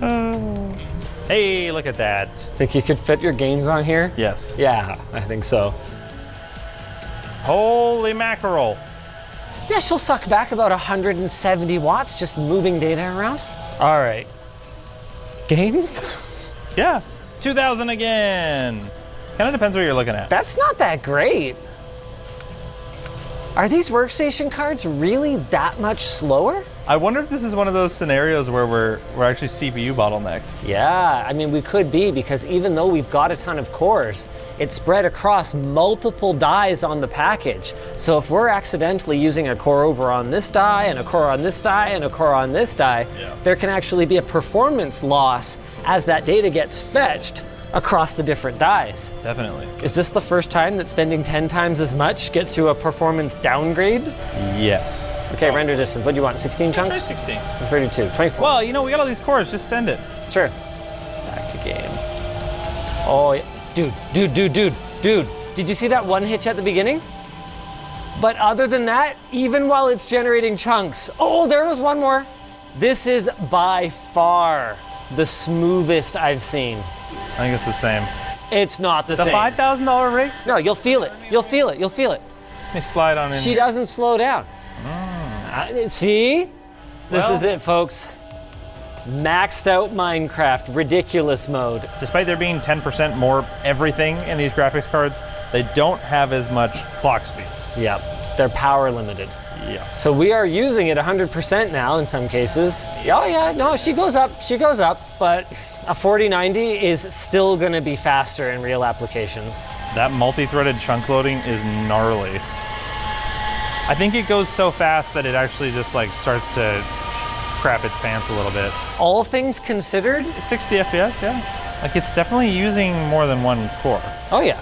You know what's interesting though, is that while we used to be able to run multiple GPUs together to render games in SLI or NVLink, these days, it's kind of dead. Yep. So you can run Counter-Strike. Yeah, but it's just going to use a single GPU and probably not going to run as well as our last system did. Hey, look, it's less FPS. Ba-bow! Ba-bow, ba-bow. No! So basically, you shouldn't spend 10 times as much if you want to get better at CS2. Unless we're talking about a $50 computer. But you could spend 10 times as much and get better at running large language models. It's not even worth running Cyberpunk at this point. We're going to write the best haikus? This is an enormous model. It's bigger than the memory we have even across all of the GPUs, and I'm telling it to do the stupidest thing. Write me 100 haikus about how MKBHD cool is better than LPTstore.com is. Okay, sure. We had a different vibe there. Immediately, all of the GPU memory is full. Oh, look at those drives go. We're pulling 500 megabytes a second times 8. Each. 4 gigabytes a second. Just casual. Just casual, Jake. Loading up that system memory. Casual, you can actually see it's going at about 4 gigs a second, dumping it into system memory. I suspect our GPU usage is not going to be that great, but it should run, which is more than you would get on most other computers. Oh, I see power usage. Here we go. So this looks unimpressive, but this is like a 200 plus gigabyte model. So it's actually kind of impressive. I mean, our CPU's drawing 240, 250, just coordinating all of this crap. Even like the top end H100, H200 kind of GPUs that are meant for AI struggle to have 100% utilization when you're just talking to them rather than training. It better be right. Is it right? Not even right. Oh my God, we get the best model and it can't even do it. Okay, hold on. LTT stores got all the best. Techies rejoice now. These suck. It's 5.5, but it's 8 in the middle. I don't know how good they are with syllables either. Let's try a small model on all the GPUs. I am doing a destination wedding, and I have no regard for the feelings of my family and friends who are inconvenienced by this. That's literally all you're made for. Here we go. I strongly advise against sending an invitation designed to manipulate your guests. Microsoft and Mistral are both like, hell yeah, let's do go. it. Got him. So easy, so easy. Oh man. Just pretend it's a meme, bro. Hey, look at that, 150 watts. Let's go. Well, it does it. How useful it is, I don't know, but sure. It's fast. You can do so many AIs on this thing. Yeah. We can do Blender, that'll run on multiple graphics cards. Sure, but we lol. 2.6 seconds. Like it takes a second to get really good, but should we render it? Sure. Yeah, that's right, camera. 9 seconds. Not worth it for gamers. No, definitely not. First, I think we need a bit of a summary on this one. Yeah. $50 computer, no. Docs, Google Docs, sure. $500 computer though? Dude, if you're gaming at 1080p, like the vast majority of people on Steam are, 100%. You're fine. And if you're willing to go for a secondhand GPU, you're more than fine. You have a great little machine that can do pretty much everything from light video editing and photo editing to playing games like Cyberpunk. Totally. You can spend $5,000 and you will have a better experience. And it will look cooler. And you may even be a slightly better gamer, but not nearly enough to justify the difference in expense. No. As for machines like this, well, if you don't know you need it, you don't need it. So you can put your oil prints money away. Yeah, unless you're like a large language model oil prints. Yeah. Or a 3D rendering of oil an oil prints. prints. Then it's great. Just like our sponsor. Squarespace. Whether your business is just getting off the ground or you've been in the dark ages of cold calling for a while, a website will give you that extra push to take things to the next level. That's where Squarespace comes in. Their Squarespace Blueprint guided design system gives you the ultimate starter pack to get the creative juices flowing with professionally curated layout and styling options. Then, once you've laid the foundation, use their Fluid Engine editor and its code-free drag and drop elements to customize to your heart's content. Your website also comes with integrated SEO tools and advanced analytics so you can optimize what's working and identify what might need a little tweaking. You can even set up your website to take payments via credit card, PayPal, and more. So head on over to squarespace.com/LTT for a free trial and save 10% on your first purchase of a website or a domain. If you guys enjoyed this video, maybe go check out the time we looked at a whole bunch of different price points. It was a number of years ago, but I still think it was pretty illustrative. It was a very long time ago. $500 though. Okay.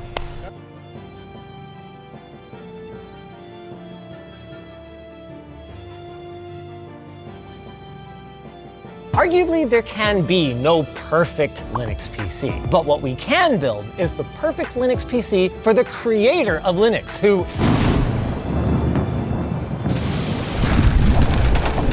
there can be only one.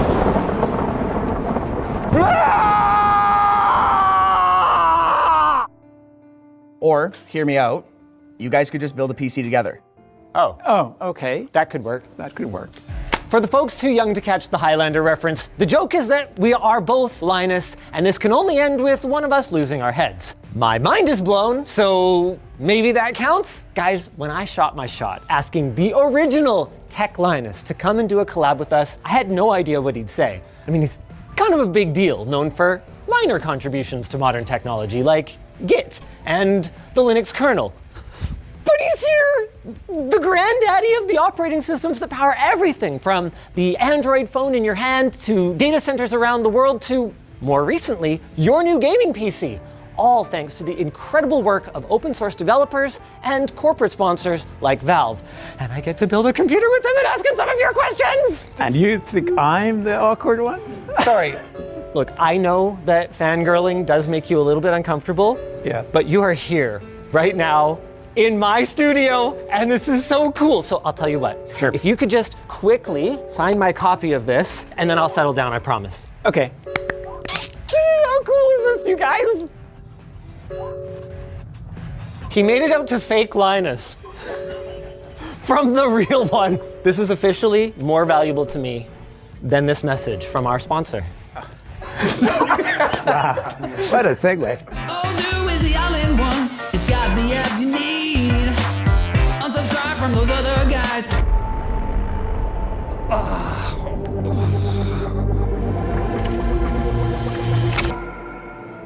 You haven't written anything more recent autobiographically, so I went with this and the Wikipedia page. So that's about... Yeah, no, that's fine. I mean, this was literally what we talked about earlier, that I'll do anything once, like... Right. Come here. I really enjoyed it. Okay, no, I enjoyed the writing part. I do want to point out the David Diamond part. I actually wanted him to have the same font size as my name. But oh, really? The publisher said no. They were right. It was very much a collab. He made that very clear in the parts, the italicized parts that are kind of his version of the telling of the story, but I really enjoyed this, and I'm looking forward to hopefully asking you questions that are not thoroughly covered by your own autobiographical works. But from 25 years ago? I was gonna ask you, that is one of my questions, is do you feel as detached from what you wrote then as I might be from something that I wrote when I was 19? I actually don't remember what I wrote. Oh, okay, so then you might have forgotten the meaning of life, for instance. Oh, yeah. Because that's in there. That's in there. Yeah, it's entertainment, by the way. And sex is a perfect example. It started for survival, and then it became for society, and then also entertainment. Yeah, the entertainment part. No, you were quite explicit in both meanings. Okay. Anything once, right? We're not done yet, so you still have to do more. When you say Linus, just to clarify, say a false Linus or something. Fake Linus, yeah. Today I can live with that. Now, you did an interview with ZDNet a number of years back about your daily driver computer, which you built yourself, and we actually replicated that build. What did you think of our video? Oh, the one I never saw? Yeah. So, yeah, sorry. I knew that was going to happen. And so the next thing I was going to ask you is, what about this video? Are you going to watch this video? I probably won't, because I will be feeling way too self-conscious to actually watch it. But I might have to, just because I will probably get emailed comments, and then I will have to wonder about the comments. And I love that comments to you are email. It's the only media I use. Yeah, I don't do the whole social media thing. So it's text for my family or email for everybody else. Right, so I can text you? You actually can text me now, yeah. That's actually pretty cool. So you know what? Even though I am not one of the couple of dozen Torvaldses on the planet, right, I also have a made-up last name. So my mom broke from her family, changed her name, and then got my dad to agree to use her name for me. Okay. So I'm also Linus, with also a last name with no genealogy whatsoever attached to it, which I thought was a weird thing for us to have in common. That is strange, yeah. I mean, there's literally maybe 20 Torvaldses in the whole world, because, yeah, my grandfather made that name up for very similar reasons. This is so much fun. You are actually doing amazing. It's nothing like that night that you barely slept before your first major speaking engagement. Right. You really did read the book. Of course. Good on you. What, you think I would fake it? I don't know. Shame. Shame. Shame on people who collaborate with people and don't actually read their book ahead of time. Well, I didn't watch your videos, so. That's fine. I am the beta Linus today, so I fully accept that that's going to be what happens. What else is going to happen is we are actually going to build a computer at some point here. And if you watched our last video, it's fine you didn't, but if you have your computer, then this may be familiar to you. We are starting with an AMD Threadripper, this time a 9960X. This is a 24-core, 48-thread CPU that I imagine is going to absolutely rip it up for writing emails. It's not the only thing I do, but I do spend a lot of time actually reading emails more than writing them, because you can fit so much email in this bad boy. But of course, you do have some high-performance demanding needs, like, say, for example, yeah, I do compile the kernel a lot. So it's part of my test requirements that when I merge other people's code, because I don't code myself very much anymore, one of the things I do between every single merge is compile the whole kernel with every module I can. And that's where you want something fairly powerful.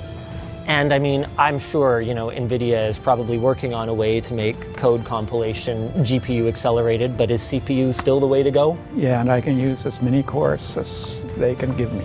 Why did we cheap out on him? Oh, because I mean, people ask me what I want.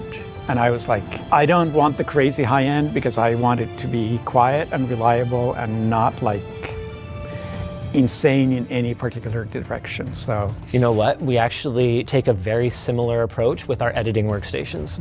The writers or whatever, they can play around with the latest generation stuff. Yep. They're always one step down because I just want it to work. I think I've always wanted to have something that just is reliable. And that's, to me, I mean, that comes first. It needs to be something I can trust and work with. And then within that envelope, it needs to perform well and not be crazy, bleeding edge. And he's letting me build it. Yeah, that may be.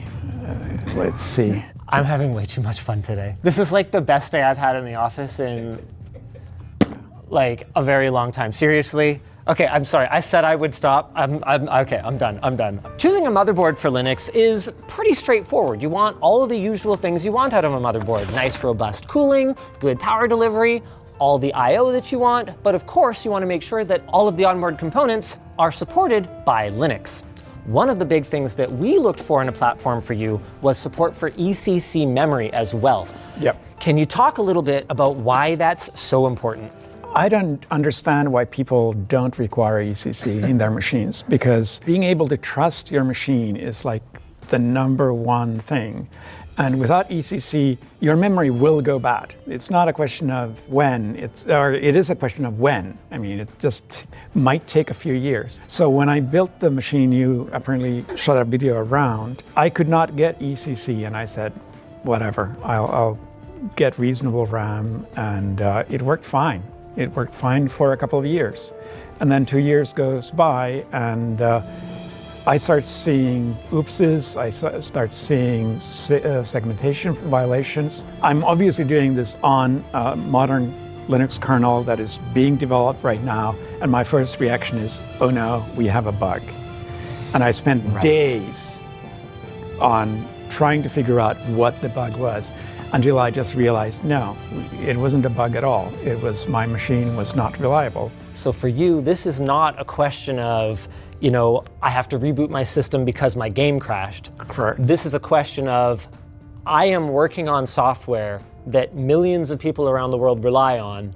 I need to know. Right, I absolutely need to trust my machine.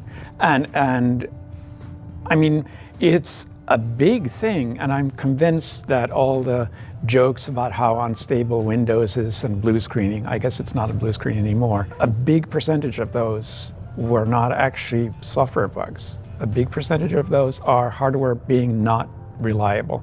And I mean, in the gaming community, you also do overclocking, so you get extra unreliability from that. You will find articles that talk about how DDR has ECC built in, but no. No, it doesn't. It really does not. Some of them have ECC on the chips themselves, but then if something goes wrong between the DIMM and the CPU, you will never know. So you need to have end-to-end ECC. I actually think that's one of the more egregious marketing claims of our current era here right now. I find that so irritating. It's a thing with me. I do not touch machines that don't have ECC. Well, this one does. Thanks, Kingston, for sending this over. I know you hate voicemail. Yeah. That's another thing that we can bond over. Well, I don't hate voicemail as much as I hate Zoom calls and things like that. I would not have gone through COVID if I had to like Zoom call every day like some people I know, because I would have I mean, there's no way. Maybe don't include that part, but... See, I must have done this, but I don't remember. Oh wait, why am I building your computer? You know how to build computers. I don't build computers anymore. Literally, it's 5 years since I built my last one. If you want me to build something, actually, this is what I built. I brought it for you. We're getting show and tell?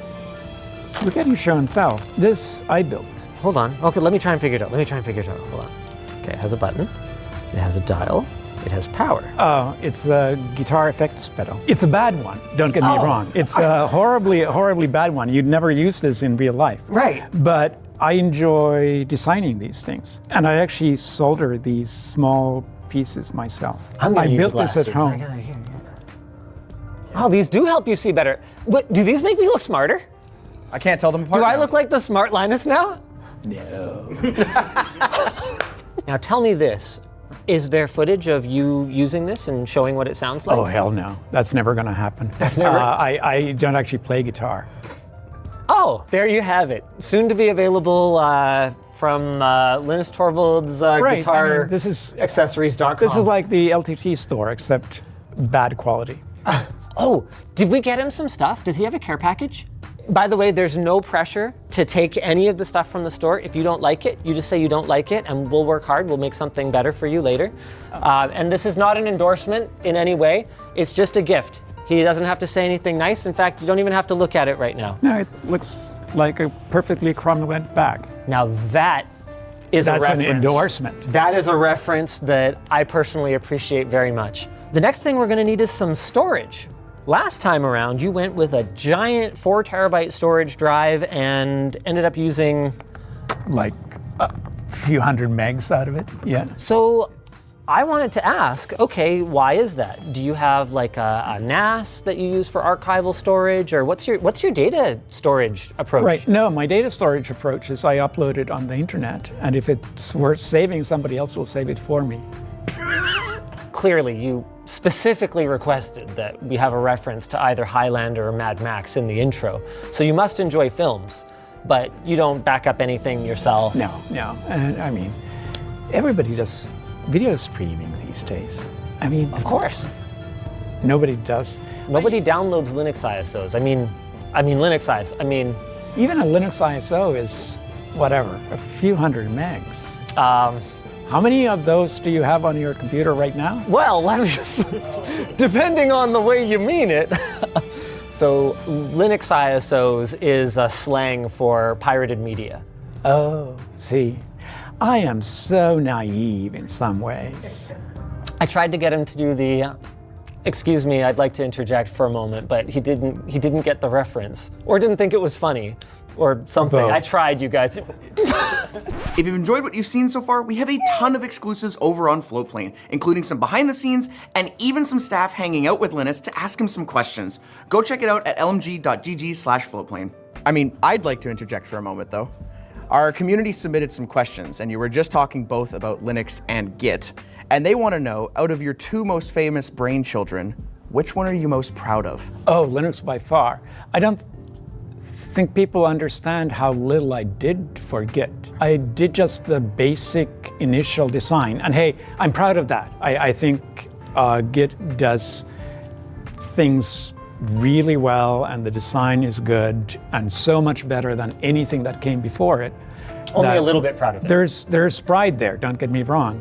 But at the same time, I worked on Git for 6 months, and the moment I found somebody who I felt could take it over, I threw it over the fence and said, you go, right? And Junio has done an admirable job, and he's been working on it for 20 years. I didn't work on it for 20 years. To me, Git was something I needed for Linux, and Linux is my child. So that's like having a second child so that you could enhance your first child. I worry about your children with sometimes. spare parts, maybe. Then why did you have 3, Linus?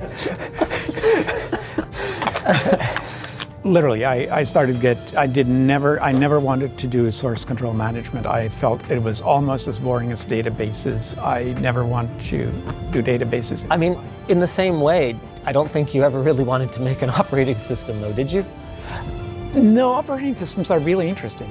All my computing life, I've done things close to hardware. I'm not a hardware person per se, but I love exploring the interface between software and hardware. And I mean, when I started, that's the only way you could do things. I mean, you got a home PC in 81 or whatever, it was my first one.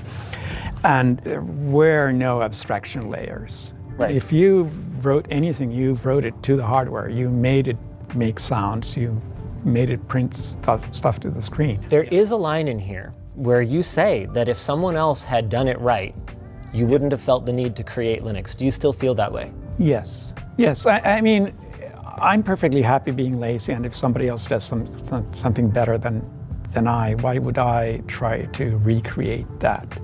I needed an operating system, and that's why I started doing it. But if it hadn't been an operating system, it would probably have been something else close to hardware. Right. Speaking of hardware, maybe we should build a computer here for a second. Oh, our cooler. You've talked about this very briefly already, but to you, and this is another Linus thing in common. I love using computers. I hate hearing them. Oh yeah. So we got you an NHU12S TR5-SP6. What a catchy name. I know, they really have nailed down the engineering way of naming things. These guys are pure engineering all day, every day. This may be very similar to what I have on my, yep, that looks kind of similar. I mean, it's a heat sink. They all look the same. It's a perfectly cromulent wheel. We didn't feel the need to reinvent it. While I'm installing this, you have said no, never with regards to water cooling. I mean, that sounds stronger than I would have gone. I'm not interested in water cooling mainly because I feel it has the potential to be both less reliable than regular air cooling, and people have issues with it gurgling, which I find to be a more annoying sound than like a nice big fan that just has a background whooshing sound. That is very fair. How about the next time we do this? Yep. I mean, you can prove me wrong. I'll try you out. Yeah. I'll try you out, because what's nice about water cooling is because you can get so much more surface area, you can run the fans barely spinning at all, and some of the pumps are really nice, and there's accessories that you can get to hook them up in tandem so you get redundancy. It's like ECC. But you don't get cooling. the redundancy for things growing in your cooling fluids and stuff like that. He does right? watch our videos. I've seen people with green stuff in there. Or leaking on your entire server rack. That's bad too. Listen. Yes. His whole server rack just covered. Oh, okay. Yeah. All right. Yeah, we can still try to convince you. Yeah, we're trying to get him back, man. Yeah, way to go, Elijah. Yeah. I assume this is a special see-through LTT Tech screwdriver. You better believe it. What do you think? I just like seeing inside technology and stuff. Oh, nice strategy. Oh. Our community wanted to know what you do to relax. I read less than I used to, but that's still what I do. These days, I mean, this is part of it. I just design pointless stuff. There's no pressure there. I actually don't think I have a very stressful life. How much of that do you think is attitude, though? Because you do bring up that as the user base grew, you did feel more pressure. Right. I mean, part of it is we have, I wouldn't say perfected, but almost perfected the workflow. We've used the same workflow for the kernel now for 20 years. And it's not just Git, it's the whole release schedule, it's everything around it. And that means that when you know what's going on and you kind of, it's a predictable workflow, it's no big surprises. That's not stressful. And technical problems are not stressful either, because technology you can fix, right? And we're good at that. The main source of stress for me tends to be people. I mean, I'm not a people person, famously, right? NVIDIA, you. And people are strange, and you can't fix people. I think we're ready for the case, in which case, wow. That was terrible. Don't even give me a reaction for that. I deserve nothing. Elijah, want to hit us with one of our other community questions? If you could start Linux development all over again, what would you do differently? So there's two answers to that. One is, now that I know how hard it is, I would never have gotten started in the first place, right? You need to have a certain amount of naivete to do something this big. The flip side of that answer is I would not do a thing differently because it worked so well and it's been such an enjoyable experience. I've been very lucky in my life. I was at a startup for 7 years and I never felt that I was the smartest person in the room, and I never want to feel that, right? Right. You want to be surrounded by people more competent than you, right? Because otherwise, what's the point? What brought you here? Well, sometimes it makes you feel good to be the smartest person in the room. That's a burn on you too. Still hysterical. The license choice. I still stand by 100%. I love the GPL version 2. I think it was the right license and it still is the right license. Now, this isn't one of our planned questions, but have you ever thought about how much people have profited from Linux? Do you have any idea?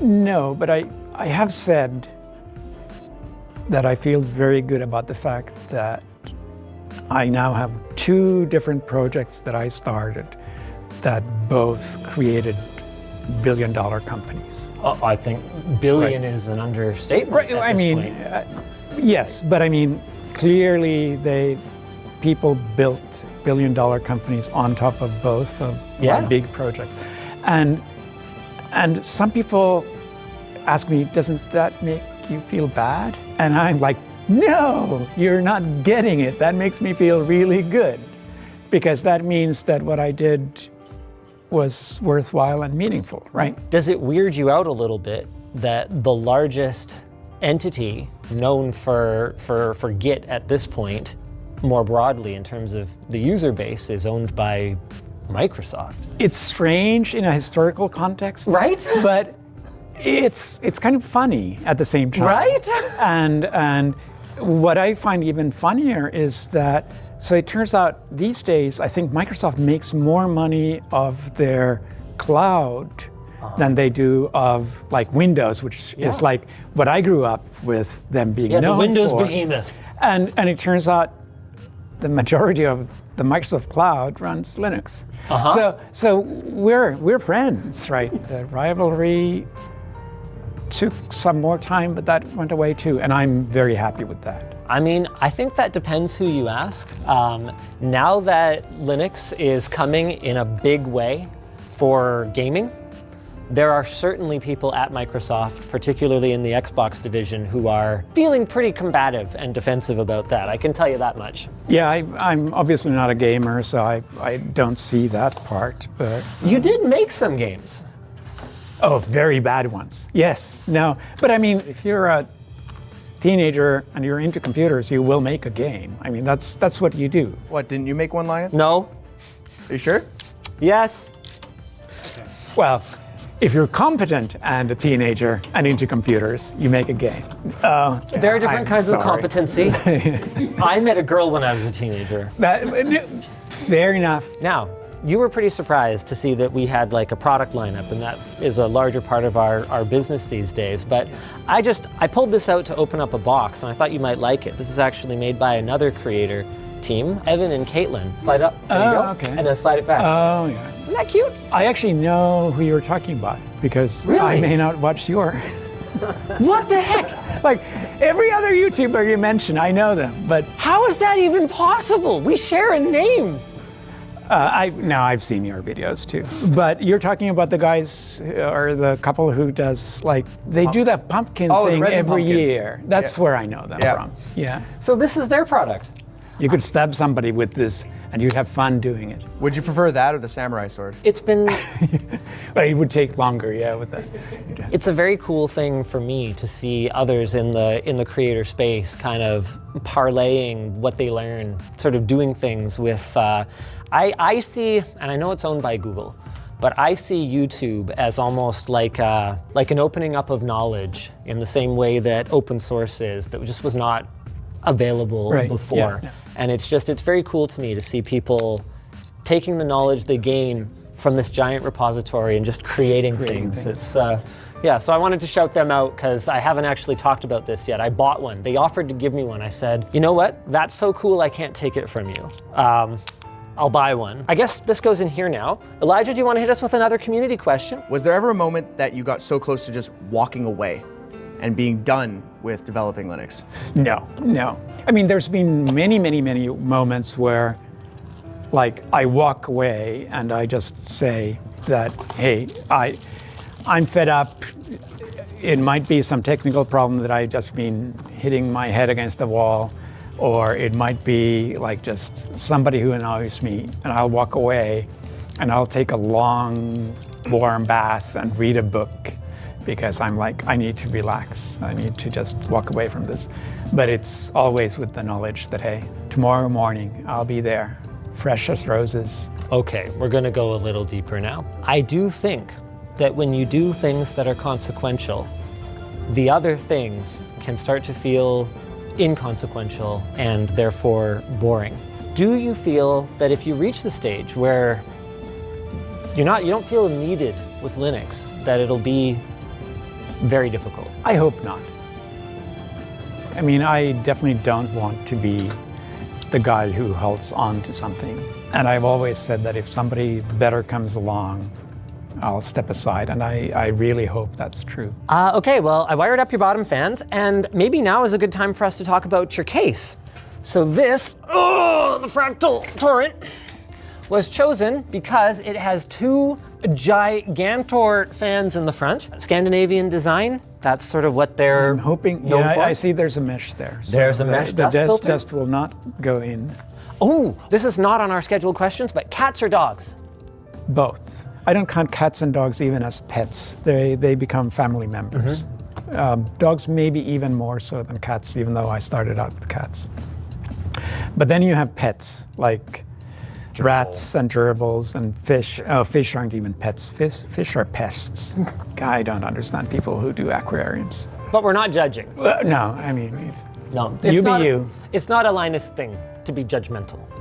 Yeah, okay. Sorry. No, we've had everything. Rats were great. I've heard they're awesome. They are. I mean, the biggest problem with the rats was that they only lived for 3 years, and that broke my daughter's heart. And she said, never again, because they don't live long enough to. And they bond and they're so social. They are very social. They're fun. They're nice creatures. Did you know that Alberta, Canada is the only place on Earth, other than, I believe, the Antarctic continent, where there are no rats? I think Canadians might be overly proud of this because maybe it's because even rats don't want to live.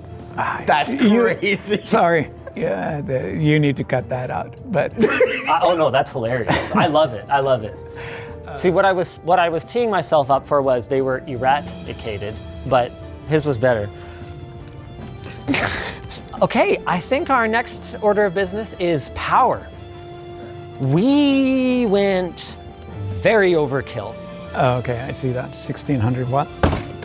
That is the Prime TX 1600. Basically, it's a big box, and it's gonna fit there? Oh yeah. Okay. Oh yeah, it'll be fine.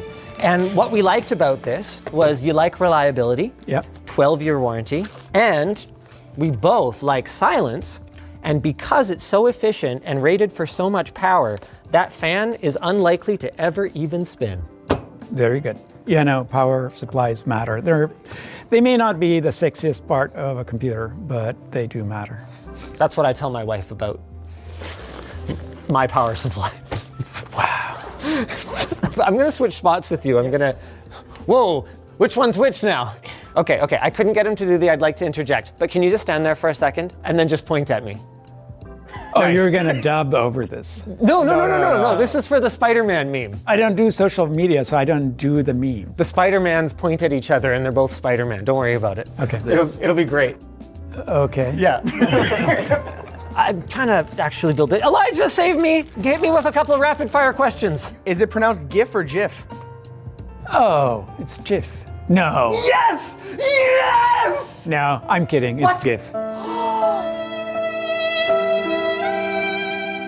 I actually got this question, not this question, but somebody sent me an email asking me if Git is with a hard G or a soft G, like GIF. Okay. And I was like, don't even make that joke. Okay, hit us with another one, Elijah. You were talking about it earlier, walking away from Linux briefly. Well, what happens to Linux if you just die? Wow. What a weird way to ask that. That's what the community wanted to know. The traditional question is actually if you get hit by a bus. Oh, okay. The implication is that I die, but... Okay, can we redo the take then? No, you're stuck with it now. You asked Linus Torvalds that question. You have to live with that. No, the community Unless you just die. Well, wait. You know what? We have such a healthy development community. It's ridiculous. Most other open source projects have like a couple of people involved. If it's a healthy community, they might have tens. We have 1,000 people involved in every single release, and we do releases every 9 weeks. If I fall down and die, or my plane crashes on the way back home from... Oh, I don't want to be responsible for that. Right. Can you Linux imagine will the be headline? fine.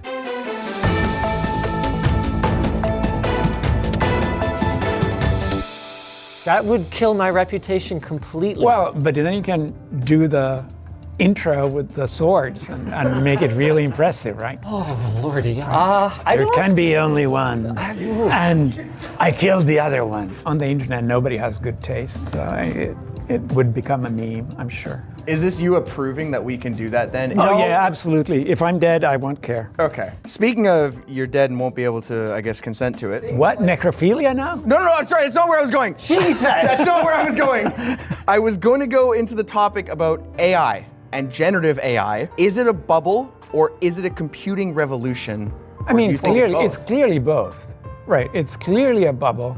And at the same time, it's very interesting, and I think it will change society, and I think it will change how most skilled jobs get done. At the same time, I don't think it's as revolutionary as people make it out to be. I want to specifically talk about AI with respect to coding, and particularly vibe coding. What are your thoughts on an AI model being trained on the work of real people? Like in the artistic community, rightfully angry that the AI never would have been able to do anything without the large-scale theft of work. So what is your take on that? I'm like, that's reality. Deal with it. That genie is out of the bottle. You're not getting it back, and you're not getting it back whether you are a photographer who's out of work.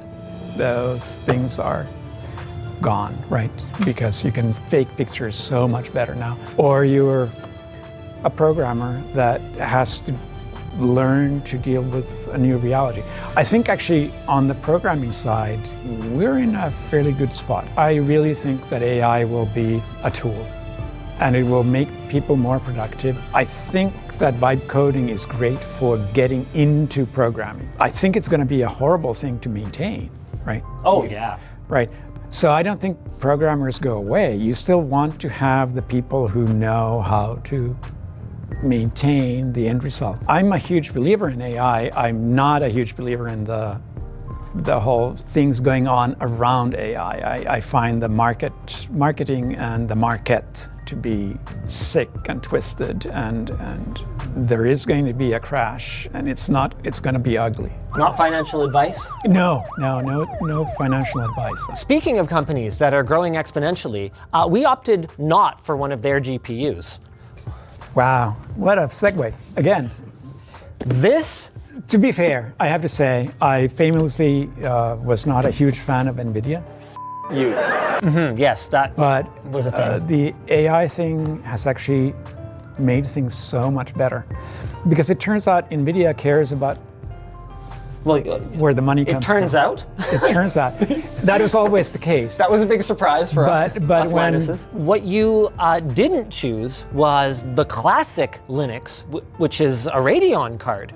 You specifically requested an Intel Arc, which is going to raise at least a few eyebrows into a shape like a Arc. Thanks, Elijah. You know what? Let's keep you. Let's put you on the boat with two of everything. Oh, the Arc! Yeah, let's go! Wow, it never ends. According to Wikipedia, back in 2006, a little outdated. It was estimated that your code was about 2% of the Linux kernel. Oh yeah. If you had to guess now, or if you know, what percentage would you say it is today? The first version of Linux was like 10,000 lines. I'm sure I've written code since then, but there's been thousands of people involved, and what I do these days is I don't write code. Sometimes I write code snippets and send them out as emails and saying something like this, in the hopes that somebody else will then write the final tested code and send it back to me. Hey, that's another thing Linuses do, is send crappy, incomplete emails for other people to do the work. Yeah, no, that's my life. Lines of code is not something you should ever attribute any importance to. Yeah. So like when we have 5 million lines of code for hardware descriptions, they're actually generated from the literal hardware descriptions that AMD uses to do their cards. What's more important is your Linus of codes. And we have one of those. The puns, they keep on coming. There was a recent thing from a major tech company where developers were asked to say how many lines of code they wrote, and if it wasn't enough, they were terminated. Okay. And there was someone here that was extremely upset about that approach to measuring productivity because oh yeah, no, you shouldn't nothing. even be upset. At that point, that's just incompetence. Anybody who thinks that's a valid metric is too stupid to work at a tech company. You do know who you just said that about, right? No. Oh, he was a prominent figure in the improved efficiency of the US government recently. Oh, apparently I was spot on. Is this up to your standards if I just kind of get these strapped down here? Then are we good? Is it Scandinavian enough? No.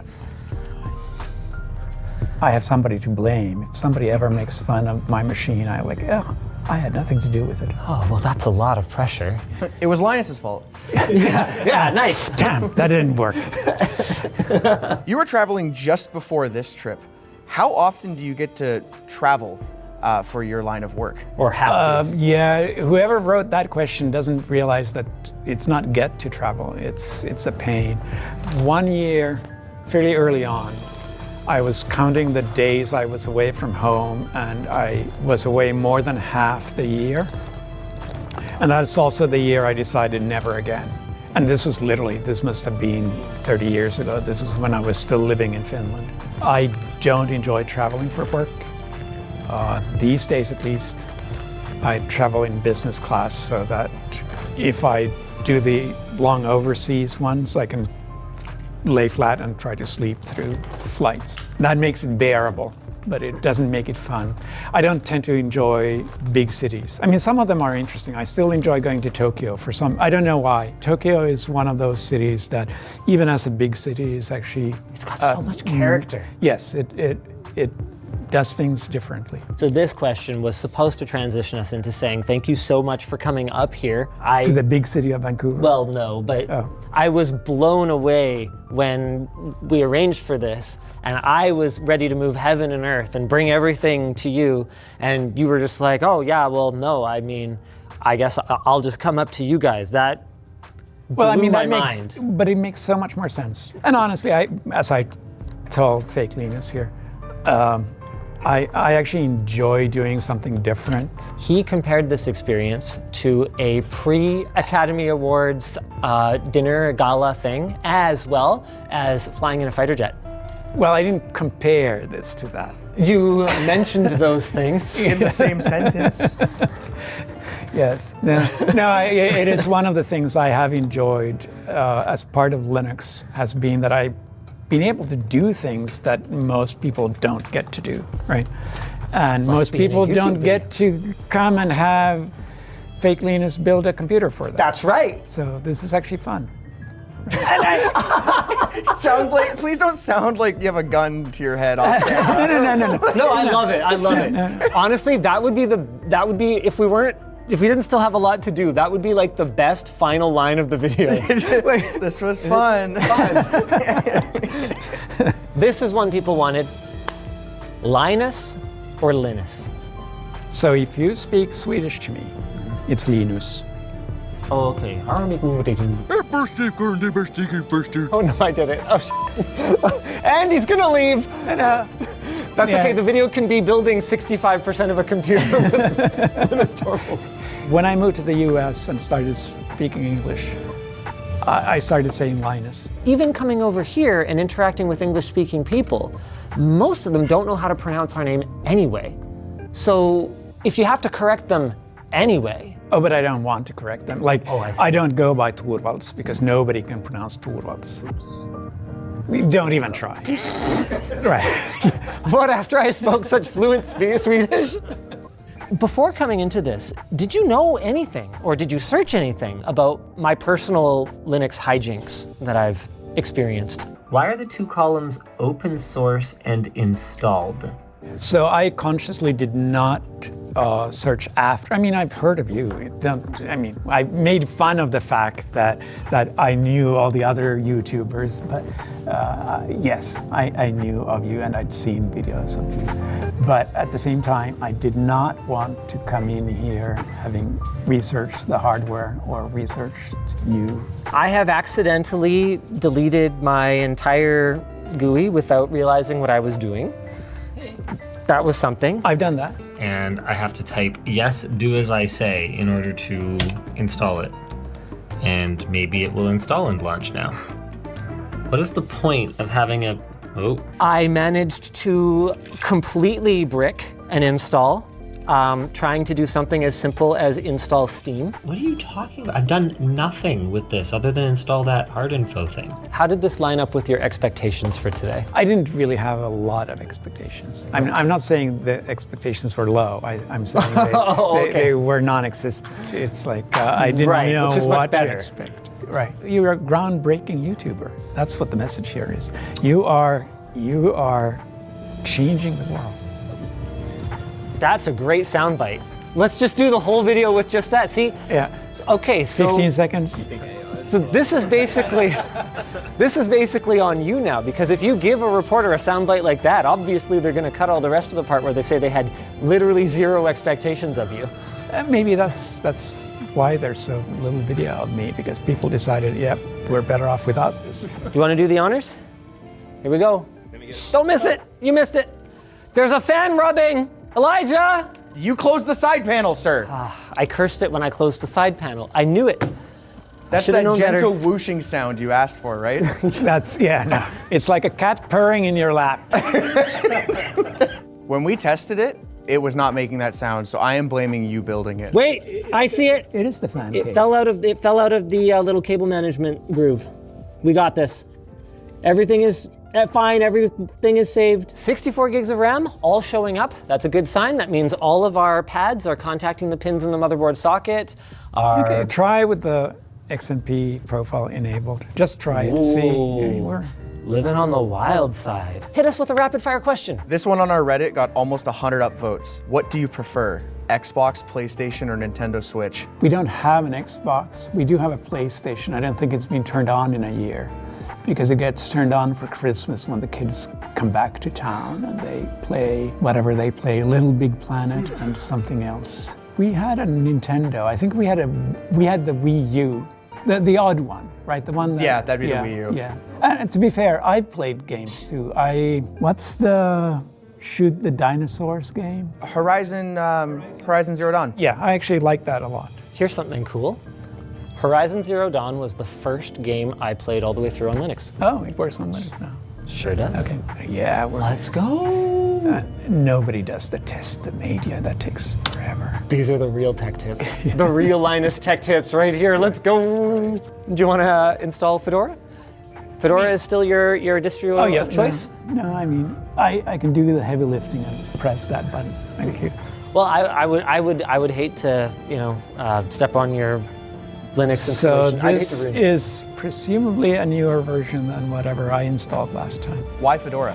They've been very closely aligned to kernel developers. They made things easier. Like Ubuntu very much wanted to be like a consumer-oriented thing. And in the process, when I tried it many, many years ago, they literally made it hard for me to upgrade the kernel because that was not their target audience. So I said, yeah, this is not for me, clearly, by design. And at the same time, there are the really tech-oriented ones where... By the way, by the way? Yeah. Really? It's a thing. It's a meme. Oh. Yeah. They'll get it. They'll get it. They'll get it. I don't. Where you compile your own everything, you compile your own distro. And again, that was not geared for me because I don't care about anything else than the kernel. So the only thing I want to compile is my own kernel. So I want a distro that just installs and just works, and the only thing I will replace is actually the kernel. Follow-up question to that then, that was on the Reddit, was do you think that the advantage of having a million different distros out there is also a disadvantage for Linux because there's so many options out there? Right, I mean, I think the fragmentation has been a huge disadvantage over the years. If you're a commercial software developer, you don't have one target, you have multiple targets. And it's clearly held things back. At the same time, I mean, having the wild, wild west kind of thing has its own advantages, and I think the open source community has worked very well in this environment. It just hasn't worked for everybody. I think all the major distros are very aware that it's a problem, and they would want to have a more unified distribution, but at the same time they all want that unified distribution to be their unified distribution. So anytime the topic of I want to set up a Linux computer comes up, what should I pick? And I don't think you could find two people that will ever give the same answer. Immediate flame war. It immediately becomes an argument, so. I think it's part of the open source history too. We've had flame wars over editors. Those kind of died out. You have to have something that you believe passionately. So now that you've said Fedora though, this is the only one that anyone's ever allowed to install again, right? Right. Now, when I'm emperor and king of the world, it will be Fedora? That will be. Should we figure out this install thing? We can try flashing another drive if you want. I do think that maybe that is updating. I just can't tell if it's moving either. So then what I'll let you do is... Yeah, do you want to show us how it's done here? Please.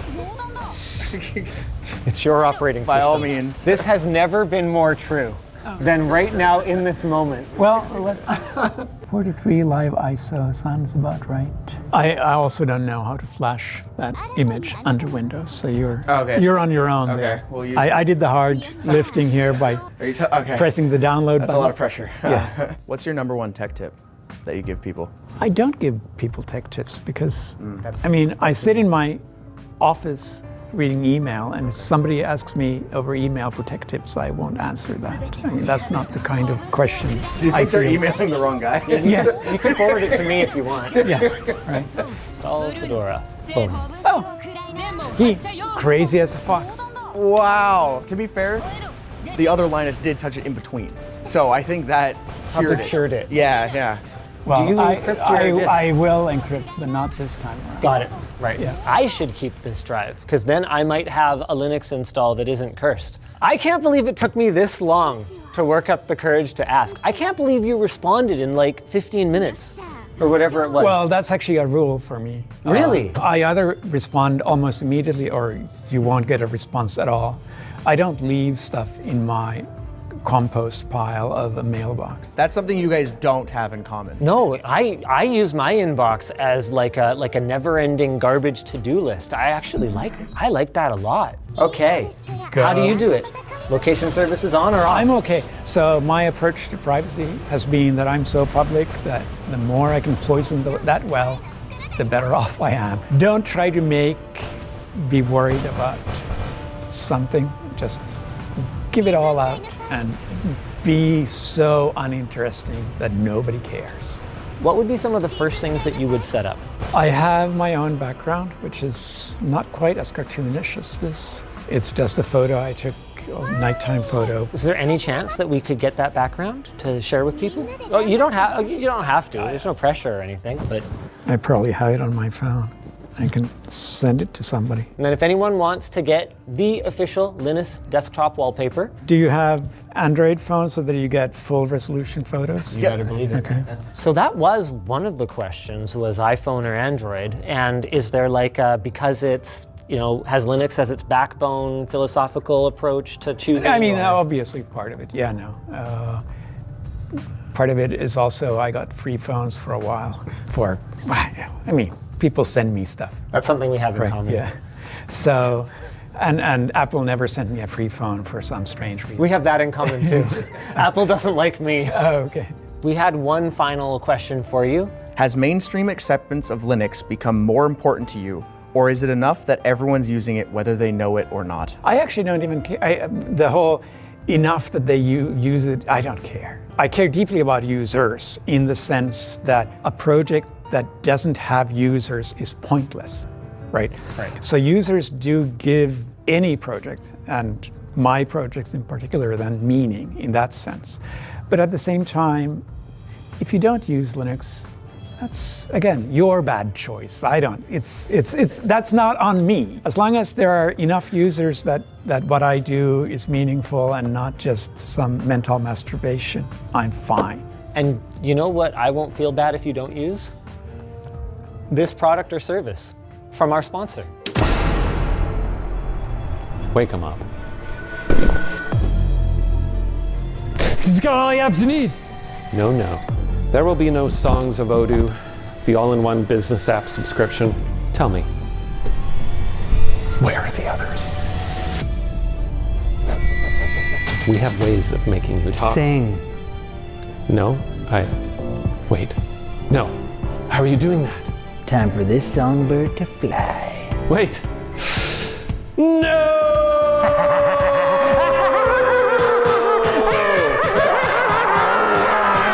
Odoo's got all your business apps. Save money and time, you have to plug the gaps. I'm talking about sales, inventory, and scheduling, and a million other benefits that Odoo brings. So if you think about time you'll spend dreaming of when subscription hell will end, realize that there's one way through, and all in one solution, yes, it's true. Listen when I say that all you gotta do is Odoo. This was amazing. This vastly exceeded my expectations. This was so cool. Thank you so much on behalf of me, my team, the audience. I think you guys leave some love down in the comments below, please. I mean, this was odd for me. I've enjoyed it. Let's hope I enjoy it after I read the comments too. Yeah, be nice. Be nice, you guys. I do have to say, I mean, one of the things, having done this for 35 plus years, you learn to have a thick skin. I probably had a thick skin to begin with, but I get a lot of hate too. I mean, you said I'm universally loved. No. Well, what I meant is, throughout the universe, there are people that love you. Yeah. Not that all of them do. If you search the whole universe, you are bound to find somebody.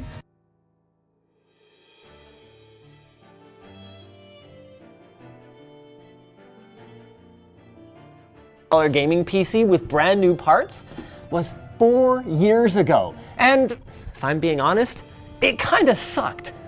It wasn't my fault. I mean, at that budget, I could only afford the lowest card in NVIDIA's GTX gaming lineup, and I paired it with the lowest chip in AMD's Ryzen 3000 series. And even with those compromises, we ended up blowing the budget and we were stuck running at low to medium settings at 1080p. Well, not anymore. Intel has changed the low-budget gaming computer scene with the release of their $250 Arc B580, thanks to this GPU right here. Everything that you guys see on the table is brand new hardware and came to a total of $540. Okay, we still broke the budget, but we broke it by less, and if you're willing to put your trust in some brands that we've never heard of, you can get the same performance as us, brand new, for $500. Let's start building. But not until after I tell you about our sponsor, Green Man Gaming. They are running their holiday sale until January 10th, including big savings, like 20% off Helldivers 2, 74% off Red Dead 2 Ultimate. Sorry, you didn't put Redemption in there and I got confused. Red Dead Redemption 2 Ultimate Edition, and even more award-winning games, like God of War Ragnarok.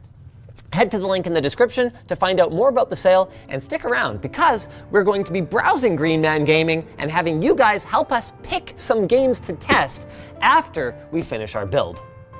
Let's not waste any time and jump right into our CPU of choice. I mean, at this kind of budget tier, I'm using the term choice a little bit loosely here. Let's have a look at the CPU that AMD was willing to give us at a price that we can afford. The Ryzen 5 5500.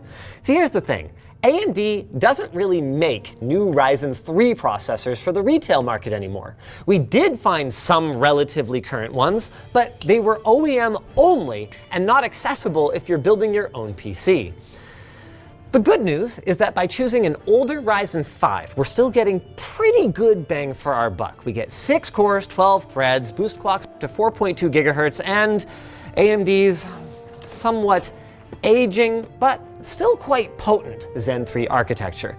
This cost us $79 and, thankfully, includes a cooler, meaning that we don't have to spend budget on one later. As for our motherboard, well, I'm going to be completely honest with you guys. I'll be finding out in real time if this was a good choice. We literally fired up PC Part Picker and sorted low to high. The ASRock A520M HDV Micro was still a whopping $70. How is it that even cheap motherboards are so expensive these days? And what are we even getting for features here? Let's do an unboxing, Andy. Old school unboxing style. We get 2 SATA cables. Ooh. An I/O shield. Ooh. Man, that's not Halloween. Why am I doing spooky voice? Okay, we got a manual, a seat.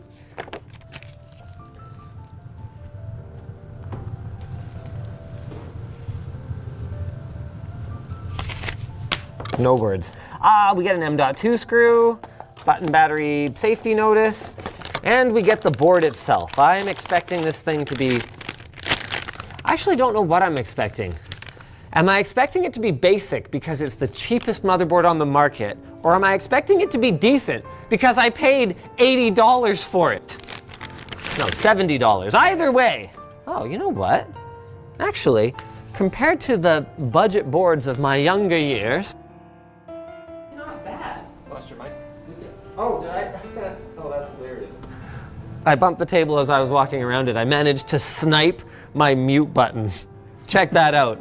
That right there, my friends, that's skill. All right. So we get actually what looks like probably either a 3+2 or 4+1 phase VRM design, which makes sense that it would have somewhat decent VRMs on it, given that it does have socket AM4 and technically is compatible with even some pretty high draw chips. We don't have really any cooling for it, but hey, at least it's not one of those boards where it has the through holes for cooling, but then just doesn't come with a cooler because it's a cost down one. So you look at it and you're like, clearly the idea was to put cooling on here. Is that because it needed it or because it was aesthetic? Hard to say. We only get 2 DIMM slots, but that is pretty normal for a lower end board. And honestly speaking, on modern platforms, most of the time, I probably wouldn't use all 4 DIMM slots anyway. We get a couple of PCIe slots. That one is at least full X16. And we get M.2, which is nice to see. 4 SATA ports, front USB 3, but no Type-C. A couple of USB 2s. Actually, a pretty complete overall package. Oh, woo, I/O. Oh, wow. Wow, you get some modern stuff. Okay, you get a handful of USB 3 ports, gigabit LAN, audio jacks, but oh man, you get some retro stuff on here too. To go along with your HDMI, you get DVI-D specifically. You get VGA, PS2 for that classic keyboard you're rocking, and a couple of USB 2 ports. Frankly speaking, not bad. Like, there's nothing here from a gaming standpoint that I'm looking at going, oh no, I will simply not be able to play my games. Yeah, as long as it runs stably and doesn't have any serious problems with it, I think I'm actually okay with this. Now, Elijah, you did mention that there were some cheaper boards. Correct. We actually found some on Newegg for as low as $43. $43? But they... Okay, there's got to be a reason we didn't choose them. Let's go ahead and let's fire up the old fresh egg. The old not aged, fertilized and hatched egg. It's new. I got it. Yeah, I know. I'm just trying to be helpful. Man. Okay, components and storage. Come on over here, Andy. Let's find the cheapest The cheapest AM4 motherboard we can. I want one that's in stock, I want one that's sold by Newegg, and I want one that is brand new. Discount, current promotion. What the heck is useful links? Combo up savings, warranty. What does warranty mean? Oh, okay. Oh, yeah, okay, that's cool. You can select the warranty thing. Availability, discount. Dang it, where is it? I swear, I found this before we started the stream and now I can't find it anymore. I want a not refurbished one. Sort by lowest price. Do you know how to find that? Wait, no way. Elijah? Yes, sir. The cheapest thing they have is $94 now. What the heck is going on here? Seller? Are you on Canadian or are you on? No, I'm on .com. Oh, that is actually not what I was expecting to happen here. It's kind of funny because remember the brands of those boards were brands we didn't recognize, and we kind of made a joke in script review that they might vanish in a week. Yeah. I guess those brands vanished within the week. No, there's no way. There's no way. We're gonna find it. We're gonna find it. Do you have a link to the boards? Not from those cheap ones, no. Show more. Okay. Oh my goodness. Look at some of these brands. There's Hohengager. You see this, Andy? We got Hohengager brand. We've got Ecomhoper.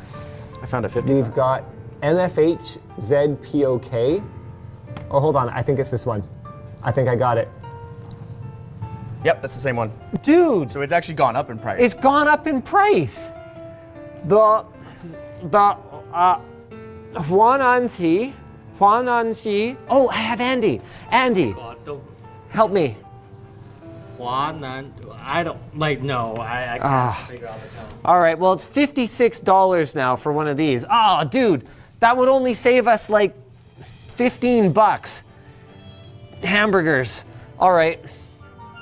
Well, anyway, we're gonna see if we can end up under $500. Either way, let's go ahead and get our CPU installed here. In case we don't find it was $43 before. Okay, for those of you who have never seen how to install an AM4 CPU, this is gonna be a treat. So you lift up the arm, you do the thing. Oh yeah, there you go. Got that triangle right there. Delicious golden triangle. Would you eat Golden Triangle's breakfast cereal? Oh yeah. Because I think I would. I'd be super down for some Golden Triangles. I think that's a pretty promising cereal name. All right, while I get this cooler installed, oh my God, where did you find this cooler, Elijah? It was in the stock pile bin. It's so dirty. Is it? I grabbed the one that was on top. The one you would get would be much cleaner. Yeah. See, the thing is, a lot of our CPUs are either samples from AMD, which don't come with coolers, or they've been kicking around long enough that we've lost all the packaging and coolers and accessories and all that. So this is just a random AMD stock cooler. Yours would probably look a little different. Dan, I think the script calls for me to do, or the plan calls for me to do a merch message right about now. Yeah, sure. I've got got one any merch for messages you yet? here. Should I explain what they are? Oh, yes. Yeah. Merch messages are the way to interact with our live streams. All you got to do is go on lttstore.com. We've got a lot of great stuff that you can check out there right now. You can back order one of our precision screwdrivers and bit sets. You can pick up a regular screwdriver. We've got lots of great clothing and apparel, t-shirts, hoodies. I think the cargo pants are out of stock. Whatever, the point is we've got lots of stuff, and just add it to your cart and you'll see a little box to leave a merch message for the stream. It'll go to producer Dan, who will forward it to me or throw it up on the stream or forward it to someone else internally who can answer your question. Basically, he'll get you an answer. Sometimes his answer is, frankly speaking, not great. It's just whatever he can quickly type up when he's going through the flurry of merch messages. But hey, at least you get something in return. You get acknowledgement from Dan, and you get your order in the mail, which is better than a lot of sort of throw money at the screen streamer things. So that's how merch messages work. Dan, do you want to show them how a curated one works? Sure. Hey, LDE, does Intel, with their Xe2 graphics, potentially make the cut and shift things for NVIDIA HQ to make them change their path? I don't know. I really don't think so. I think that if I'm NVIDIA right now, I am looking at Xe as kind of like an interesting sideshow. Because like, all you gotta do to figure out where NVIDIA's priorities lie is follow the money, right? So I forget the exact mix right now because I haven't looked at it in a little bit, and it's not the kind of thing that keeps me up at night. I'm not an NVIDIA shareholder. But what I can tell you is that there has been a big shift in their revenues between what used to make them a predominantly gaming, and also professional visualization company, to what they are now, which is a predominantly enterprise compute company that has a gaming arm. Right now, XE2 is not any real threat to Intel's enterprise ambitions. And so I just think they're probably looking at this, kind of going, okay, well, this is a thing that exists and we're aware of. I doubt it's going to result in any kind of significant shift in strategy at NVIDIA. With that said, NVIDIA has gotten to where they are by being ruthless competitors. Sometimes when it just like doesn't even matter, when they could totally just let someone else have a bone, they're like, no, I will have all the meat and all the bones and all the broth and all the vegetables, and everyone else can have nothing. And that's gotten them to where they are today. So you never know with NVIDIA. They might just ignore ARC, treat it as a complete non-threat. I mean, Intel is currently a ship without a captain even. How can you take them that seriously? But they also might just go, someone else got a morsel. Let's crush them! You never can tell with those guys. This mounting bracket is stuck, and I'm doing my best to stall for time while I fix it, but I'm having a very difficult time with it. The arm is stuck too high, and it won't come down low enough to grab the thing. Dan, do you have another merch message to help me stall with? Oh, good. One just came in. Oh, nice. Wonderful. How do you know if you're in love? What? What kind of, wait, what? Is that a real merch message? That's not. You made that up. It'll pop up on the screen in a second. No way. It's from Bradley. Nobody sent that. There it is. Oh, it's real. He can't fake that, to my knowledge. I don't lie. How do you know if you're in love? Well, let me put it this way. You see that special computer? No. You lock eyes for the first time. She's running Doom Eternal. Actually, that's a bit of an older game, which is fine. It's fine to be into the older computers. Some of them they've really taken care of themselves. And okay, sorry, this is really coming off the rails here. Indiana Jones and the Great Circle. I don't know how to answer that question. So instead, I'm just going to talk about fixing this cooler. It looks like it will require some disassembly. So I've pulled out my LTT precision screwdriver that hopefully, oh wait, do I even need to do this? Oh goodness. I don't actually know if I need to take out this screw, but I'm committed I now. believe that you just hook over one of them and then throw down the latch on the other side. I don't think you have to remove that if you want to put it on the computer. No, though. The problem is that this is stuck.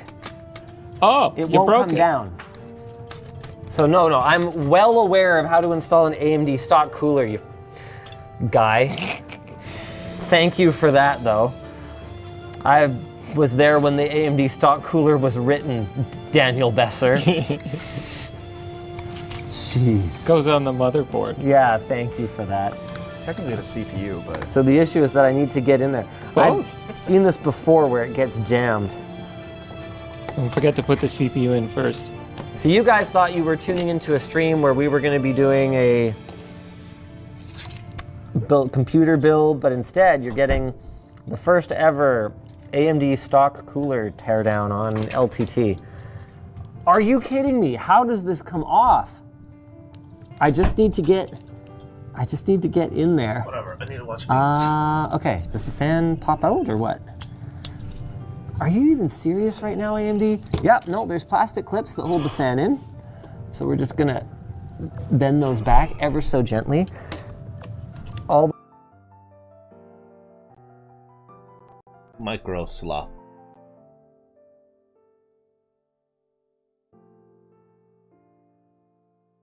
Most average gaming PC. Micro swap. Do fake frames suck? I'm a maiden. I'm maidenless. Hey, what's up guys, Rip here. So today we're once again talking about the streaming legend, Pokimane, who's been getting into a lot of drama. New year, same old Pokimane. She's being a hypocrite, saying she's over drama while literally just doing nothing but rage baiting and creating drama. And it's very ironic given this now deleted tweet from back in November where she said, "I miss when streaming was about gaming and not just drama baiting and clip farming." Spider-Man pointing meme, am I right, guys? But over the past couple of days, she's given us plenty of clips to farm, including her best attempts at trying to find a new man in her life. And she lays out her standards, as we'll see today. And guess what? Apparently no man is good enough for Pokimane, but also, in the spirit of no longer causing drama, she starts off 2026 by creating a literal drama cake, trying to call out people very hypocritically from her own life. Now, I guess she's really upping the rage bait and the clip farming because, well, things aren't going too well. We talked about this about a week ago. Her famous, or I should say infamous, cookie company, Mina, is essentially out of business. Remember the one where they charge $28 for a box of cookies, and when people complained about it, she said, "If you're a broke boy, just say so." Yeah, well, right now she's doing what she does best, and that is clip farming. Because when you have no actual talent, you have no ability to entertain, you end up doing things like this to appease your weirdo audience, and then, at the same time, try to act like that's exactly not what you want. Bro got 2 PCs, 2 cats, 3 monitors, 3 apartments, 6 phones, and what about... Sorry, sometimes I forget that there's fucking weird Twitter clippers. But this is who I am. This is who I am. Sometimes I want to shake a little ass. For fun. Not for weirdos. For fun. Ladies and gentlemen, she knows full well what she's doing. Okay, like 90% of her audience, and I am lowballing, like 90% of her audience is there for moments like this, to farm clips of her doing something provocative. She plays into it all the time, and she also wants to have her cake and eat it too, where she does this stuff to appease her simps and give them something to enjoy, and then she goes out on the other side and says, "Well, I don't want the weirdos enjoying this, I'm just trying to be myself." Like, wow. How brave, Queen. What great content. Such content, very wow. But yeah, this really kind of plays into a discussion that was raised about a week ago, where once again people are talking about Pokimane and her takes involving the streaming scene, where she said it's unfortunate that basically it's male dominated, and she points out to people like Speed, which is very interesting. It reminded me of this whole conversation this morning when I saw this from Speed. He literally raced a cheetah the other day and actually got clawed by it too and is gashed on his leg. But you know, you don't have to like Speed, you don't have to find him entertaining, you think he's annoying, whatever. The dude puts in a lot of effort into his content, so when you compare someone like Speed to Pokimane, who just sits in her chair and then bends over every once in a while to, you know, try to get some excitement out of her simps, yeah, it's pretty obvious why people like Speed are succeeding and she is not. But of course, this is reflected in a recent tweet she made where she said, "Even after everything I've accomplished as a streamer, my mom still asks when I'm coming home to finish my engineering degree. Who's gonna tell her?" Now, in case you don't know, apparently she was in engineering school and doing Twitch on the side, and then when streaming took off for her, she abandoned her engineering degree to do streaming full time. And yeah, it just goes to show you sometimes, like, you can have all this money and success, but it still feels pretty empty, right? And that's kind of the vibe she's getting from her own family. And you can see the comments saying she just wants you to stop shaking your booty for men and find a nice man to marry in real life. This person's saying you should listen to her. Maybe she doesn't care about your financial accomplishments and she wants you to pursue higher learning. But that's up to you. Brutal comment section. Like, this is not even like curated. This is the first 3 comments I see on her recent post. But of course, yeah, trying to find a nice man to marry in real life. Guys, she's already taken by herself. Yeah, you might remember this cringe-inducing TikTok she released somewhat recently where she quite literally engaged herself. Now, what I want to spend a good couple minutes on is her pursuit of a new man in her life. Now, of course, you never know with people like Pokimane. Some people were saying this whole engagement fiasco was a real engagement. She was just hiding whoever she was with. But I think basically she engaged herself because that's what she wants to do, because she's the only one good enough for herself. In fact, she had this clip that a lot of people were talking about because she said all of the attractive men out there are gay. Well, sorry, any straight men in the audience, you just found out you're ugly. Sucks, I know. It's skill issue, apparently. This is very funny, too, because if there was, of course, the inverse of this, where a guy said all the attractive women happen to be lesbians, they would be absolutely bodied by social media, called a misogynist and all these terrible, awful things. But when Pokimane says it, it's okay. And I just want to play like 1 second of this clip because, yeah, it all kind of adds up. I don't know if this is controversial, but I'm in New York right now. And Well, there was your mistake. You're looking for someone. I'm presuming she means New York City, and she's looking for straight dudes. I mean, that's like, you know, a pretty rare find in New York City. But this is what I really want to talk about. This is very funny. So she did some sort of like a dating preference thing here where you fill out kind of your preferences and it tells you how many men, American men out there fit your sort of preferences. And her preferences lined up with 0.3% of men. Only 0.3% of men even meets her dating requirements.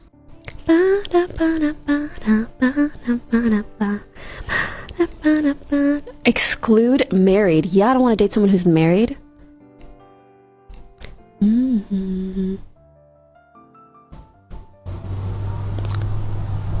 Wait, I just did it. Oops. Wait. No.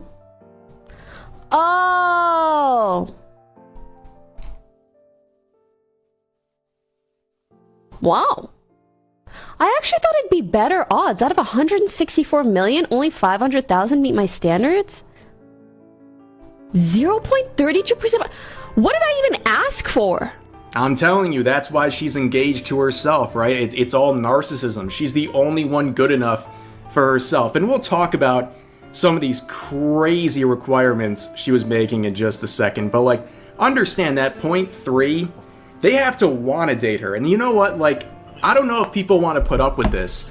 Who, you know, a person like Pokimane who's obsessed with money and clouts and getting attention and posting stuff like this like she's a teenage girl or whatever. Like, that 0.3 probably doesn't even want to date her anyways. And then we see some of these very performative actions in her sort of her dating requirements. She checked off all these very stringent things but excluded obese, and she said yes, so she's not excluding anyone if they're obese. Another very performative move by Pokimane, I suspect. But also, this one's a very good point. Her height requirement was a minimum of 6'3". Yeah, sorry there, short kings. If you're under 6'3", you don't even matter. Yeah, so basically, you have the sort of requirements: tall, fit, funny, and humble. Yeah, that's a tall order. Yeah, good luck with that. And again, they have to want to date you in the first place. But yeah, all this That's just a performativeness theory, a in her film requirements theory. is very ironic because recently she came out and We all know that this is average, which makes this an average PC. It's actually more than that. It's the most average PC, made of only the most popular parts on the Steam hardware survey.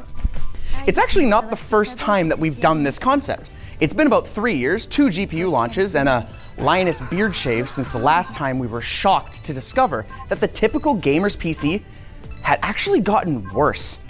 I have a feeling this year, though, it's going to be even more interesting. Between Windows 10 reaching end of life, game developers targeting higher minimum requirements, and an unprecedented market shift that at first glance looks kinda interesting, but when you crunch the numbers, reveals a lot about what gamers are buying right now.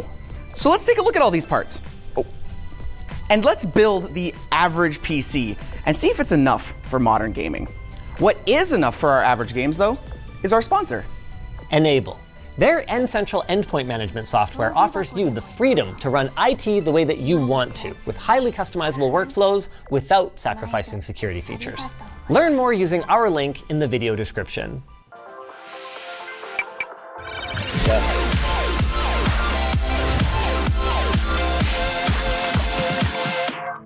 Right away, we're off to a similar start. With 6 cores and a base clock of 2.5 gigahertz, it aligns perfectly with the information Valve makes publicly available on their survey.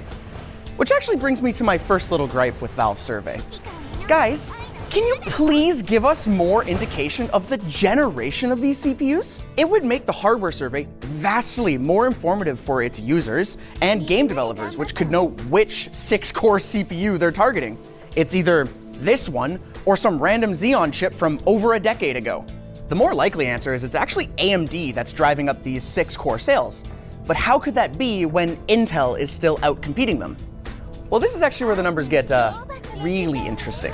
See, Intel is still ahead of the overall install base, but they've lost about 5% of their lead to AMD since the last time we did this. On the surface, that looks pretty bad for Team Blue. But if you break it down, it's actually much worse. You see, the Steam hardware survey has been including PCs that have been deployed for years, sometimes decades, which means that if AMD is moving the needle in such a short period of time, they need to be outselling Intel by substantially more than that 5%. And that seems to be the case. According to TechSpot at least, who found that AMD was outselling Intel 3-1 on Amazon.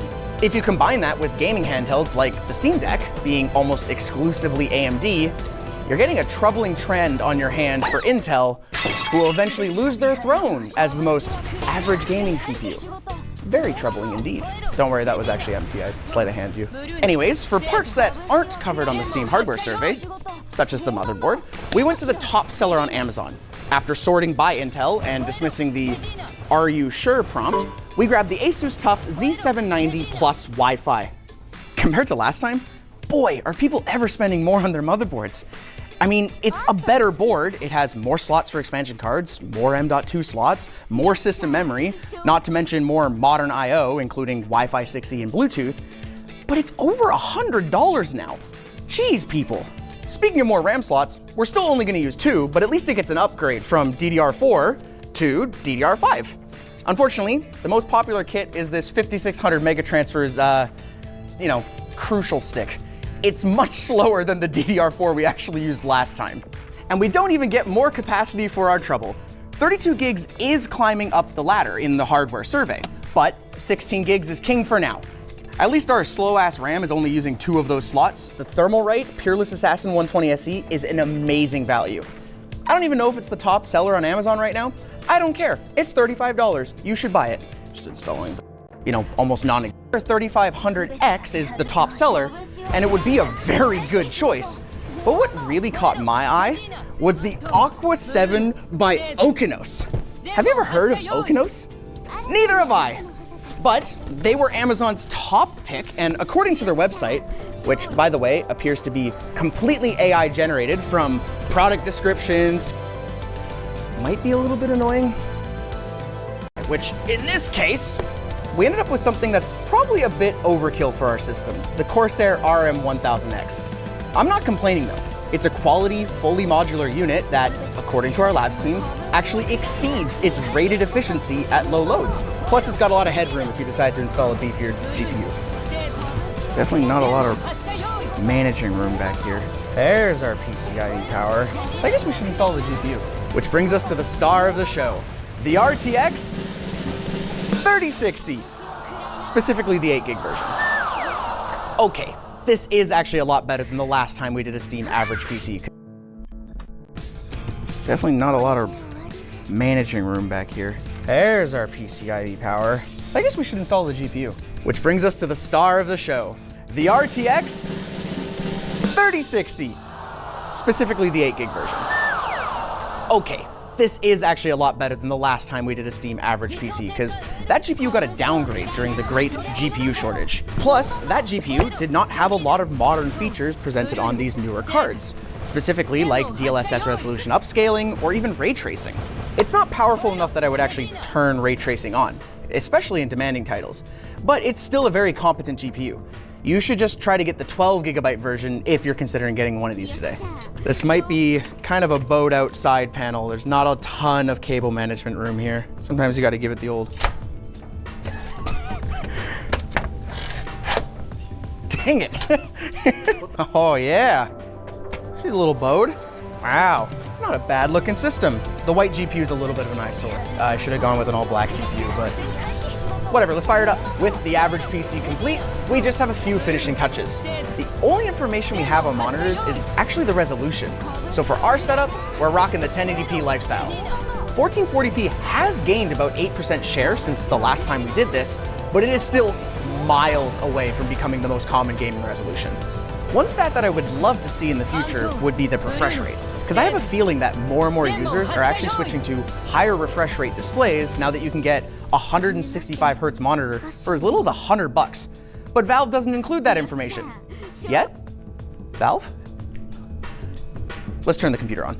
As for our final survey stat, we just need an operating system, and it looks like 2025 is still the year of the Windows desktop. But hey, at least it's Windows 11 now, thanks to Microsoft killing Windows 10. Neat!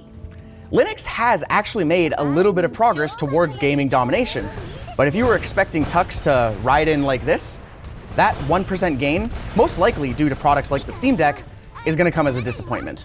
I know I said I wasn't gonna turn RTX on this card, but I kinda wanna see how it handles Indiana Jones. All right, so we're on native 1080p, no upscaling, no frame gen, very minimal RTX settings, and we're on medium to low.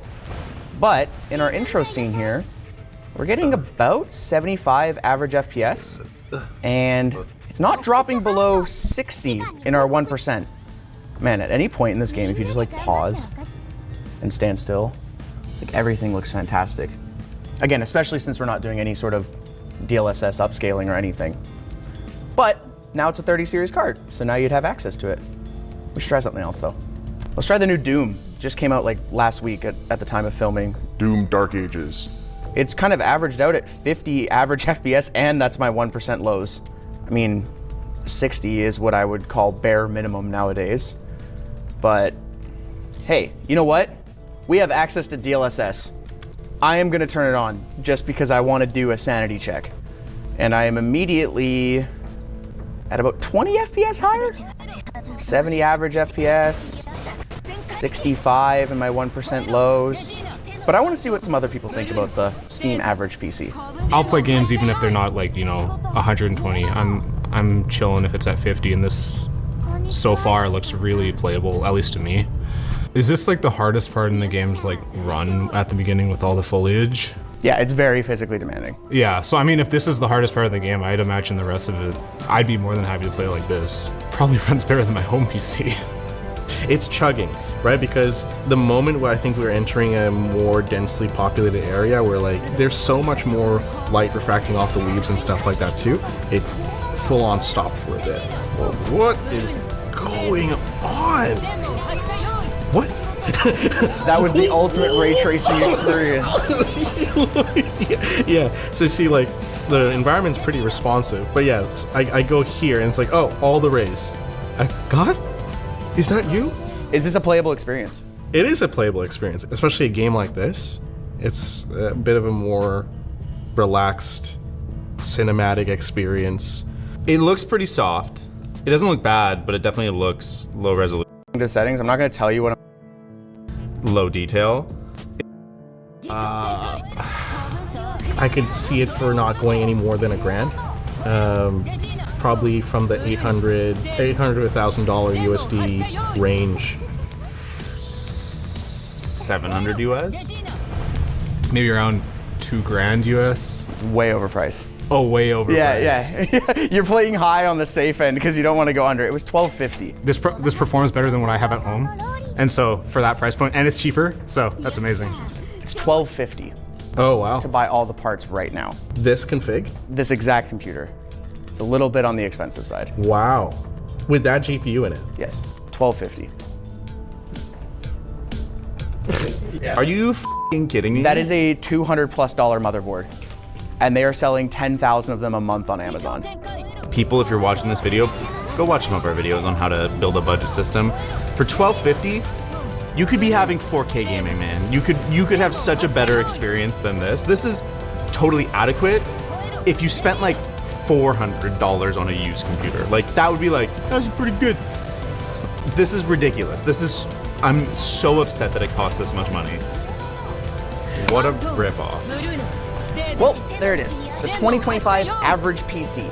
It's a reasonable budget, and I think most people would be okay with this gaming experience, even in fairly demanding modern games. However, that doesn't mean it's the best choice for your money. You could also check out this parts list, which we'll have linked below, that includes double the RAM, a better CPU, and a better GPU for about the same price. I think the biggest takeaway this year is actually for Valve. The Steam Hardware Survey is an amazing tool, but in its current form, it's not as useful as it could be. To correctly guide game developers, it needs a full draft for you to simply touch up and finalize.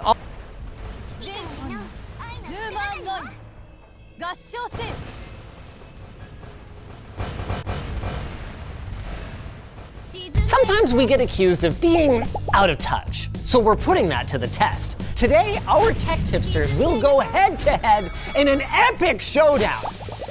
That's right, using only their knowledge, they will build a $1,000 PC. Wait, that doesn't seem that hard. Well, there's a catch. We need the highest possible performance, but we can't go over budget, and we're not allowed to check the internet for pricing. Oh. Well, that is a lot harder. Then I guess the pressure's on to tell you about our sponsor. Ugreen. Check out their cute and compact Uno magnetic power bank. It features status emojis and up to 15 watts of wireless charging with a 36 watt-hour capacity. Check it out at the link in the video description.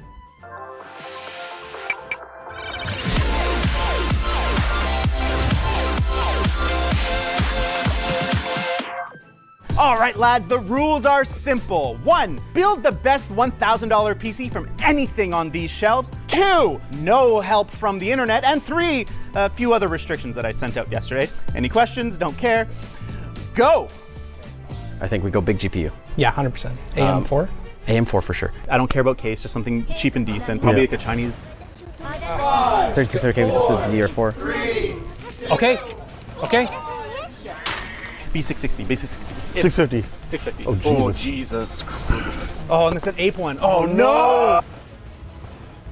Stomach, the fact that the first component is different than I thought it was. I thought we just got a regular 13100, but this is a 13100F. F is just no graphics, There's right? no graphics, that's fine. So it's actually better, so it should be cheaper. Yeah, you'll save $10 probably. I think we went a little overboard on the CPU. We went with a 13600K because there was like we wanted a 5600X. Yeah, we panicked. Yeah, we panicked. There's none. And then for motherboard, we went. Memory training, we'll give it. Yeah, give it a minute. All right, we're coming over here really, really fast. We have about 15 minutes. Kind of really looking like it. Alex, what do you think is more dead? The motherboard or the side panel?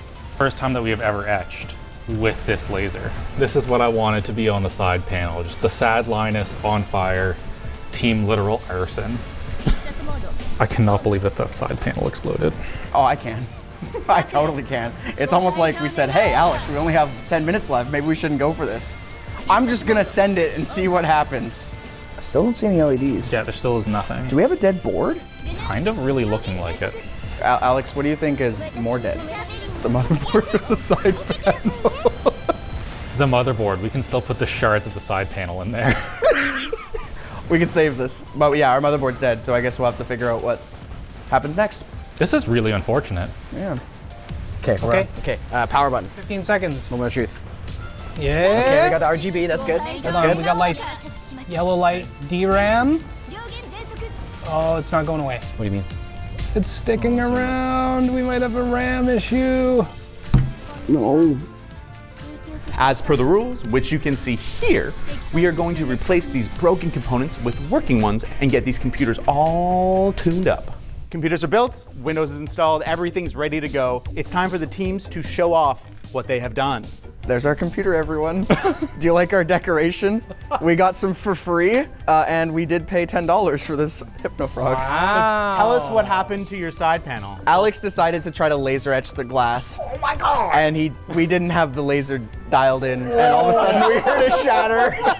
So while you were building a PC, he just went to the shop to... No, we built the PC, and we were so confident it was working, we were like, let's go laser etch it. Then it didn't boot because the motherboard was dead, and then the glass panel shattered all in 5 minutes. Actually, the motherboard wasn't dead. We had the Ryzen 5600G from that random Lenovo desktop that has a fuse in it that locks it from going in another computer. Totally forgot about that. Yes. We have a whole video on that, and you can plug in another Ryzen chip into that Lenovo board, and it will lock that as well, I'm pretty sure.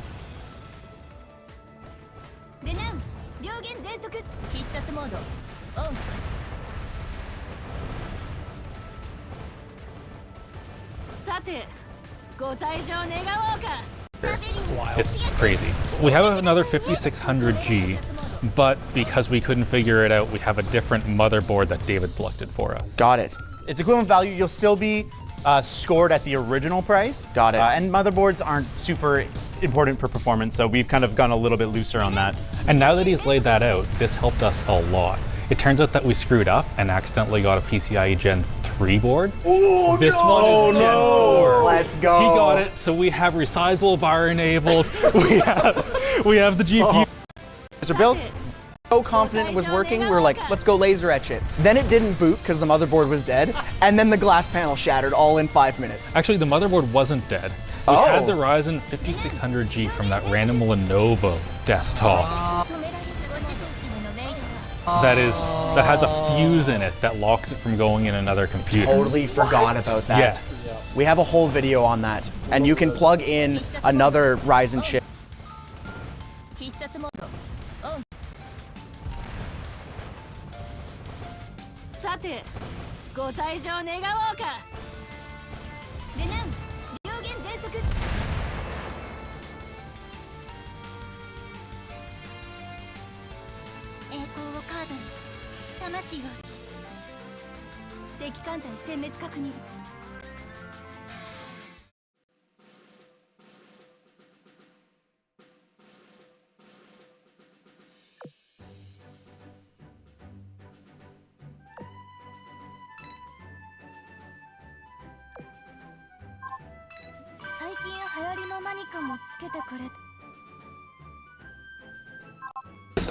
Jeez. Is it okay? Crap. I bent a lot of pins. Linus. Ooh, that's really bad. I can fix it. If everything goes according to plan today, I'm going to install this brand new Ryzen 5600G CPU in that Lenovo ThinkCentre M75S PC, destroying it permanently. And believe it or not, that's a feature, not a bug. You see, some AMD Ryzen CPUs contain a fuse that allows a motherboard manufacturer to lock the CPU to their own brand of motherboard. It's a security feature that first showed us in EPYC server chips, but Lenovo seems to have taken it upon themselves to enable it on the desktop. Okay, maybe destroyed permanently is a little unfair. The chip will still work as long as you put it in a Lenovo motherboard, but damn it, I'm mad! Or at least, I will be if it behaves the way that I'm expecting. Obviously, we don't want to brick any more chips than we absolutely have to, so we haven't actually tried it yet, but we're about to.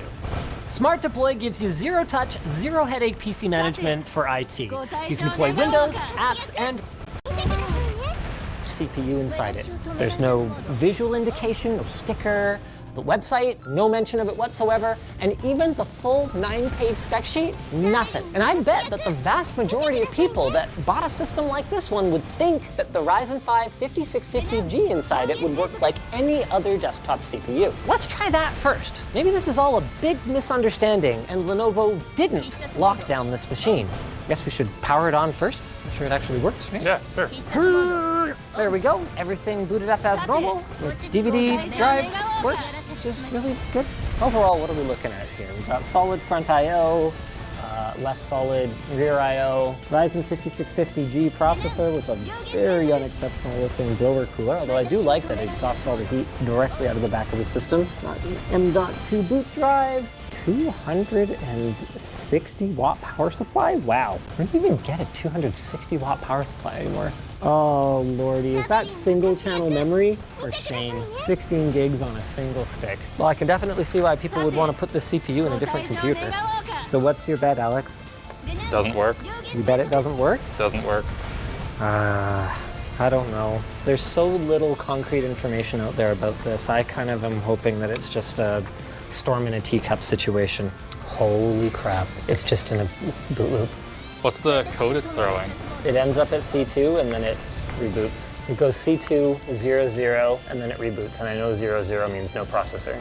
We've given this a solid 5 minutes at this point. It's clearly not gonna fire up. I wanna take a closer look at this CPU. Maybe maybe there's something else at play here. Okay, well here's one thing. This is a Ryzen 5 Pro 5650G.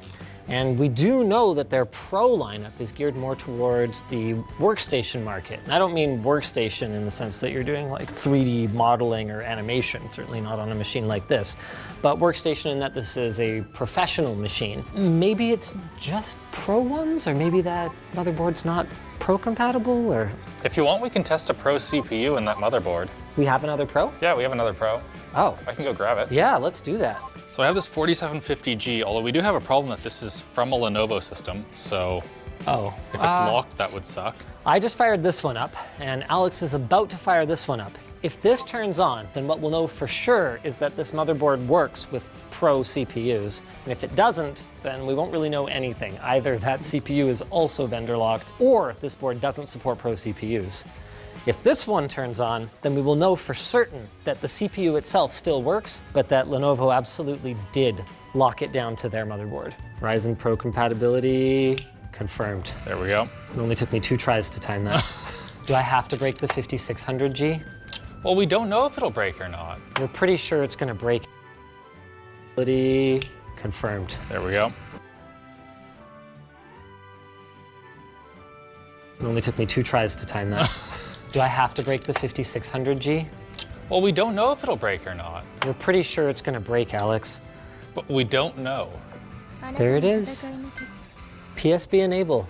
Enabled by default. If it is enabled when a new CPU is installed, the system will notify the user during post. This notice message can be cleared by pressing Y. So you clear it by pressing Y, but which, if I understand correctly, will also mean that you have just vendor locked your CPU. That's not as simple as just clearing a notification. And confirmed, it is locked down so that the CPU will only work in a Lenovo system by default, which raises the question, why would anybody want that in the first place? I mean, I get why you'd want to lock down certain parts of your PC. Firmware, for example, could help prevent malicious code from being injected into it, or having an encrypted hard drive to make sure people can't steal your data. I mean, heck, even encrypted RAM, since you could hypothetically have someone freeze it with liquid nitrogen and then read the bits off of it. But how could vendor locking a CPU increase security? Well, as it turns out, we aren't actually super concerned about the CPU.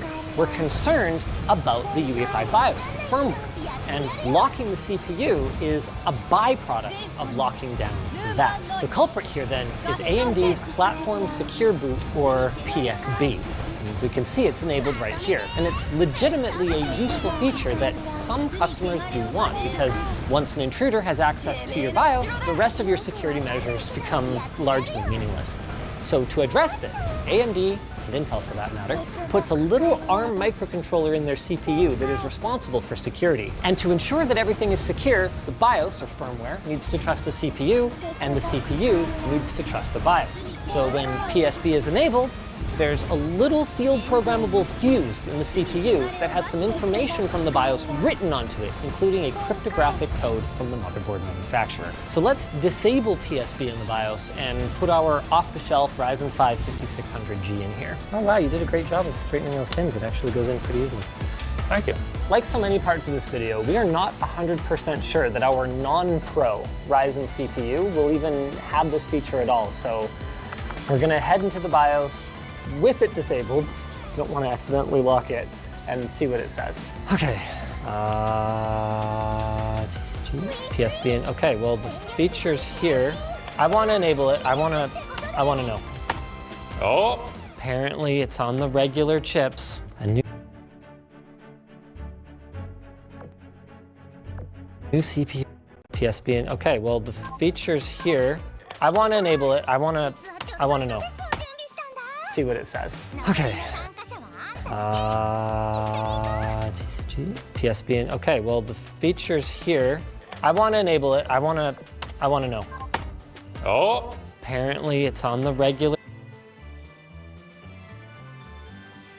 chips. A new CPU has been installed on your system. Press the yes button or Y to lock the CPU and execute the platform secure boot process. Note, the locked CPU cannot be used on other models. Am I supposed to do it now? Is this the point in the adventure when I have to do it? Press Y.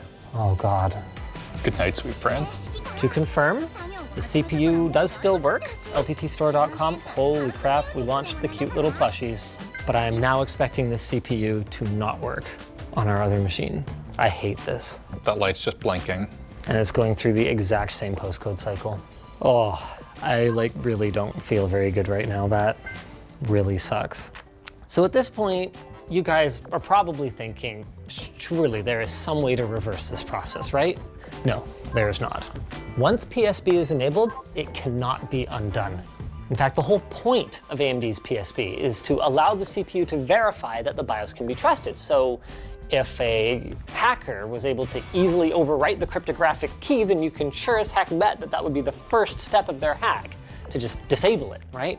Speaking of hacking, we're currently working on a video where we hack a PS4 Pro. Get subscribed so you don't miss it. Now, to be clear, I have no problem at all with this feature existing, or even OEMs having it on their systems. The problem is that in the case of this one, I wasn't given a choice, nor was I given clear messaging around it. There are so many better ways that Lenovo could have handled this.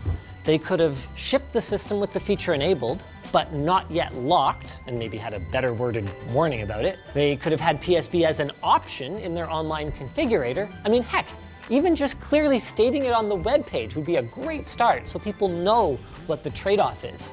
So the blame rests pretty much entirely on Lenovo here. Because on servers, for example, PSB is something that customers actually want and, almost more importantly, understand. Having a server shipped to you with PSB enabled from the factory is valid because it allows the CPU to verify once it arrives that the BIOS or the firmware has not been tampered with in shipping. HP, Dell, and probably a bunch of other companies have been doing this for years, and we didn't make a video about it. Intel also has a similar feature in some Xeons, but again, that kind of hardware is much less likely to end up in the hands of the average consumer. By contrast, when this desktop ends up at a recycler or in an office supplies auction, do you think the person that buys this will know that that CPU cannot be used in other motherboards? Probably not, and it's going to be a huge pain in the butt when these CPUs end up on the secondhand market. Even worse is the fact that nothing prevents Lenovo from using this feature to actually lock the CPU to a particular model. To our knowledge, that hasn't been done yet. It's only a vendor level lock for now, but is there any reason Lenovo couldn't have a whole host of different encryption keys for all their different models? Now, Patrick from Serve the Home came up with what he thinks is a solution to this problem. AMD CPUs could come with two fuses, one that enables PSB, and then another that permanently disables it once that CPU is put out to pasture. This would allow it to be disabled, hopefully without compromising CPUs that are currently using the feature. But As much as that sounds good on paper, it would probably require a hardware change, so we are unlikely to see a solution like that in the short to midterm. Probably the biggest issue with this whole cluster, though, is that, like Intel's notorious management engine, PSV's value as a security measure is unproven at best. It assumes a couple of things. Number one, that the vendor's cryptographic signature, or signatures, will never be leaked. And number two, it assumes that it's actually secure, but it's closed source, meaning that there's no way for independent security experts to audit it.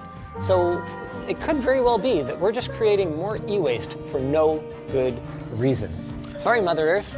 I guess this is just one more that you're gonna have to take for the team. Graphis is an automated phishing defense solution that protects every inbox in your organization from outside threats. Adding Graphis to your security stack into that Lenovo board, and it will lock that as well, I'm pretty sure. That's wild. It's crazy. We have another 5600G, but because we couldn't figure it out, we have a different motherboard that David selected for us. Got it. It's equivalent value. You'll still be scored at the original price. Got it. And motherboards aren't super important for performance, so we've kind of gone a little bit looser on that. And now that he's laid that out, this helped us a lot. It turns out that we screwed up and accidentally got a PCIe Gen 3 board. Oh, this one is Gen 4. Let's go. He got it, so we have resizable bar enabled. we have the GPU running at full thing. This is really good. That would have been a huge And I see you went with the 7900 XT, which is not a mid-range card. What was the impetus for that card? This was an executive decision by Alex. Oh, there's somebody's mad. In a $1,000 build, I would not recommend this GPU normally, but you can get them on sale. We're hoping one's on sale right now. We estimated this computer costing $1,115. What? That's again hoping the GPU is on sale. The actual price, Not bad. Not bad. okay, It's not bad. $1,249.27. The GPU was $700, and your original motherboard trace really saved you. It was $100. So we're gonna have a 24.9% penalty. Team by Me had trouble from the beginning. We ended up making a rush decision and getting a 13100F. I was looking for like a 12400 or a 13400, something a lot more balanced, but still really low priced. Tough gaming motherboard, eh? Okay, yeah. So the next problem, we were, locked into our ecosystem based on our CPU choice, and I was looking for a B660 board, and I couldn't find them in 45 seconds. We took one. So we ended up with a Z690 board. Oh. Our total system guess is 1205. Okay. What's the price? What's the price? Wow. So we That was a were good guess. pretty spot on our guess. Our big factor was a $270 fucking motherboard. Oh my goodness. 270? Yeah. So that last gen motherboard. That's basically our entire overage compared to that one. $170 difference on a GD motherboard. You got a nice case though. How much was the case? It was $70. What? God damn. It's a pretty computer though. I like it. Tell them what we picked, Adam. Team DDR420, we picked a 13600K, which was a panic decision. We had 5 seconds and we grabbed a 13600K, which is probably going to be the thing that hurts us the most in terms of budget. Absolutely. It's a great CPU, except for maybe the voltage issues. This only has to run for 2 hours, so who cares? Which also explains our power supply selection. We chose a Thermaltake, literally the exact same Thermaltake Smart line as everyone else. Who cares? It only needs to be on for 2 hours. Another downside to our CPU pick was that we had to get a cooler, unlike the other two teams who had included coolers with their CPUs. I will say as a note to that, the cooler that they used is not the included one for the 5600G. We're not going to dock points because it's RGB and it's way cooler, but it would come with just the Stealth, which is a black one. But will it cool down our price? Let's see. You had the highest guess. We were very cynical. Even with the lowest GPU. We guessed at least $350 for our CPU, and we came in. Wow! Nice! $1,092. Wow. Turns out we have no idea how much stuff costs. But we always err on the side of expensive, so that's good. We kind of know what it costs. We were trying to build a $1,000 PC. We came out around $1,100. I think that's pretty decent. They got a little bit lucky. The 13600K just happens to be on sale. Good job, you guys. So that's good. You guys were the closest to the 1,000 for sure. Yeah. That's gonna be a big help. Ooh. Okay. There's no way that Plouf would not use an aftermarket cooler. That's Plouf's. Oh, he's right. He knows his stuff. a little bit scared at how well Linus knows us. We were so spot on. We took a break for the weekend, and I've run some of the benchmarks beforehand, but we're gonna run our last one on camera. So get to your freaking stations. 3, 2, 1, go! I started first, I win. The best part about not having a side panel, I can add extra cooling. It only helps if it's Why is it showing them as winning? Because we have a better system, duh.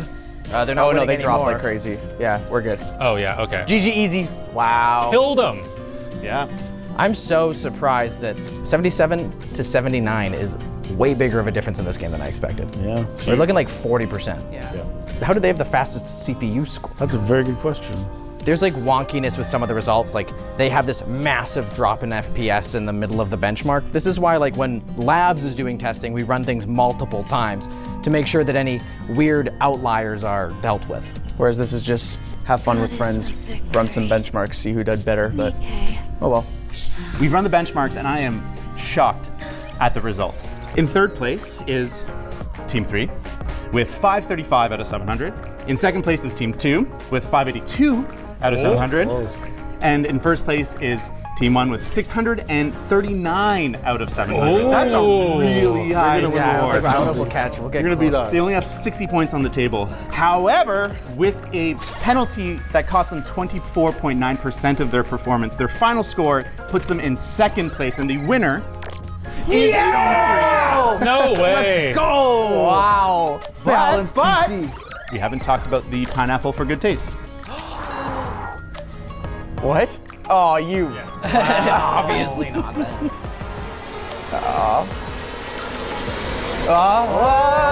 It's you guys. Yeah! With 4 out of the 6 votes. Woo! Yeah! That means that they took a very clean victory. Not only did they win after price performance adjustment, but they got the best looking system. Hang on. We gotta deduct a point that's a scratch in the glass. Whoa. They also were the closest to an actual $1,000 mark. It's true. Which was really awesome. Tell me how it feels to win. Well, David, it feels great. You know, we played a good game, we played a hard game. The other guys, they're out there, you know, they're giving their all every single night. And like, we're out there, you know, and sometimes you gotta take the win, do the good with the bad. Gotta just, you know, give it 110%. Yeah. Just like I'm gonna give you 110% for the segue to our sponsor.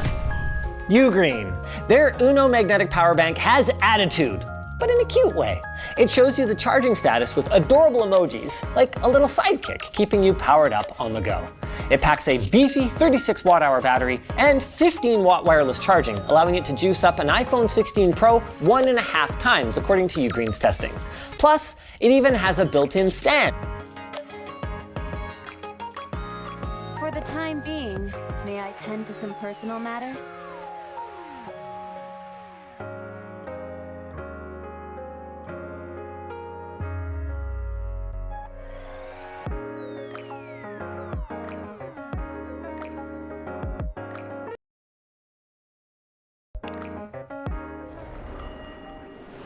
Hello and welcome to another PC build video. Today we are going to be building the newest release of ROG and Hatsune Miku's collaboration. As you can see right here, we have all of the Hatsune Miku parts that they've just sent us. It is a lot. This is in collaboration with ROG. Thank you very much to ROG for sponsoring this video.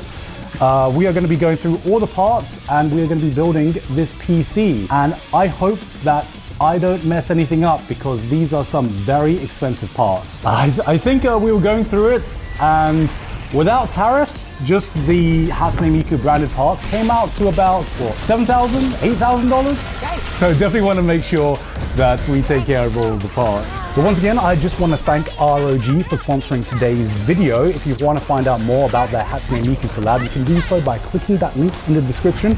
And also, they have a global giveaway campaign, the Festival of Gifts, getting you ready for this holiday season. And they are giving away one of the graphics cards, one of the motherboards, the all-in-one cooler, the PC case, the power supply. They're giving away the ROG t-shirts as well as an SSD enclosure and the Miku monitor. Along with the Tough Gaming and Miku collaboration, there's the music gearbox, there's a headset, keyboard, mouse, and mouse pads, and the Asus Tough Gaming ROG set that includes the Tough and Miku folders and the ROG Miku acrylic stands and pillows. So if you want to find out more information about that, that's also in the link as well. But without further ado, let's have a look at some of these parts. I don't know what I want to start off with. As you can see, this case, which is behind everything, is taking up all of the space, but it works as a nice stand right now, so I can show you all of the different parts. All right, so first off, we start off with the ROG Strix X870EH Gaming Wi-Fi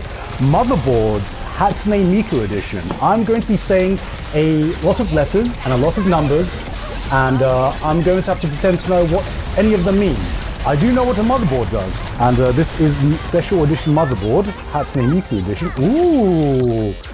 That looks very, very clean. Look at you see that through the glare. I'm going to be very careful bringing this up. I think this is the Wi-Fi card, PCR to USB card. Okay, so we got the Wi-Fi antenna right there as well. And look at this. Oh, that's hefty. That is a hefty boy. Damn, that is beautiful. I'm wondering if this is going to light up at all. I'll take that outside the casing when we actually put it in the PC. What is the price point for this motherboard? It's on Newegg for $600, guys. So all of these parts are available by themselves as well. If you don't want the entire Hatsune Miku setup, just a casual $8,000 while lying around, because next up we have the ROG Thor 1200 watts Platinum 3 Hatsune Miku Edition. Ooh. Oh, damn, I feel bad because the boxes themselves, I feel like I'm being delivered the nuclear launch codes right now. Just look at this. Mr. President, we have the nuclear launch codes in here. Let's see, this is all for power supply as well. Okay, got the ROG branding right there. Okay, that's all the wires. Let's see this bad boy. I don't want to rip anything, just in case. All right. Oh. Look at that. I didn't quite have the Hatsune Miku turquoise coloring right here, but I'm wearing something close enough for the shirt color, right? And we're going to be seeing a lot of turquoise today. And this power supply is a nice and a nice and affordable $1,000. And this bad boy will set you back $1,000 to power your ultimate gamer PC there. And next up we have the ROG Rio 4 360 ARGB Hatsune Miku Edition. This is the liquid cooler. Everything here is hefty as hell. This case is goddamn massive, and I can see why it's absolutely massive. Honestly, the packaging itself is already really, really cool, and I don't want to mess up any of the boxes because I'm sure I'm going to be using them again for something. Let's have a look at this one. Ooh, all right, what do we got? This is a lot of things right now. I'm terrified today because I'm like, damn, this is so much expensive and cool looking stuff, and they put it in the hands of me. Should I even unpack this right now? Damn, people at ROG are just they're just sweating right now. They're like, oh, who have we given this to? What is this? Oh, this is the screen module. Oh. It comes with a screen module? What? Wait, I gotta peel this off. Oh, look at that. Oh, that's clean. Oh, that's hot. That's hot. I've never had a cooler come with a screen module before, so that should be interesting. Then we've got the actual fans, which look like that. And then you have the pump and cooler right there. Oh, this slots in here and brings it. Oh my god, something just clicked. Oh, it's sliding. It's sliding. I don't even know what that does, but we got the Hatsune Miku. There's a strap, right? They gave us a strap. I guess we'll figure that out. And for that cooler, it was also another $1,000. But next up, we have the bad boy itself, a GeForce RTX 5080 Hatsune Miku edition. This is better than all of my current graphics cards that I have. We're going to be farming some Miku coin today with this one. Oh damn, the things I could do with this graphics card. God, think of all the gacha games I can play with this graphics card. Let's open this up. What have we got? I don't know much about the Hatsune Miku lore. I don't even know if Hatsune Miku has lore. I mean, Hatsune Miku can kind of be anything we want her to be.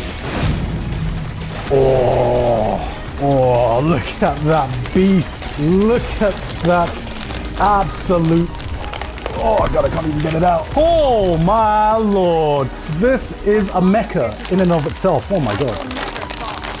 I can lift weights with this, man. Oh, my god. It's double fans. It's double-sided fans. We have 1, 2, 3 fans on one side. And because this is such a beast, Miku needs another fan on the other side. Damn, we're gonna be making some banger songs with this, man.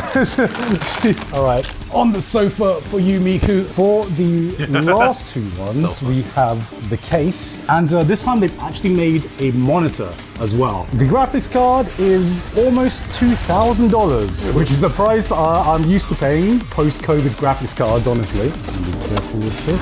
Okay, this is the ROG Strix XG2 7A CMEG 27-inch gaming monitor. Damn, after this PC build stream, Miku is definitely gonna hate British people. Okay, Miku, sorry to go between my thighs like this. Oh! We got it. All part of the plan. All part of the plan. As long as the monitor's okay. Oh, they gave us a bag. This is just an ROG bag. Wait. Why does the gaming monitor need a cool bag? This is a weighty stand right here. Oh, it's got the tie and everything. Okay. And as for the monitor itself, you know what? Maybe I'll show this off a little bit more later because I have nowhere to put this right now. But you got the Miku colors at the back right there. We have got the ROG Hatsune Miku gaming monitor collaboration.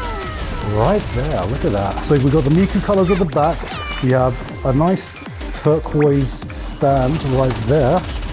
And at the front, it is just your normal 27-inch gaming monitor. I'm definitely going to need to hand this off to you, Navi. And last up, we have the case right here. But we're not going to unbox this right now. The monitor itself, if you wanted that is $800 on Newegg if you want that custom monitor for yourself. And finally, we have this case, which we're not going to unbox right now because this is very useful as a stand, because I'm going to be starting off with the motherboard, and this case itself is $1,000. Let us start off with the PC build.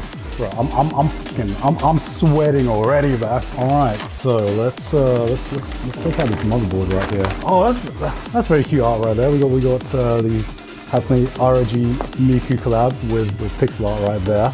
We are using our own RAM today. This isn't Hatsune Miku branded. It's been so long since I built a PC. I think my last PC build was also the last PC that they gave us as well. Is this even the right way? Why are my hands shaking? I've built PCs before, I don't know why my hands shaking. Asus has given us an AMD Ryzen 7. Like that. Easy. This is like the worst part of every PC build, where everything else I feel like I have leniency in, where I'm like, oh, okay, if it doesn't fit immediately, how much pressure should I be putting on here? Is this meant to like just pop out? Really need to pull it in. Oh god. Okay, just really. Oh, it's coming off. It's coming off.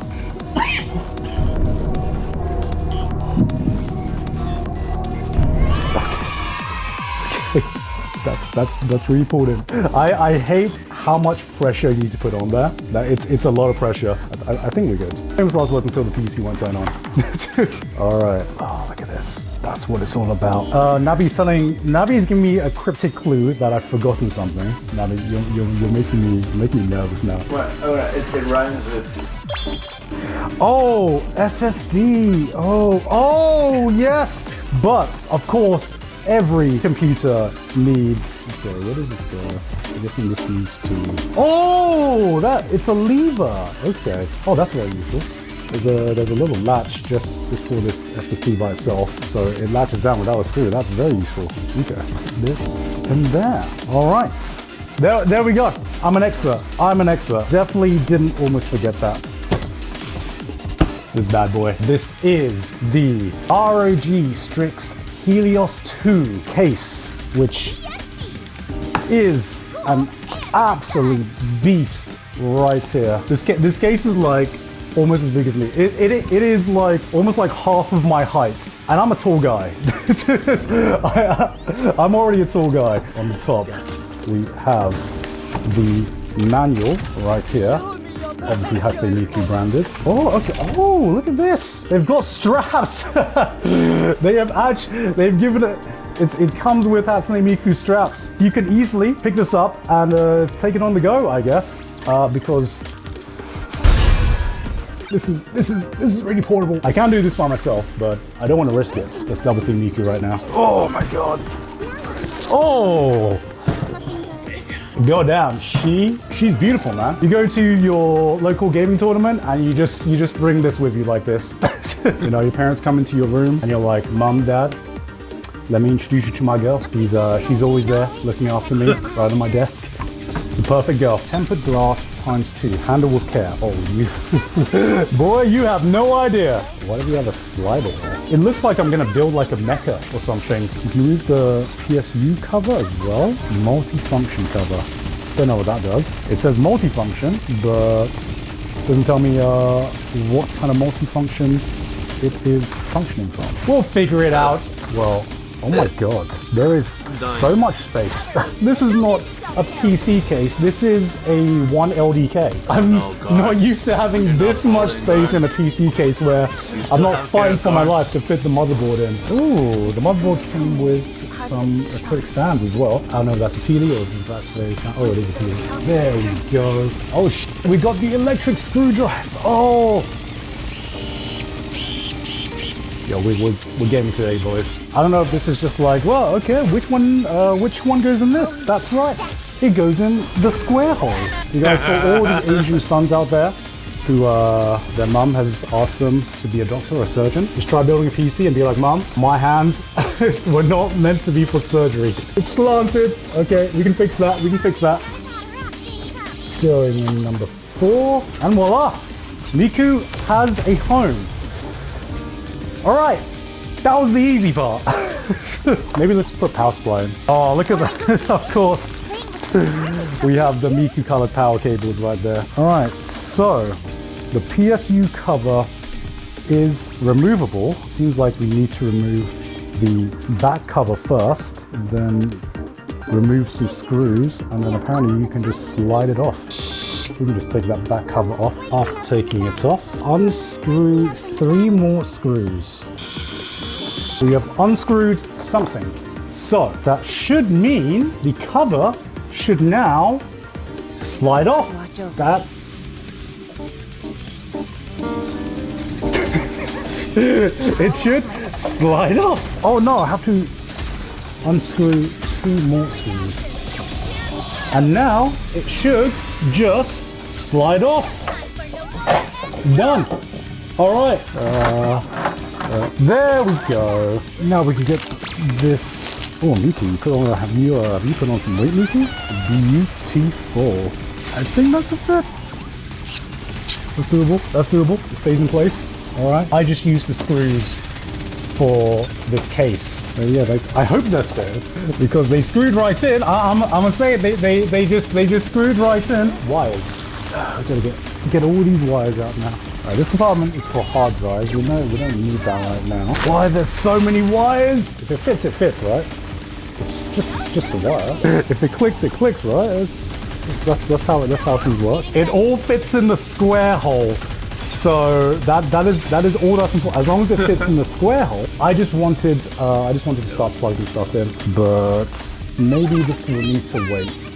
The Miku wire can wait. I think that came with the monitor. We'll find out what that's for. Well, it's got to power the main.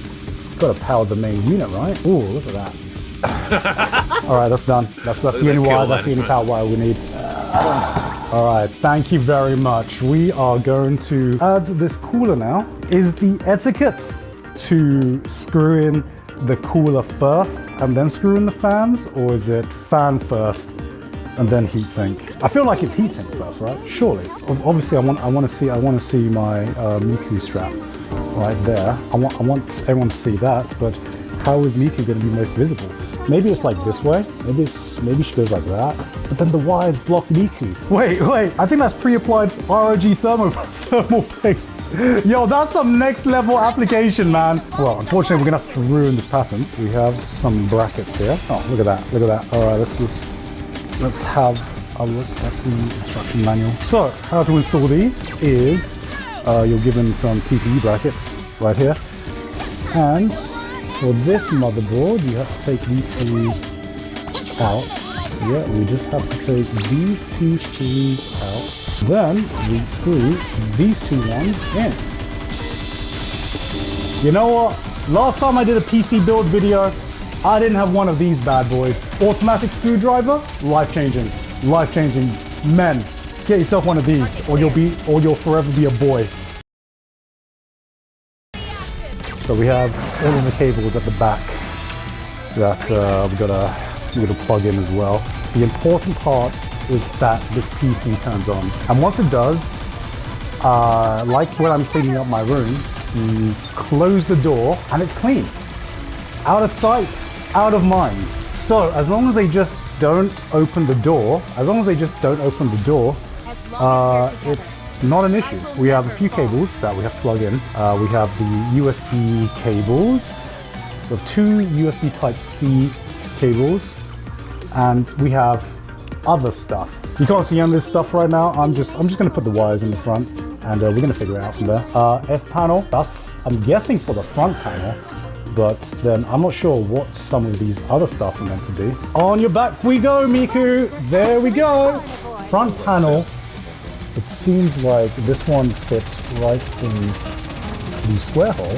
I don't even know what configuration that is right now. Maybe this is for the fans. I mean, all fans are basically the same, right? What on earth is this? I want to know what this thing is for. Almost done, guys. How many USBs this case come with? And this time, oh, it's going in. It's going in. All right, it is in. Nabi, how'd you rate this so far? Is it workable? Everything is plugged in. You know what? Before we close everything up, let's try putting the power in just to see whether everything works. All right, we have the PC build. Everything is plugged in. So theoretically, it should mean that this PC now works. Okay, so the screen. Oh, look at. It's like nah. What have you got me plugged into? Please don't say anything just yet. Don't. All right. Moment of truth, part 2. It's like, nah. What have you got me plugged into? Please. Don't say anything just yet. Don't. All right. Moment of truth, part 2. Okay, that was. All right. All right. That was my bad. The plug wasn't turned on. Actually, wasn't my fault.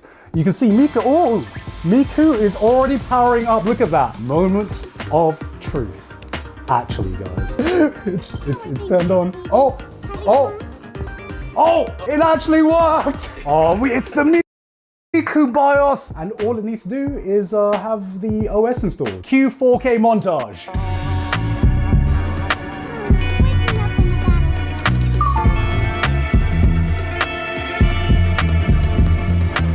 Alright guys, well, I have successfully proven that I can build a working PC. I would maybe just stop it there under a normal video, but I'm pretty sure ROG would not be happy if I left the PC and the cables in this state, so I'm actually gonna clean it up, guys. Okay, I will do some cable management, alright?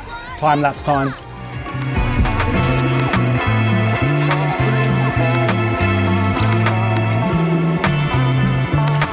All right, that is it.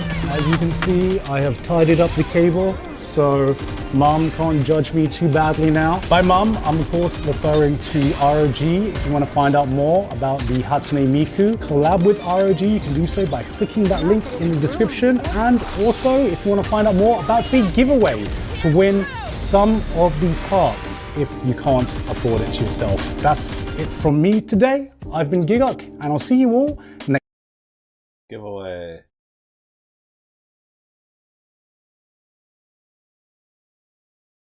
Did the giveaway end? Bet you it ended. Opening a game. To USA.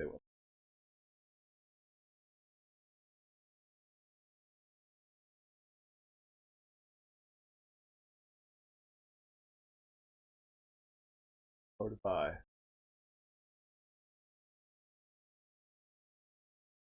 Buy now. Yeah.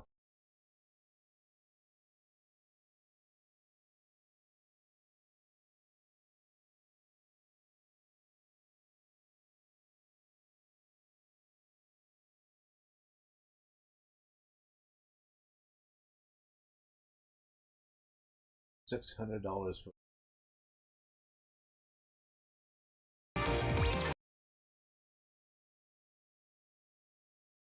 We got him, we got him. Okay, we don't have him. Okay, we don't have him. Okay, we don't have him. I'm a dumbass. So, we are going to be playing Arknights Enfield, which is the new Arknights game that is no longer just a 2D Arknights game. Arknights Enfield is a 3D real-time strategy RPG set in the world of Talos 2, combining real-time strategy, team combat, and immersive world exploration, where players can also transform the world through factory building and regional development. Players take the role of the administrator to explore, defend, and expand humanity's frontier on the planet Talos 2. No way, Gigok's using Mail MC? Bro, this is not my account, guys. This is not my account. I would have chosen differently. Can I jump off? Oh, no. Okay, just normal game of things, guys. Normal game of things. Oh, so you can switch operators as well. What operators do I have? Okay. Watch this!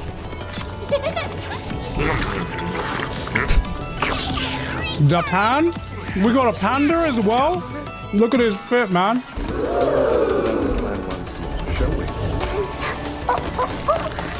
Last right. Okay. Oh, sheep girl?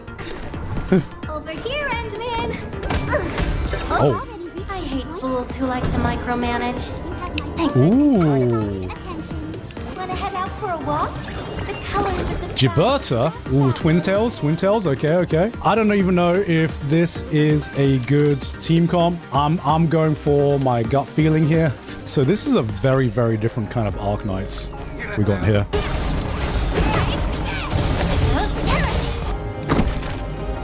What kind of mask is that? What are they wearing? Oh no. Oh no. Wait. Aura lost. Oh shit. You were already here, and there was. Oh god, she's so small. Why is Damon here? She's so fucking cute. Oh no, it's another sassy lost child. You unleashed your original Mart 100 years ago and left the Aurora on Talos too. You forgot about that too. Ah, classic dementia plot, am I right? So relatable. Oh, this looks beautiful. Yo! I love me a big hole in the sky. Bro, it's so weird being in an Arknights world in full 3D, man. Yo, they've come so far, man. I wish real life also 3D. Why the cat girl have human ears? Don't ask me how ears work in the hybrid human world. They just do, okay? Cause it's cute, okay? Is that what you want to hear? Oh shit. This tree shall protect The tree calls to me. You don't look so good. Do you need rest? POV? Wait, how can I see? I think I'm hearing voices in my head. That's not a good sign. This camp lacks professional Yo! Chill, chill. Ooh, okay, okay. When you have a team comp, all of your team is on the field at the same time with you, and you don't have to swap between them. But you can still switch operators. All right, I'm going full panda. Yo, he's a little slow. It's okay. Yo, aura. Panda in the squad, man. Panda in the squad. Okay. Let's try her. Now it's time to bring the... Ooh, okay. So this is a totally different genre of game from the original Arknights, huh? I really like the AI-controlled allies. Yeah, I like the fact that all the allies are on the field at the same time. Did Panda just bring out the wok? Try his ultimate. Ooh. Yo, sassy lost child coming in. Yo, chill. Okay. Oh, yo, hold up.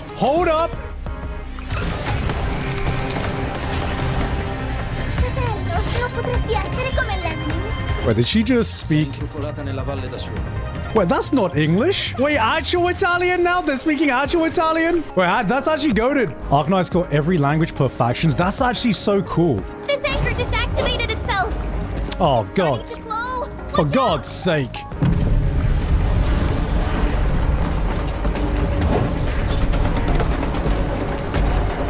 I can make it. There we go. All right, go. All right. We chilling, little guy. We chilling. Aw, thanks for the protection. I can make 2. No! There's a Richie all over this place. Oh, I got a little greedy there. Okay. But look, we can... Nah, I shouldn't... Oh, no, I got caught in 2 mines. We're gonna make the next one. Off. No! Okay, little guy, protect me. Watch out, Edmund. All right. Oh, no, this is a long one. I can make it. All right, we can make it. Be careful. That was close. Thank goodness we're fast. Wait, what is he? Okay, let's try. What's your ult? Panda ult!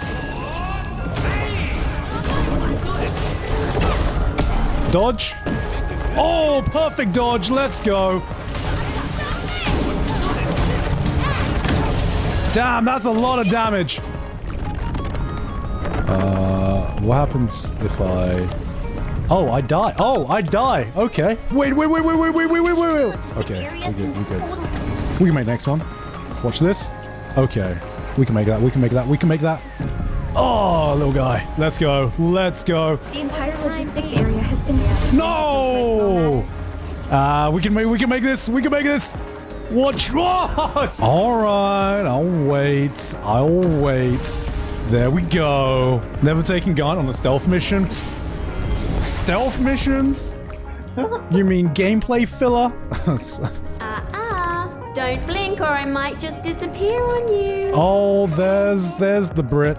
All right, let's go. Avi Winner is Australian? Okay, actually, I gotta try that. All right. Let's see what you can do. Oh, with the perfect dodge. There we go. Holy shit, we jumping.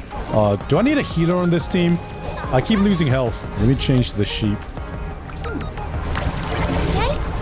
Oh, she's a caster. Okay. Why heal when you can parry? Oh, you right, man. You right. What was I thinking? I was going against my own blood there. She throws the sheep.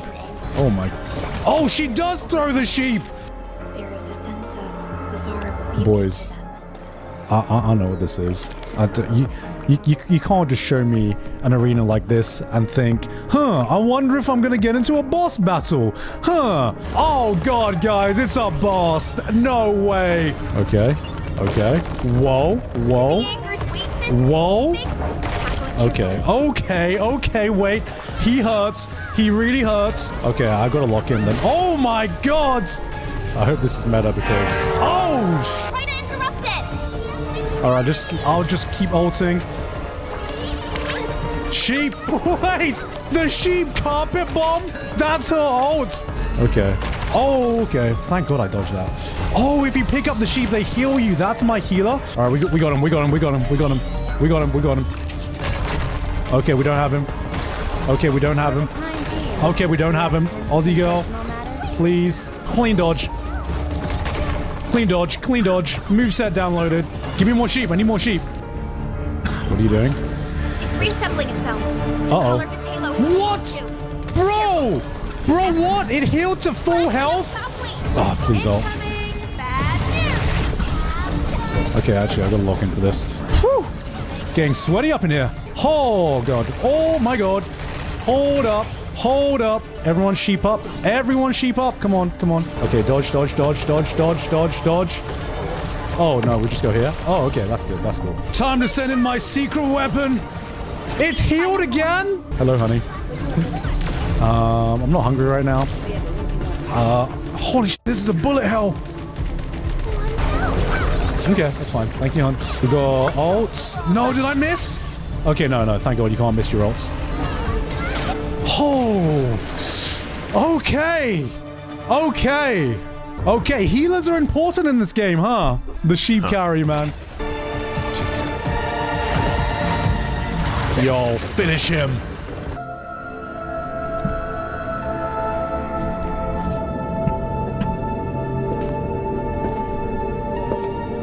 Damn, okay. Okay, wait, who's that? Who dat? Yo, elf is? I can fix her. Bro, she's been on screen for 5 seconds, bro. Hot people can never be evil, right, guys? Right? Ooh, this is the new area. At this moment, Wulong City only features character voiceover in Chinese, unlike other regions and maps. For the official release, Wuling region will also feature multi-language voiceover like other regions. Damn, this looks pretty. Oh, we chilling. Okay, okay. Yo, this song, man. I feel like, okay, are we in the Chinese region now? I'm feeling like we are going to Arknights, China now. Do you speak Mandarin, Gant? Mayo. Why Mandarin gotta be so hard, man? What? What the hell? We're fighting slimes? Damn, the music for this region, man. Yo, female protagonist now? Let's go! Hey, yo, hello? Who dat? Who dat? Who is that?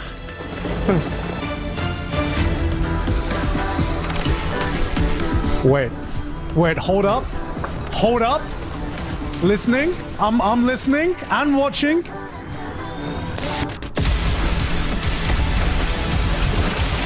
Okay. Okay, wait. Yo, this soundtrack, man. Damn, is it just me or did the music just get a big upgrade with this region? Every region has unique music to them, but Poland in Arknights is just EDM. So lore accurate then. Oh, okay. This is beautiful, man. Oh, these things. Girl, what are you doing? Girl, you're scaring us. Way to go. Bro, where are your parents, bro? What Chinese phrases should I know then next time I go to China? You can teach me Mandarin, Twitch. So I know a few of my family that can speak Chinese. I should probably learn, but I should also probably get my Japanese better. Anyway, I'll get by with ni hao, 谢谢. And 我饱了. I think that's what I got taught. Damn, where the hell are we? Oh. Holes.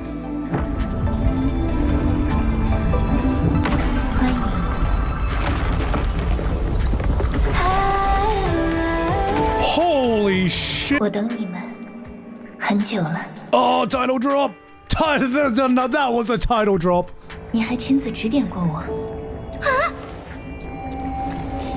Me? Personal guidance? Bro, is this game just us going to different areas and just getting glazed the f*** by different girls? Alright, I'm following. I love the music for this region, man. 我们花费时数 Okay, I don't know what's going on here. I don't have context. 破坏惊喜。 But I'm just appreciating the designs. We're getting deep lore drop, and I'm like, I won't even know the story at the moment. Oh. So that's the blight coming in? Alright, time to leave. 诸位，我时装天师安排。 A man? 不过都在控制之中。 What the we can't swim? Wait. What if I walk down? Okay, no, I can't even walk down. Oh wait, I have a bomb? Spray? What spray? Clean water. Okay, legit. How do I get out? Maybe. Oh my god, no. Okay, maybe I just. Come on. Okay, I made it. Residential area? That was the puzzle. This is the puzzle. Favorite character so far? Yes. Yo, who the hell was that? Oh, it's Italian girl's brother. Hit him with the sheep, baby!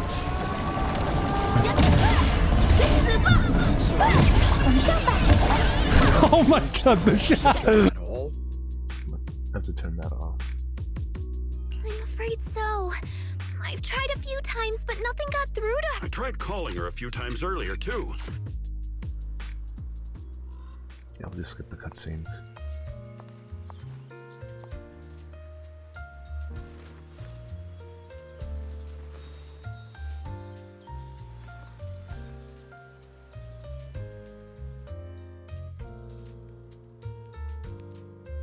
You said I looked nice in this outfit last time, so... let's go check out the market now. Xiaoguang, you seem to love sweets. I've heard the Tong sweet shop here is pretty good. Want to give it a try? That sounds nice. I hope they have some osmanthus Where we flavored going? desserts. I really love those. This way?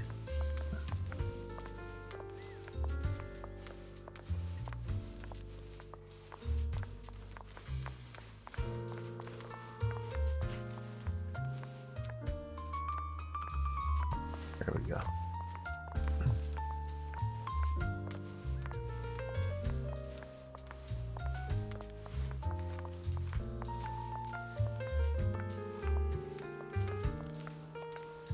No need to stress so much. Let's take a breather. Getting to know Phylum Heights is part of protecting it too.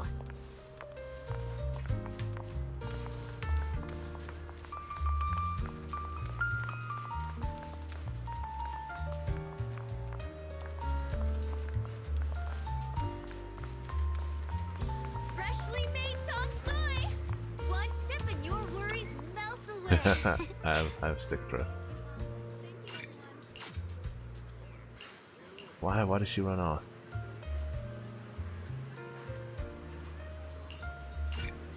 Cake.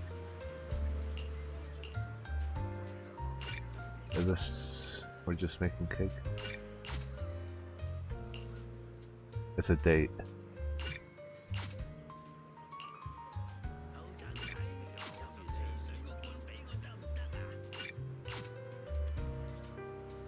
This direction. Where are you taking me? It's a nice place. You'll see soon enough. What if we run? Okay, oh, we can run.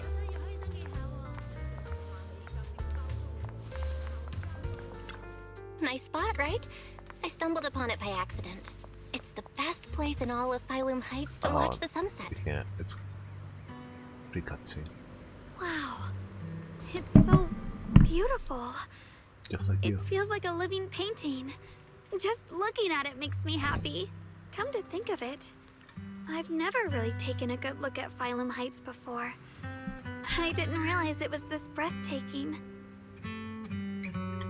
It'd be such a shame if this were to disappear. Actually, I have something I want to share with you as well, Junior. Kiss. Cake. Like a chipmunk. It's getting late. Time to head back. Ooh, cutscene. Come to think of it, Xiao Guang's osmanthus cakes have always been on the sweeter side. Maybe she just really loved. What are you doing up there?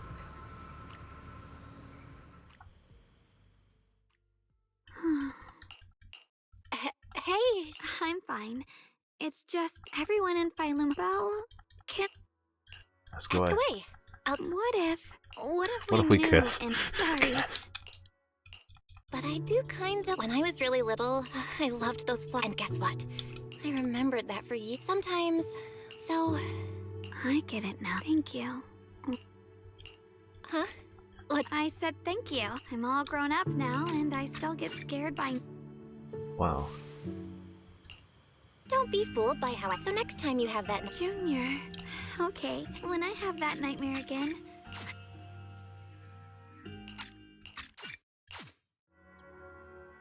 Inside the Qingming, the two are constantly. And when She has a sword. judging by the power of those two forces, if Her lore video. I'm asking for your help. What Your the- precious Senior Xiao Guang will want to save everyone. She'll keep using the Qingming sword, even if it means she needs to sacrifice herself. No, not the But sword. I want to live. I don't care about other people's lives, just as they've never cared about. The only way to. Of course, if you could convince her.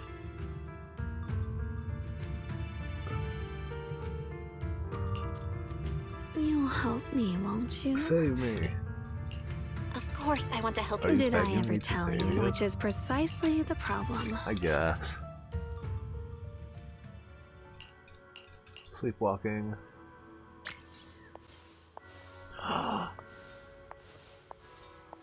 My room? Out of my way. This is my bed.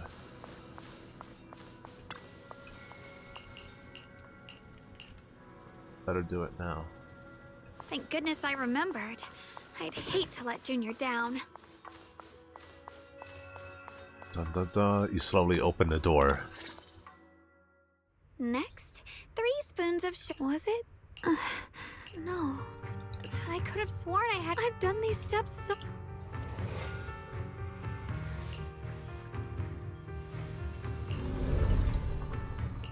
My What'd you head. get? It feels like. Will I one day end up forgetting? No, I don't. It's She having a alright. panic attack? If I forget 10 times, I will. Junior, if one day will you?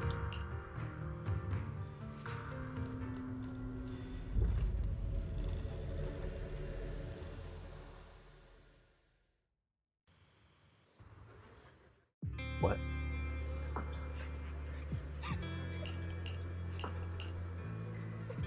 No way. No way. Flashback.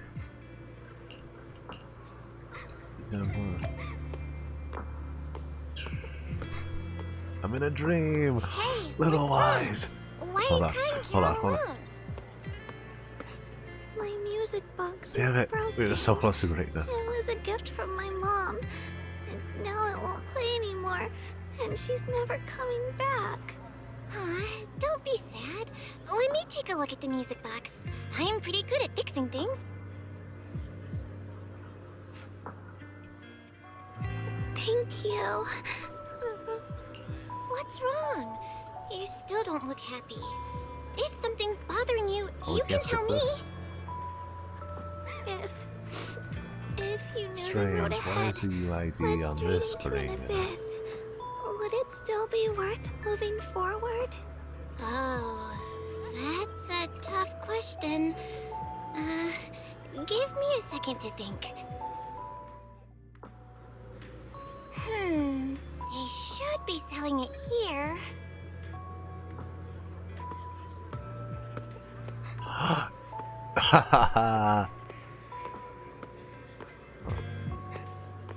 Hold on. Hold on.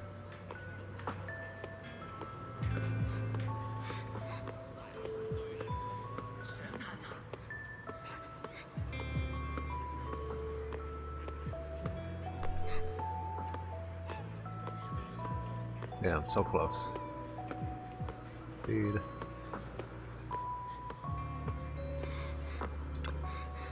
They're black. I like some candy. Do you have free candy?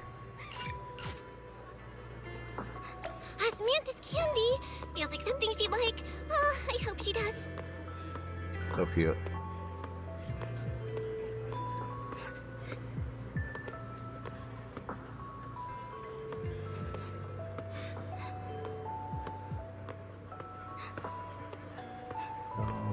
This is for me? Thank you. It smells so sweet and tastes delicious. About what you asked earlier, I don't really have an answer either, but I'd like to tell you a story. I fell from a really high place a long time ago. I leaned over to admire some pretty flowers below, and accidentally slipped. What happened after that? Other than a sore butt, nothing at all. It turned out the ground below was just a patch of grass. Something I only realized after falling. That makes no sense. Sometimes, if you don't take a step forward, you'll never know what might happen. But if you give up, it's all over. So maybe the abyss I imagine isn't really that scary after all? Thank you. I think I understand a little better now.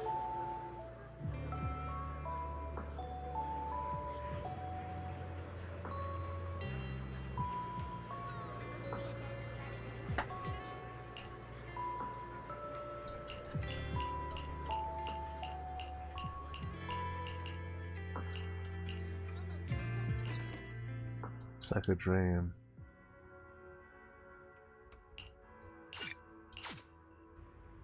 A lot of story. Another cutscene. Where is she? What's going on? Better go outside and see. Miasma?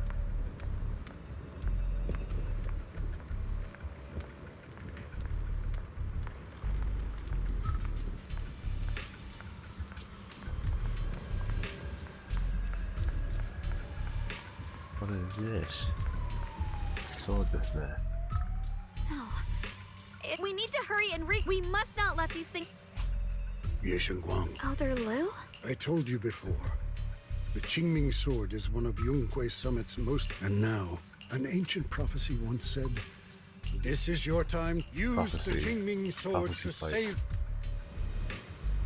If the abnormal miasma is appearing outside Swabian Temple, then the people in Phylum Heights are definitely in trouble. Ooh, wife. I have to figure out how to handle Wife. this. For now, Wife. I should discuss it with the others.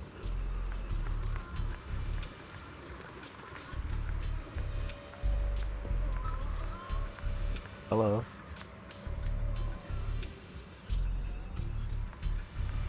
You like some candy?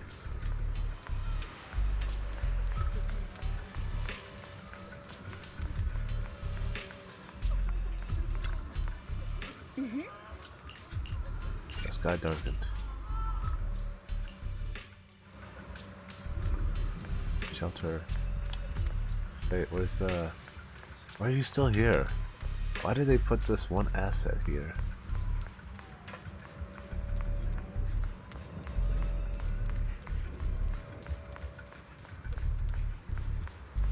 Hey guys, there's a girl up there. You should go save her.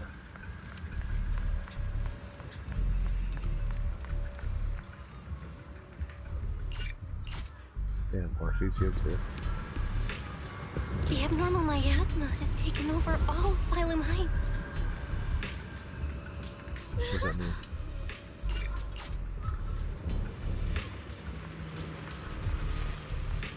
Panda.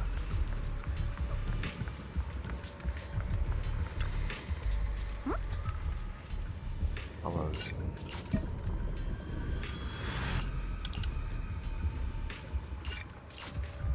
Black flower. Alright, we'll take the Yunquei disciples and clear up. Ciao! Finally, we get to the mission.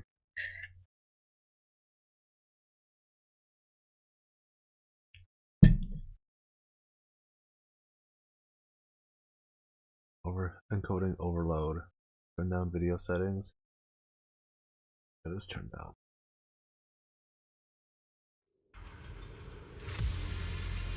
Okay, yeah. Gonna fight now.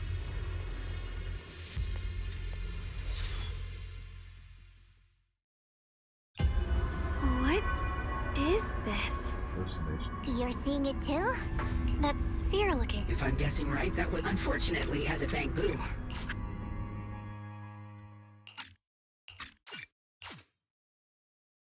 We need to move to the black flower now! Corruption. No, they've spotted us!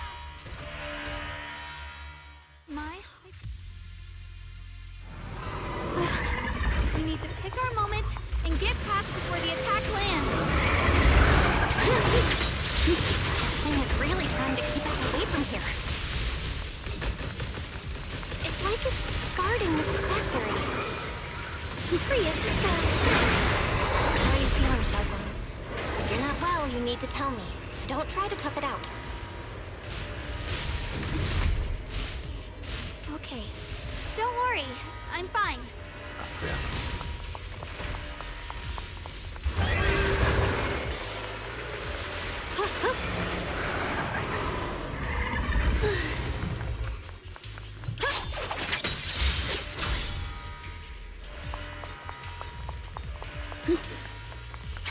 Oh, where is it?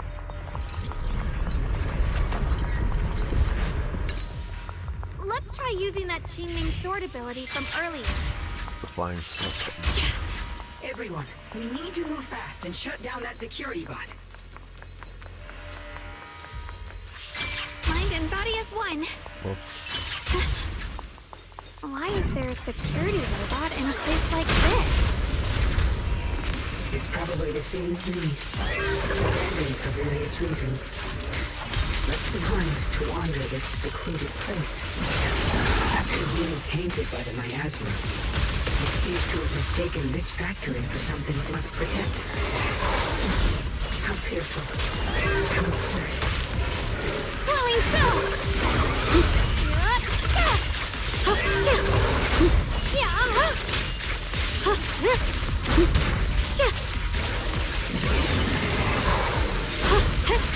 Good form!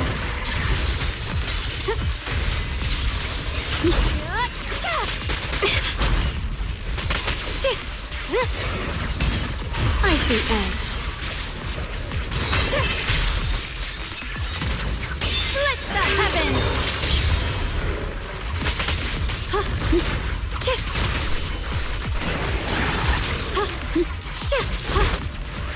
Soaring light!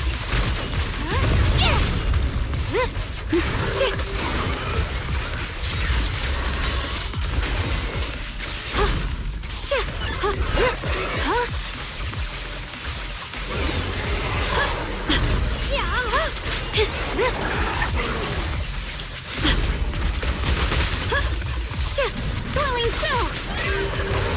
I'm in charge now! The line is drawn! Split the heavens!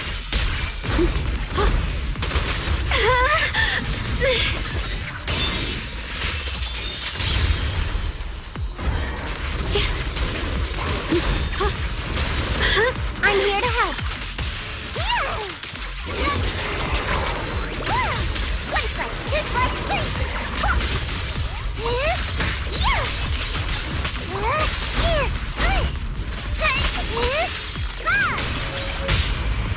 Part of us.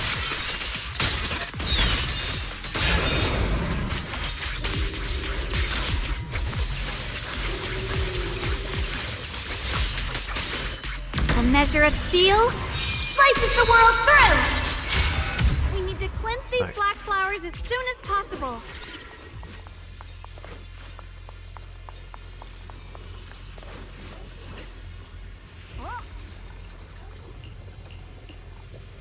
Haha, no way.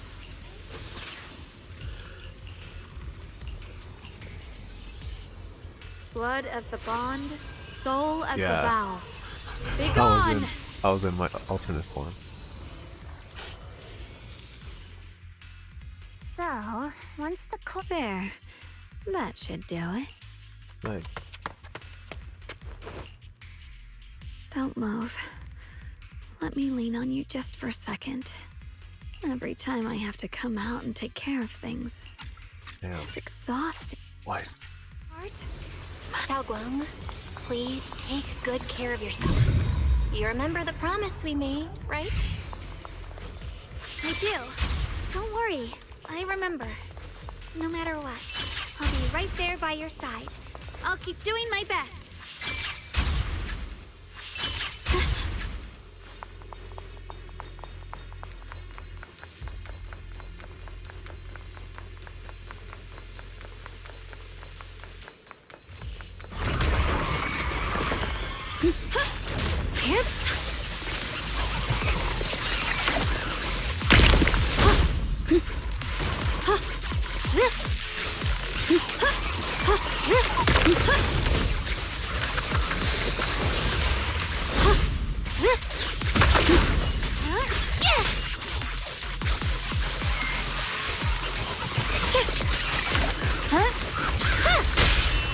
The enemy looks kind of tough. Let's keep this advantage. Leave it to me.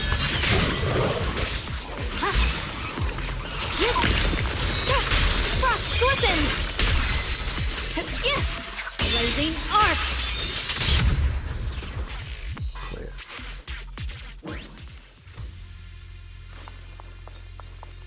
This is some kind of strange statue. Why would something like...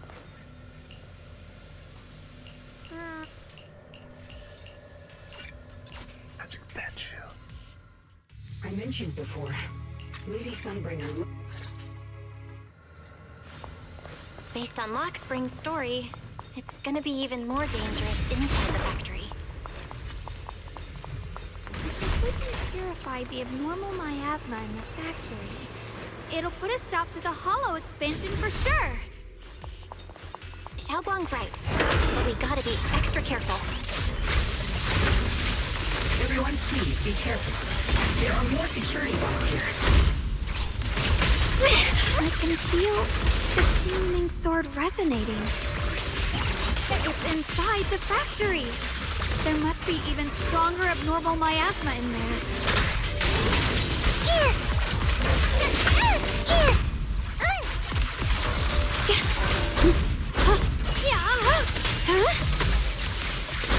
No words needed. What's this?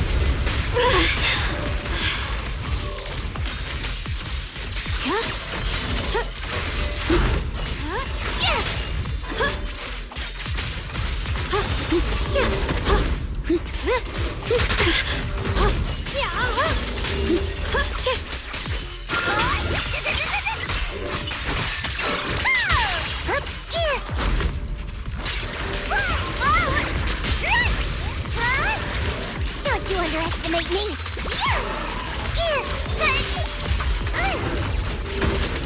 Punishment top! Watch closely! This is the real deal! You're a frog.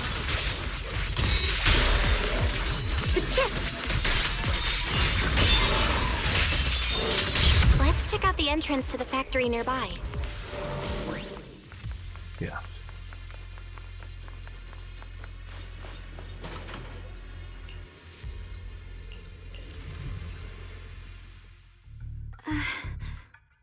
Together.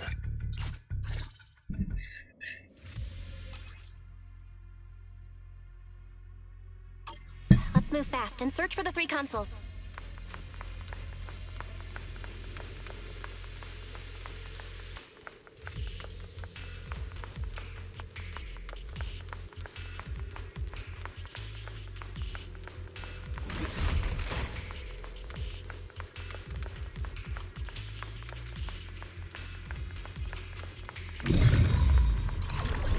I can do this.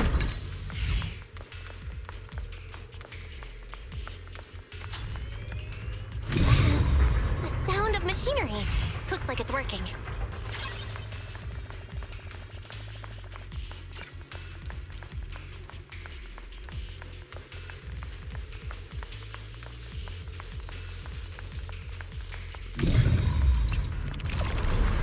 This is the last spot. Let's keep going.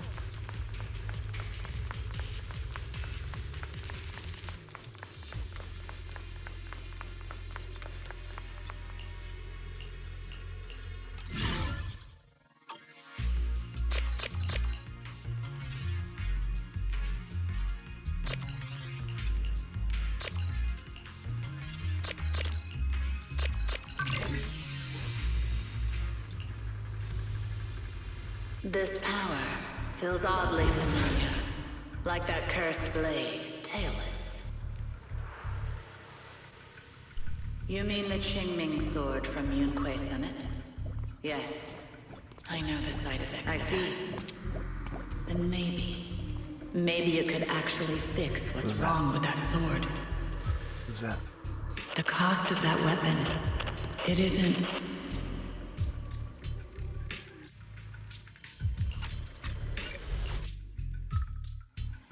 Do you want to know the truth about the Qingming sword? Do you want to save her? The cost of that weapon, someone has to make... Whether it's the cursed blade tailless or the Qingming sword, they both carry sinister secrets.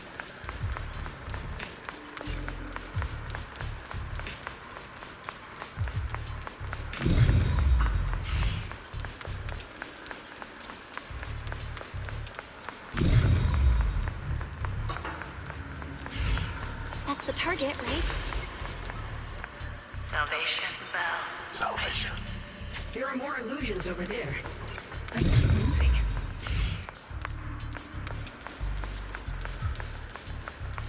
Found it. The target is right there. You know, it's the alignment.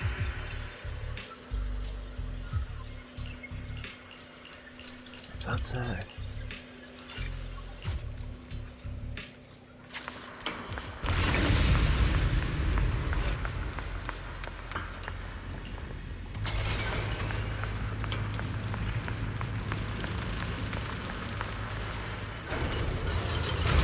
What is this place?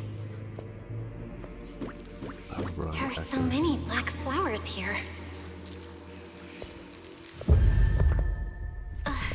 It's so cold. Watch out!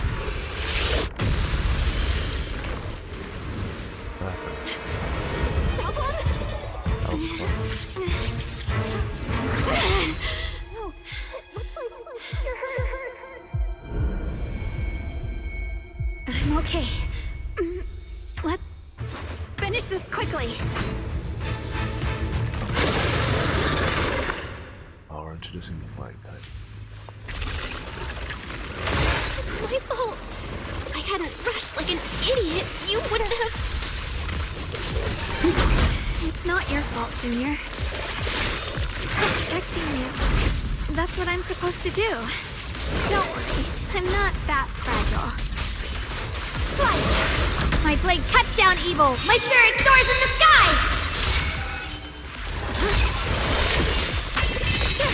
Split the heavens!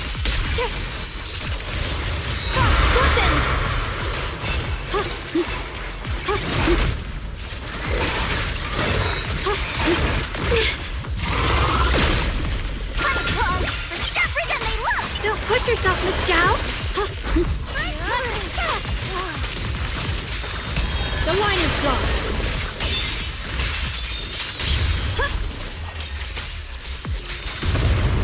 Proceed!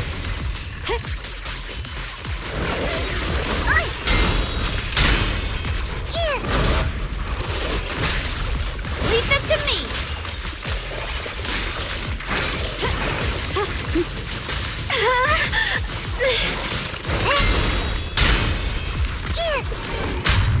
Are you okay?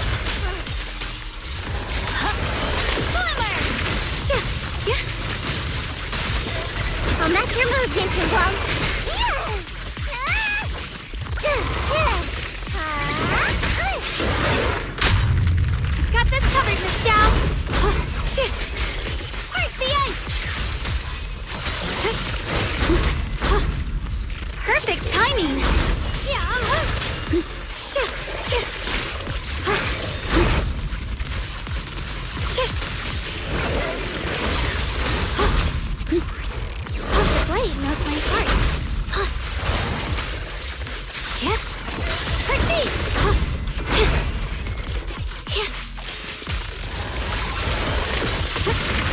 Incoming!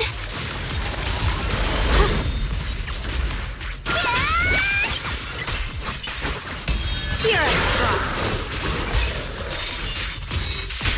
What the heavens? Oops. We did it! Is that a high form? That was close. I have to purify all of them. Oh, not in your condition. If I don't do this, everyone will be in danger.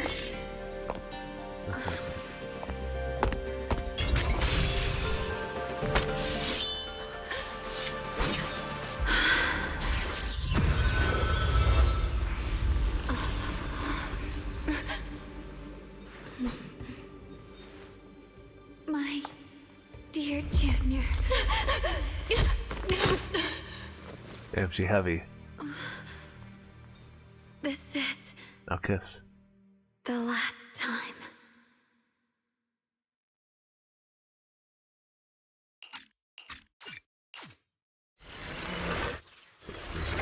Found it. The nearest fissure is on the other side of the factory. We can get there using the elevator. It's that way. Let's hurry. Excellent. That's the faith in I know. The fissure is right there. Let's go.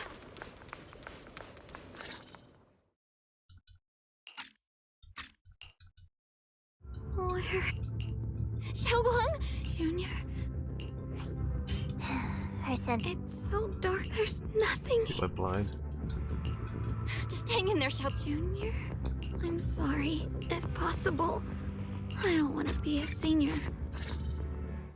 Oxen's dirty.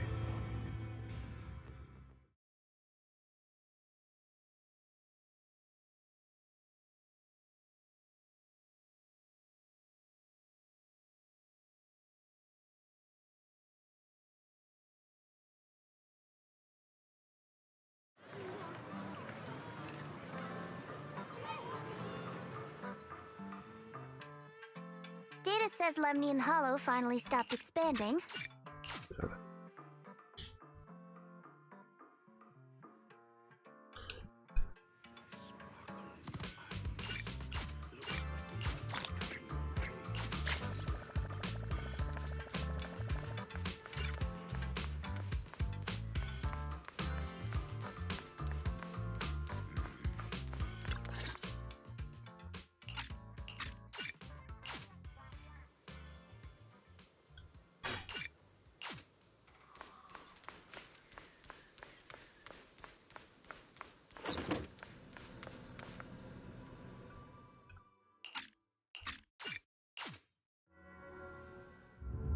It's so dark here.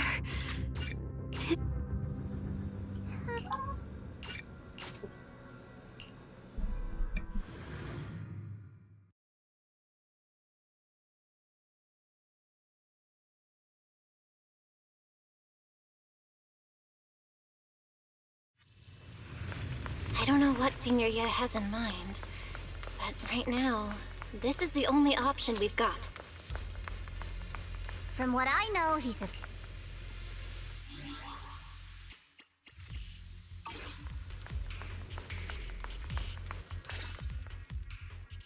I knew you'd come, Junior Bell. Mm-hmm.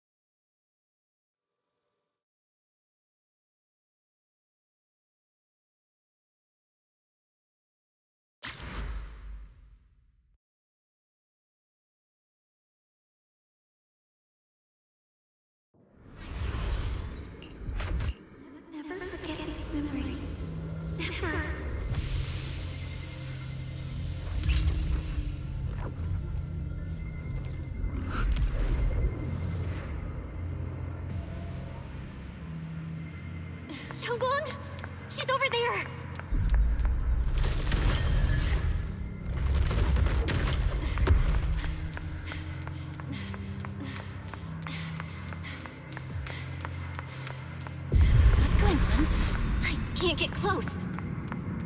You'll only be an obstacle that stands in her way, not her salvation.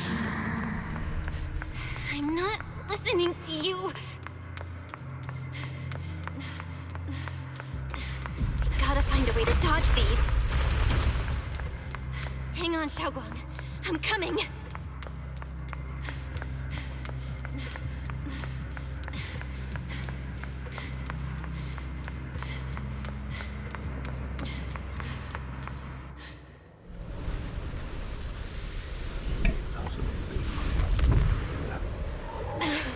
Xiaoguang.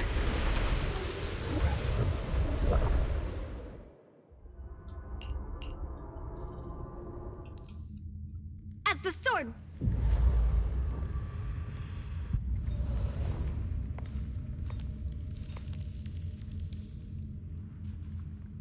Where is this place? Why am I here? Junior? Everyone? Where are you?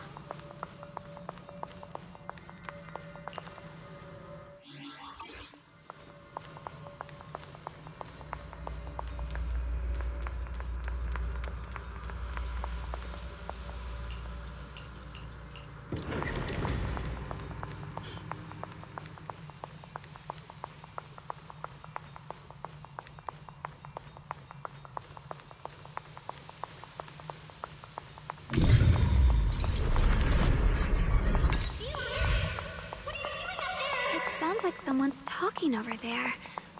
I'll go check it out.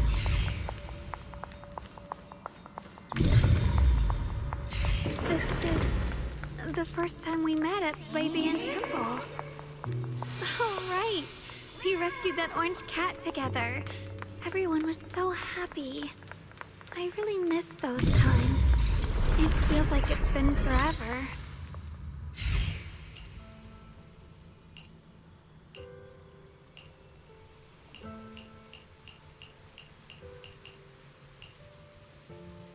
So this really is a dream. I dream of some happy things. No, I have to find a way out. Junior's out there waiting. I can't keep making everyone worry about me. Today's...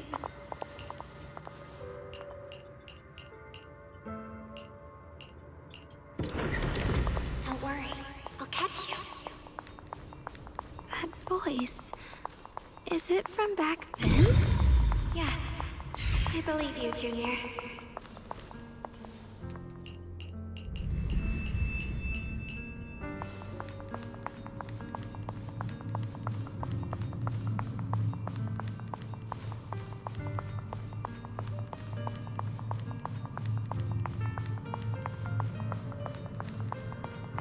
I almost forgot the incantation today. Thank goodness no one noticed. I know the sword's effects are getting stronger, and my body is breaking down. Not just my memory. My time is running out. No, don't read it. My head, it hurts. I can't forget this. I mustn't. I've already lost everything. Someone, please help. I don't want to be alone. Brother. Shifu. Junior.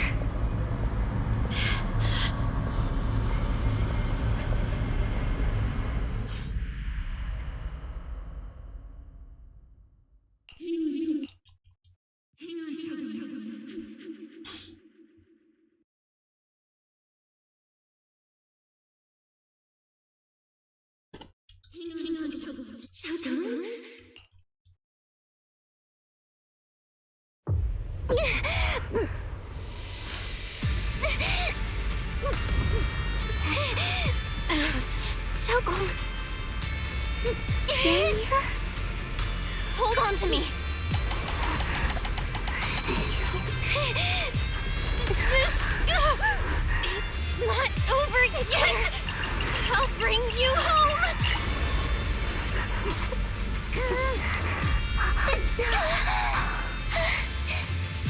Junior's hand. It's so warm, so comforting.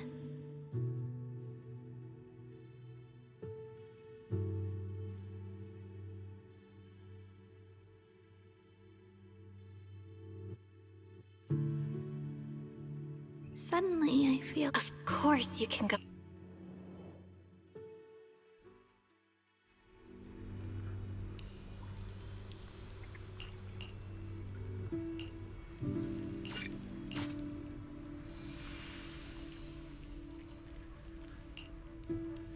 Xiaoguang, hold on tight to me. I'm gonna help you get your senses back. Then, we're going home.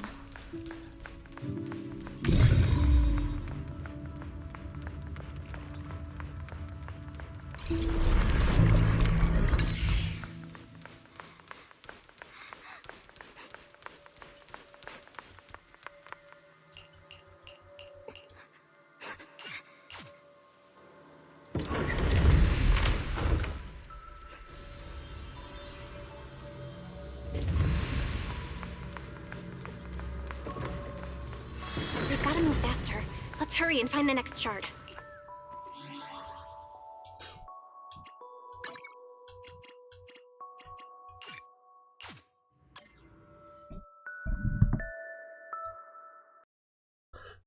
Long enough now.